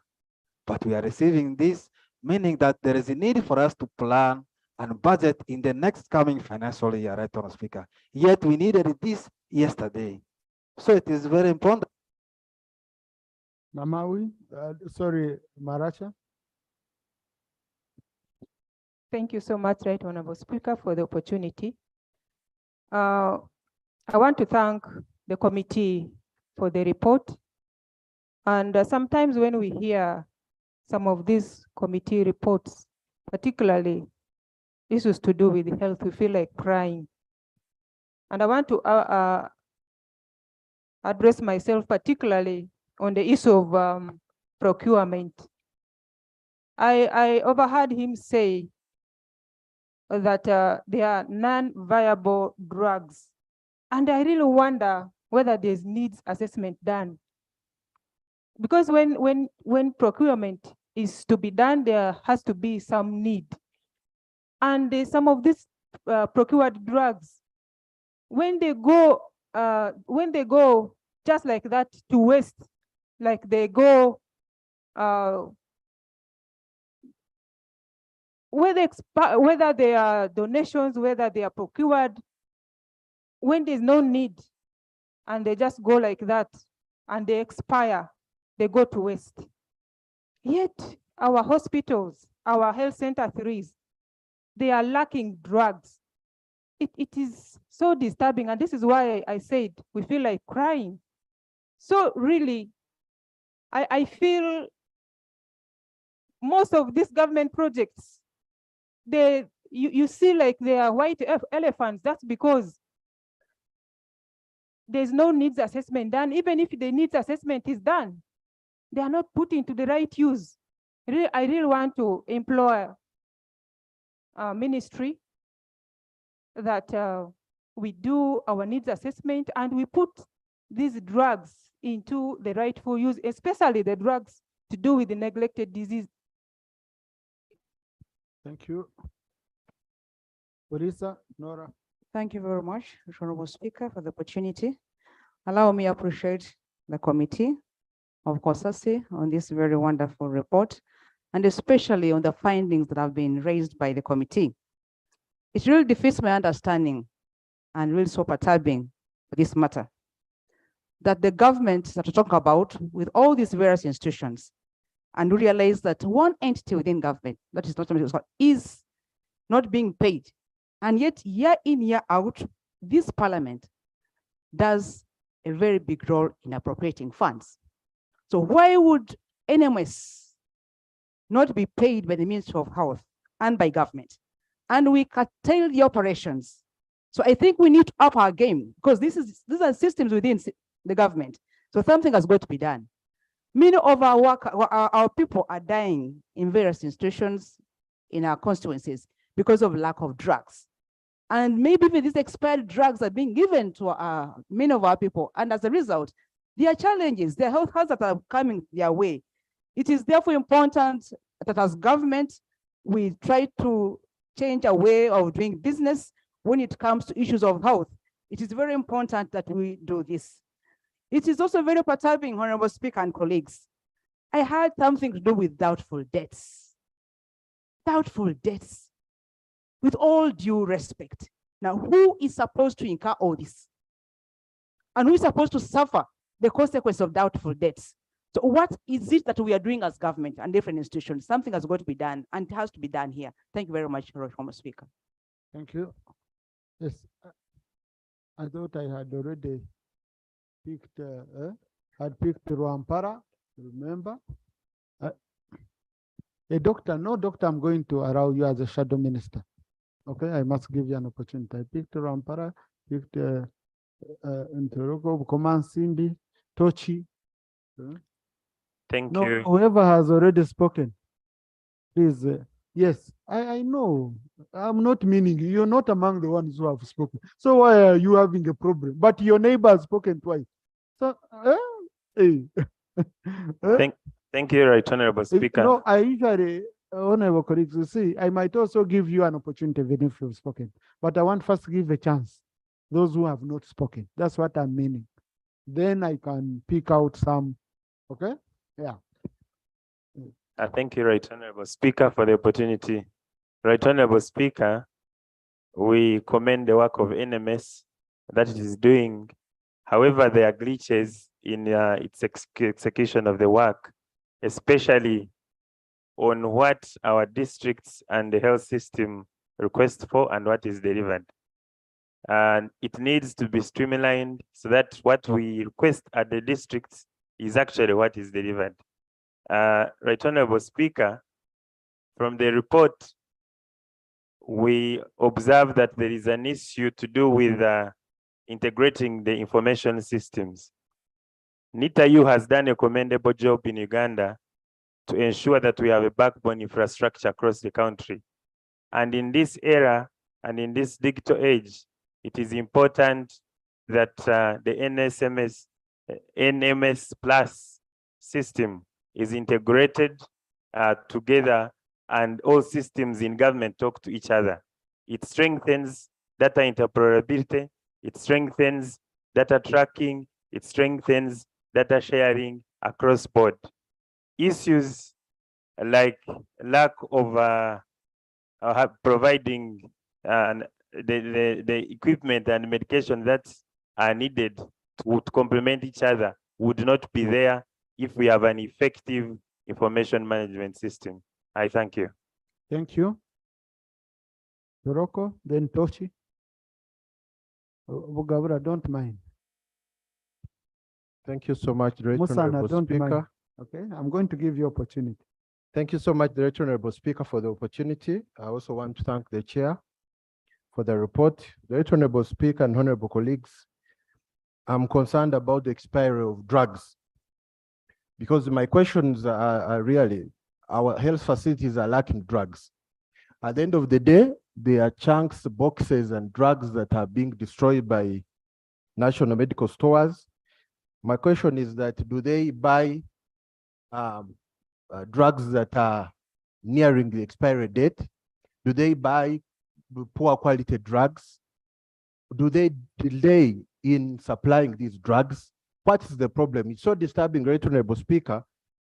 Our health facilities lack drugs. At the same time, National Medical Store is destroying drugs because they're expired, they are not fit for human usage. And two, it's about Ministry of Health becoming a debtor. It's so disturbing. 31 billion. They should be helping, they should be paying. Why should Ministry of Health fail to pay National Medical Stores? The Honorable Speaker, really, we should compel the Ministry of Health to pay the money so that these people provide services to Ugandans, because health is paramount and we need drugs in our health facilities. I want to thank you, Right Honorable. Thank you. Tochi, then Soroka Yemba. Thank you very much, Right Honorable Speaker. Right Honorable Speaker, I join colleagues in commenting the committee for a good report. Right Honorable Speaker, from the report, you would see that the National Medical Store can actually be very efficient if they are fully supported with all the resources that they need. Our health facilities in the countryside really, and our community depends on the health center 2s, health center 3s, which are in the sub-counties and parishes. When these health facilities go without drugs, our population really suffer a lot. And in our area, in Omori, if I may take Omori as an example, for the last 3 months, most health facilities have gone without drugs. Then you ask yourself, what is happening? Now the report has given us that the problem has been non-payment of national medical stores by the Ministry of Health. Something needs to be done so that National Medical Store is efficient in their work. Secondly, when some of these drugs are taken to the health facilities and they don't last long by getting expired, it is very expensive to transport back these medicines back to national medical stores, because by law, the health facilities are not allowed to dispose them. So this creates a lot of problem. Something needs to be done so that the health system is efficient in this country. Thank you very much, Right Honorable Speaker. Thank you. Soro. Thank you very much, Right Honorable Speaker. I'd like to thank the committee for the report.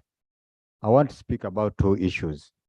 First of all is lack of delivery of drugs, where they say the NMS and the ministry say that the hospitals or health centers delay to put in requisitions, which is a lie.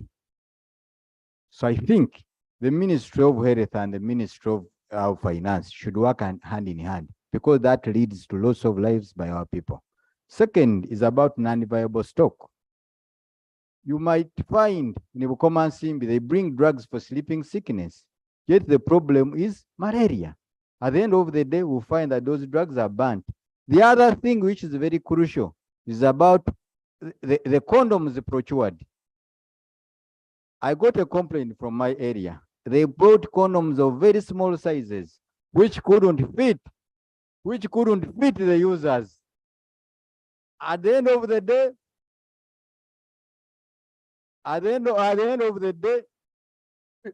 they didn't use them. They burnt them, and I'm sure some people lost their lives. I beg to submit, Right Honorable Speaker. I'll call Dr. Batua, then Dr. Kamara. Thank you, Right Honorable Speaker. Of course, you won't be surprised with what Kayemba is concerned. My concern is on item 3, which addresses debtors to the national medical stores. Right Honorable Speaker, the report has reliably informed us that Ministry of Health is in debt to the extent of 31.4 billion shillings, and this is to national medical stores. And this arises out of the appetite to do procurement activities that should actually be done by national medical stores. As we speak now, Right Honorable Speaker, in this budget that we are about to partake, when you look at the development budget, 1.5 trillion is going to be procured by Ministry of Health. This figure is 14 times the amount of all other agencies under Ministry of Health, agencies and departments that are going to procure. So now let's be cautious that while they procure 1.5 trillion worth of things to do with development, this amount should not include things to be procured by national medical stores. Otherwise, if we do not amend this report and put a stoppage, a complete one, to Ministry of Health to stop procuring things on behalf of national medical stores, then we shall have this debt increasing. When you procure gloves, it has a cost of storage, it has a cost of transportation, which Ministry of Health doesn't put into account. So let Ministry of Health leave national medical stores to do its work. For it, let it construct, let it paint hospitals, let it buy soap to clean hospitals. Shadow Minister, conclude the. Yeah, so I move through Rule 59 to amend without notice that the recommendation on item 3 be amended to read that Ministry of Health should completely stop to do procurements on behalf of national medical stores. Since national medical stores has a vote, it can receive this money. It has a procurement department. It can procure. It can attach costs of storage and logistics on these items that it has procured that would otherwise cause a debt on the side of Ministry of Health if it was to do it. But honorable colleagues, these amendments, okay,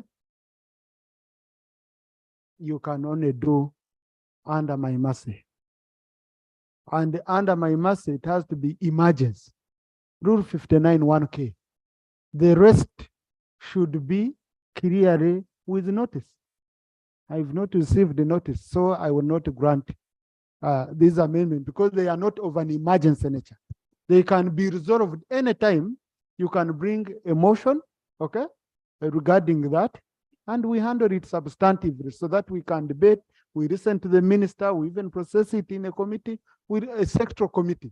Otherwise, now, if you depend on an accountability committee to make such an amendment without the submission of a sectoral committee that has been supervising and has never, and where you are, you know, then it becomes difficult, honorable member. Yeah, thank you, Right Honorable Speaker, for your guidance. For this particular matter, I thought the ministry had taken care of it. It came to our notice at the time of COVID-19 when we had gloves in the storage of these facilities, but we didn't have gloves in the facilities at the peak of COVID-19. And the reason was there was no money to transport. But honorable, I've already ruled. Oh, you okay. see, this is a matter of a policy nature. Thank But you, here Right we are Honorable handling Speaker, for guidance. accountability issues. So when we are doing accountability, we cannot make amendments related to policy. Okay, but you can study it very well. You come up with a motion. We give you space on the order paper, and we handle this issue substantively. Much obliged, my Right Honorable Speaker. Thank you, Dr. Kamara. Thank you so much, Mr. Speaker, and I thank the committee for the report. My comment is about one of the observations about over-reliance on development partners as a cause of concern.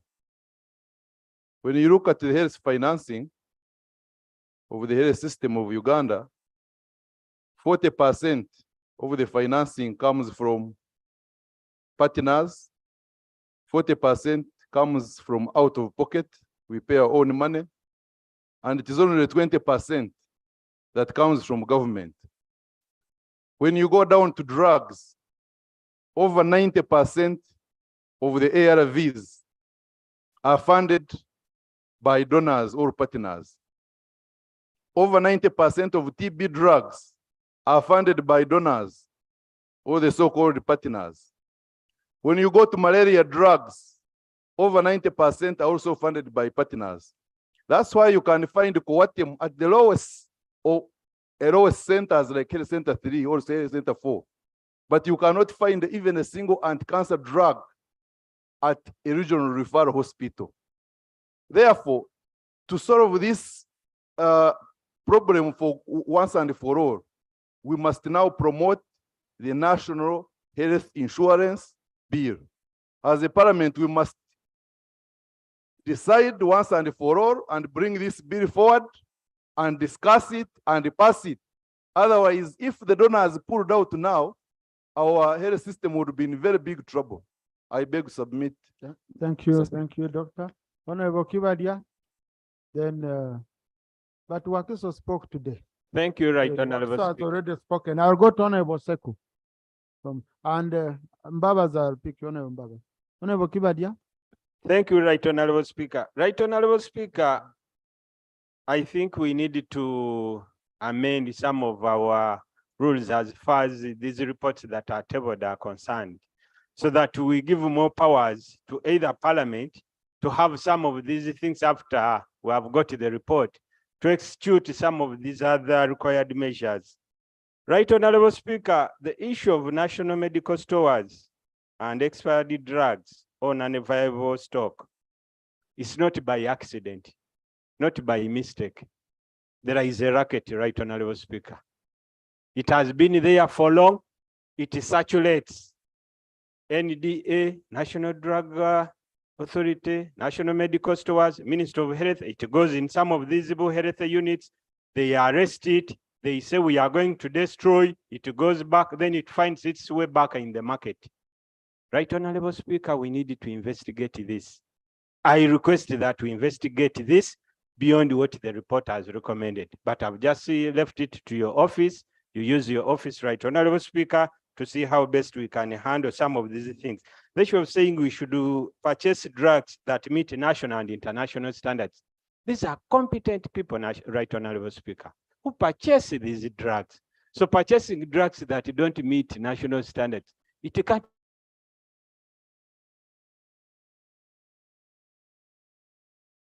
I told the committee that they send drugs to medical centers according to the request.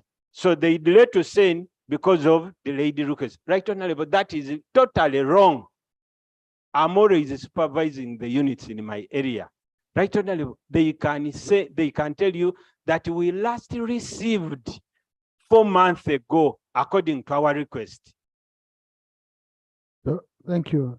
I thought government only procures medicine from factories certified by WHO, and then also NDA even goes, makes visits before approving, and even NM for international standard. I don't know how we would define it. How would you define it? But we have a minister here. A minister will help us on that. Let me just first speak Honorable Kanyike, then I pick Honorable Seku. Thank you, Right Then I Honorable got Speaker. Honorable Mbabazi, Honorable Nakut. Thank you, Right Honorable Speaker.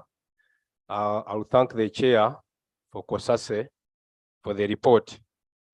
Two things. Of course, you are representing your members. Two things, Honorable Chair, Honorable Speaker. There is the issue of procurement. I understand the report is indicating that we over rely on development partners, but as NMS, the money which is given to them as the government of Uganda, they should prioritize the medicine for the common diseases we have in Uganda. Then secondly, I think there is a lot to investigate with NMS. Because the other week, we saw the IGG visiting NMS in the stores in Entebbe, but they had even failed to open for her. I think there is a lot to investigate. And then lastly, is the messages they send to members of parliament. Sometimes they do send the messages when they have already delivered the medicine. I think it is prudent they send the messages prior, so that when you're in the constituency, you can even go to the hospital before they deliver, and you receive the medicine, and then you certify what they have delivered. I thank you, Chair. No, Honorable, that's going beyond our mandate. Yeah, let's. I think it's important to deliver, then they inform. Then you go, you ascertain whether they delivered or not. But to say, someone will say, but even the MP was around when we delivered. They might even provide for where you sign, and then you will never question these people. So let's avoid anything that can put us into an angle of being accountable somewhere, somehow. But we should supervise indeed. On a kind of first save me. I finished it. But thank you. Thank you very much, Right Honorable Speaker. Just like the issue of interns we have been discussing, the issue of national medical stores relate to the health and the right of life of the people, the population of this country. And I think this is very critical, Right Honorable Speaker. I can see from the report that we have two serious problems. One is budgetary in terms of supplies, because the NMS, has been found out by the report, has faced problems of funding, and one of the areas is that it is owed money by Ministry of Health. Right Honorable Speaker, this is very serious. Ministry of Health is a government of Uganda. How can government of Uganda sabotage its own people by failing to provide the funds to pay for the monies that is supposed to be used to procure drugs for the population that is suffering? We had a meeting with the Minister of Health, and we had 3 cycles missed by the hospitals without getting any drugs. And the explanation was there was no money. Now here, again, National Medical Stores also claims that conclude, Honorable Seko. They also claim that the problem is that the health centers, hospitals do requisition for the drugs late. I think there is a contradiction here that needs to be ironed out. Because for me, like I said, one problem is budgetary, but the other one critical is about deliveries. NMS is so centralized, Right Honorable Speaker, that to drive drugs from here to Amudat to Kabong and so on, and then vehicles are overturning on the way, there is bad roads and all that, when there is a crisis on the roads, this is to sabotage the right to health for Ugandans. And I think there is also need to restructure the managerial issues and the management of the procurement of the drugs in the national medical stores, Right Honorable Speaker. Thank you. Even sundries, even soap, some of this money should go direct to the users. Thank Regional hospitals can procure soap, they can procure the gloves, they can procure some of these things. Thank you. Honorable Thank you, Right Honorable Speaker. Honorable Nzima, Honorable Nakuto, Honorable Sen, Honorable Mbabas. Yeah, thank you, Right Honorable Speaker. Right Honorable Speaker, I want to talk on 2 issues. One is the non-viable stocks that was raised. I had an engagement with the National Drug Authority. A team of around, I think, 6 members were consulted by the Speaker in the beginning of this Parliament, in the 11th Parliament. In our engagement, many of the drugs that get expired, particularly which we have talked about, things to do with test kits, COVID-19 related drugs, and then also other issues.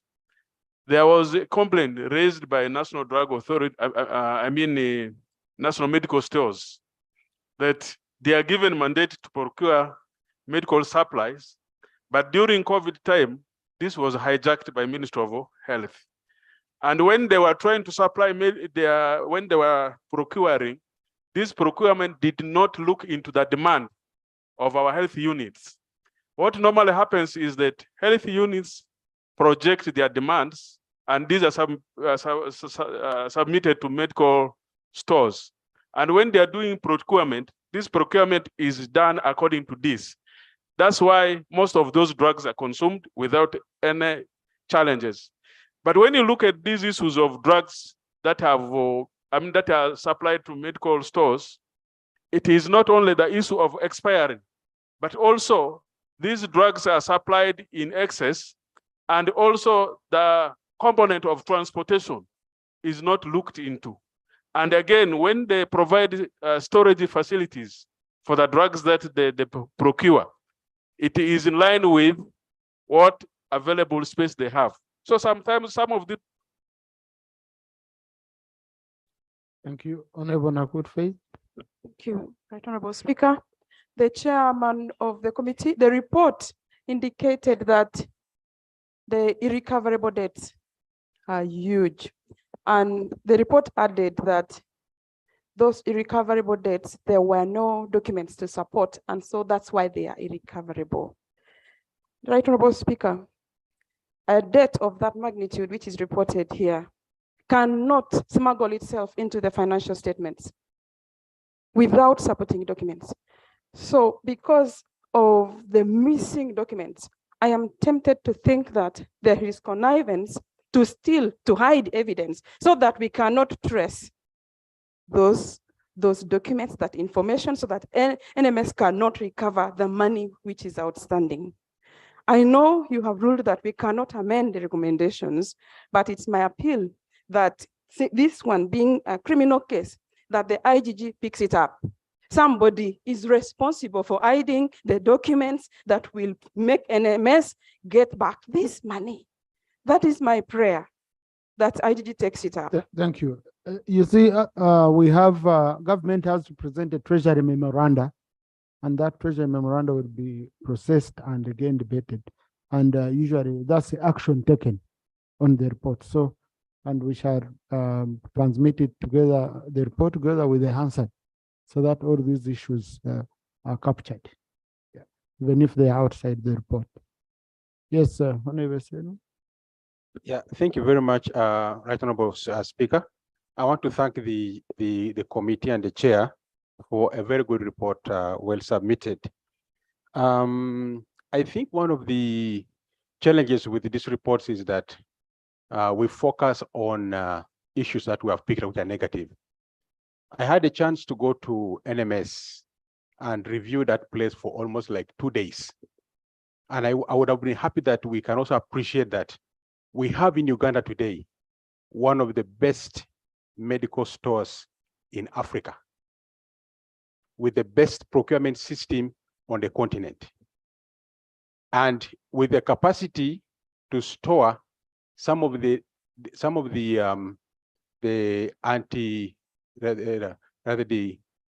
antibiotics and vaccines which can't be found elsewhere in the continent. And I was actually happy to hear that there is no report of funds misappropriated by management. And so I feel that through you, our speaker, let's give due credit where there's credit. Let's thank NMS for a good job well done to procure funds for this country, deliver across the country, and have very few losses over the years. And so I want to say thank you, committee, for that. But let's just thank NMS management for trying a good job to serve our people. Thank you. Thank you. Now, Honorable, you see, this report is not an investigation. This report is processing issues raised by the Auditor General, who is a government official. Okay? So it's not about questioning the capacity, questioning the good work, but it goes, however much you're beautiful, the Auditor General goes and they look through your beauty and find some defects, and he helps you to improve. So the aim is to ensure that indeed we see areas why NMS is not performing at 100%, areas of improvement, and we recommend, okay? Yeah, and you've seen some of them. So the report shouldn't be taken that towards doubting anything. Honorable Mbabazi, then Honorable Choma. Thank you very much, Right Honorable Speaker, for the opportunity. Mine rotates around the timely correspondences. Right Honorable Speaker, we have seen from the report that the NMS has NMS lost a case due to untimely requests from the ministry. And this calls upon the Ministry of Health to work in time with the stakeholders. It should work in time with the relevant districts, the relevant hospitals to provide their requisitions on time so that we don't lose this money, we don't lose funds, we don't lose time in all that costs service delivery. The other issue is also about timely delivery of drugs. We meet a lot of congestion in hospitals, and this is because drugs don't come on time. You find people lining up for one session, drugs are there. Those who don't receive will receive another time. And what brings the problem here? The effect is that we also lose. We actually lose a lot of money, or we waste drugs in the due course, because people who are sick and have not been able to receive drugs will go to the hospitals, other private clinics, and buy drugs. But when they hear that medicine has come, they have to go to the hospital again that have been here a week ago and have not received the medicine. So you see that the medication that will be given to that person at that time will just be wasted, because we will not be able to know the prescription it has gone to. The other one is about... Conclude that point, Honorable. Right, Honorable Speaker, the other is about fund releases. To some extent, this is a very big issue of which we need to work upon as Parliament. We need to improve. It's good that the Auditor General noticed that a delay in service, untimely requests can bring so much problems. Thank you. Many MDAs have brought up their requests, but they are not funded on time. So as Parliament, we need to work so hard that we can have these fund releases on time. Any event that comes late affects the other in the due course. Thank you, so Honorable much. Chairman. Thank you, Right Honorable Speaker. I want to thank the chairperson and the committee for the good report, strictly about the debtors and provision for doubtful debts. Right Honorable Speaker, we've just handled the issue of interns, that is under Ministry of Health.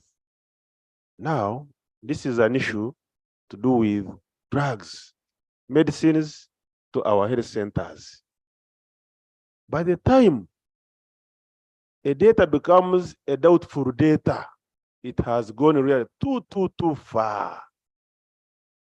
I want to ask, you mean as government, we are doing so badly that we have started becoming bad debtors and therefore bad debts, and therefore we should be written off, implying that our credit rating is really affected? I mean, I don't buy the excuse of reconciliation. Immediately, the Auditor General's report comes out, the accounting officers normally do those adjustments and make corrections. Now, bad debts which relates to 2006, Right Honorable Speaker, this is very dangerous. We are running a danger. Actually, Honorable Dr. Batua, when he was moving a motion, only that he hadn't consulted me. This is an issue of emergency, Right Honorable Speaker. Yes, just listen to me. This is an issue of emergency, because by the time we start writing off a tune of 25 billion shillings, actually 26, as a bad debt, we are running a danger that in the future, if we keep up this trend, NMS will not be in a position. Conclude. Thank you, Right Honorable Speaker. Procure drugs and supply our health centers. So if this is not an emergency, what do we call it? Can we really be serious, the Minister of Finance and the Minister of Health? Thank you. The conclusion was for that point. Yes, Karangara, then Mosana. Thank you, Mr. Speaker, and we thank the chairperson for the report. Mr. Speaker, when we talk about limited funds, I think it is unfair to the national medical stores because government is supposed to do this for the entire country. But if these people keep crying and singing this song, it is unfair to all of us. I think that is why they even end up procuring small size condoms for our people. How do you know that the condoms were small size? Mr. Speaker, I am the voice for the people of Kalangala. Okay. Mr. Speaker, I beg for your protection. I am the voice for the people of Kalangala. And they tell me this, that the fishermen tell me that the condoms are very small in size.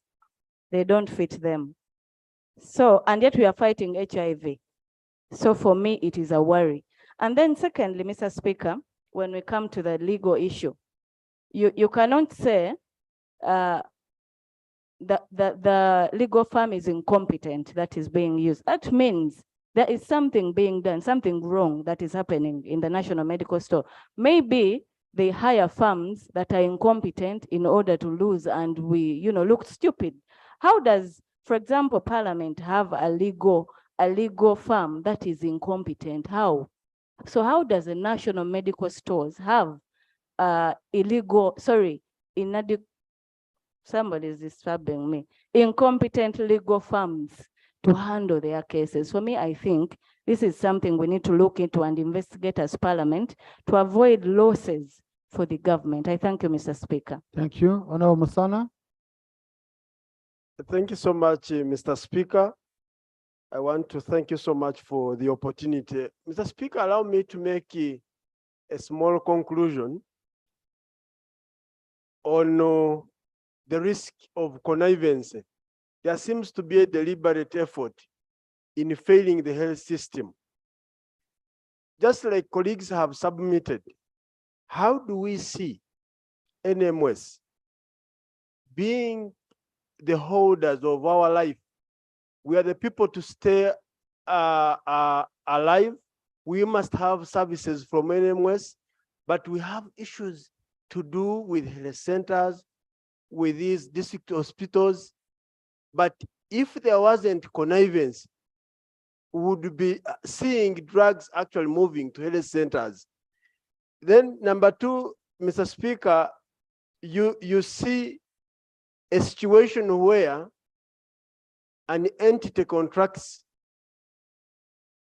an agency that is not fit to provide services.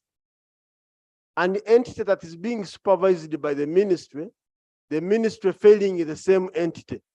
Yesterday, we were talking about corporate governance. There seems to be an issue on the way NMS is being managed. I thank you. Lope.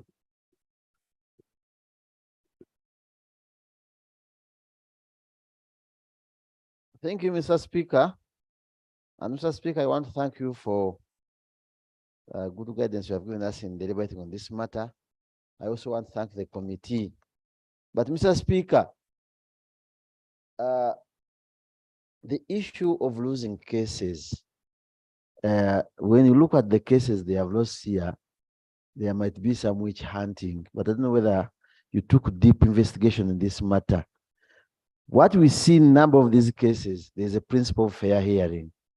And it's not about the legal team they are using, but as long as they made mistakes in terminating their workers irregularly, such matters must arise. And at the end of the day, the cost goes on the entity. For example, this case of NMS versus UAP or the what and what have you, when you read what they wrote as a committee, you find that the mistakes is on the other side. But Mr. Speaker, from Honorable to our Minister of Health, I think we need to go back to our Committee of Health and ask them. Minister of Health has no powers whatsoever to procure any product, any goods dealing with health when it's supposed to be run by NMS. That is irregular and must be condemned right from the Committee of Health. We have had the same situation in the Committee of Education, but we stop them. And this one is not allowed. That's mismanagement. And the Financial Instruments Act is very clear on that. Then, Mr. Speaker, when it comes to the issue of failure to pay NMS, yet Minister of Health has been given money. What we get from health, they will choose finance. And at the end of the day, it's our citizens suffering. Everybody knows this, that we have, since I think last year, November, NMS has not been procuring drugs. When they procure, they don't bring the right ones. Yeah, if allowed, Mr. Speaker, must be explained clearly by health and finance, because we budget for the funds. These funds must go to NMS. And Mr. Speaker, we have been here together for some time. You remember, NMS was performing very well and everybody was feeling happy. But we are going back from where we started. The corrections we made are now coming back. Why should health get money from finance and then they refuse to give money to NMS to procure drugs? Then again, we are going to go back to amend the law that they should get their money directly, but they are supervised by Ministry of Health. That is painful and we must fight it. And Mr. Speaker, we note that whenever the Auditor General makes this report, there's an exit report. They sit and go for an exit report to see all the irregularities where they are not satisfied. So by the time the Auditor General notes this and the committee comes to write, to give us the report in the same spirit, there must be a challenge. Since finance is here, they can explain to us, why do we give you money to pay to NMS for sure drugs, and at the end of the day, NMS remains redundant? Thank you. Because now it's not performing. Others want to thank you, Mr. Speaker. And with your indulgence, I pray that, Mr. Speaker, you saw the procedure matter raised yesterday. We began the full house, but as we are leaving, at the time you discharge us, we have reduced. I pray that tomorrow you start with these very members who are here. And when even you think about them traveling anywhere, look at those members who are very regular in Parliament. Those people who think that they will just enjoy. Thank you. That's off my prayer. Sure, But, with your thank you. intelligence, Mr. Speaker. Thank you. Now, I usually try to scan and, you know, sometimes you remember some, sometimes you don't. So, but I really try to scan. Now, honorable colleagues, you see, these accountability reports, these are issues where the committee interacts with the accounting officers, not the political leaders. Okay? So even the minister is not in position to answer these issues related to recommendations and all that. But that's why it is referred to the minister for action. And then she reports back to the House, and then government reports back. Then the Treasury memoranda is now processed and debated in the House. There at that level, we shall be asking the minister, because now it's the minister we gave responsibility to go and implement the recommendations of the committee. So I don't want us to rotate on it very much. Chair, you can conclude, or if you have anything to add on. Colleagues, I've been seated since what time? So please save me. Even the doctors are saying what I'm doing is totally wrong. At least for you get a chance to move a little bit. Yeah? Thank you, Right Honorable Speaker. And members, in just a minute, to clarify the question of over-reliance, I actually agree with the Honorable Dr. Kamara that development partners, they support a great deal, especially when it comes to health. But what we are saying is, if you're going to bank on just that, and then it does not come through, and then where you're meant to be getting your resources from, the Ministry of Health is not footing its bill, and so you're having challenges. We are saying, let's address these bottlenecks we are having, as opposed to looking so much on the other end. You who are owing the entity, pay, so that it's not having these shortfalls. And finally, yes, the question of non-viable stock, it's a serious one. Of course, part of them are donations, part of it is procured by NMS, but we are saying envisage these. Envisage the expiries, envisage there's one particular one where they were saying, you see, eventually they changed the combination of drugs and they said, now that one is not very viable.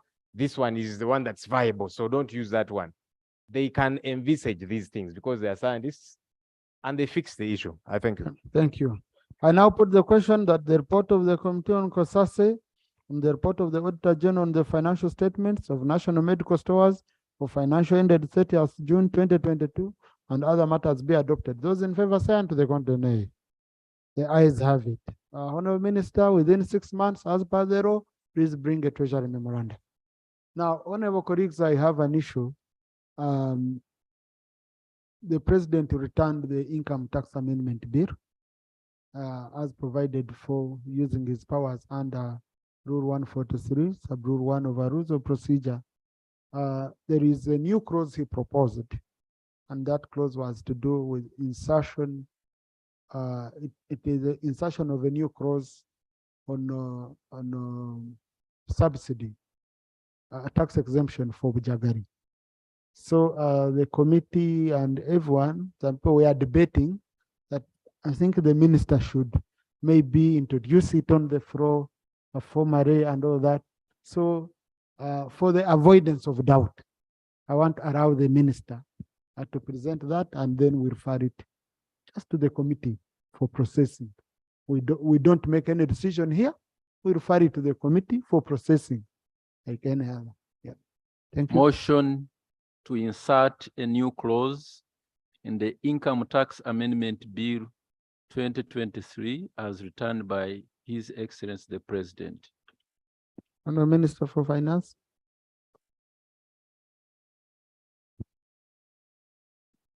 Please wait, Honorable. I've allowed the minister to do, and here I gave my ruling and guidance very well. So please, Honorable Minister. Thank you, Mr. Speaker. Mr. Speaker, I beg to move a motion to insert a new clause in the Income Tax Amendment Bill 2023 as returned by His Excellency the President. This is something which we are not going to vote on. I refer the motion to the Committee on Finance for further processing because they already processing that bill. It's not anything new. House adjourned to tomorrow at 2 p.m.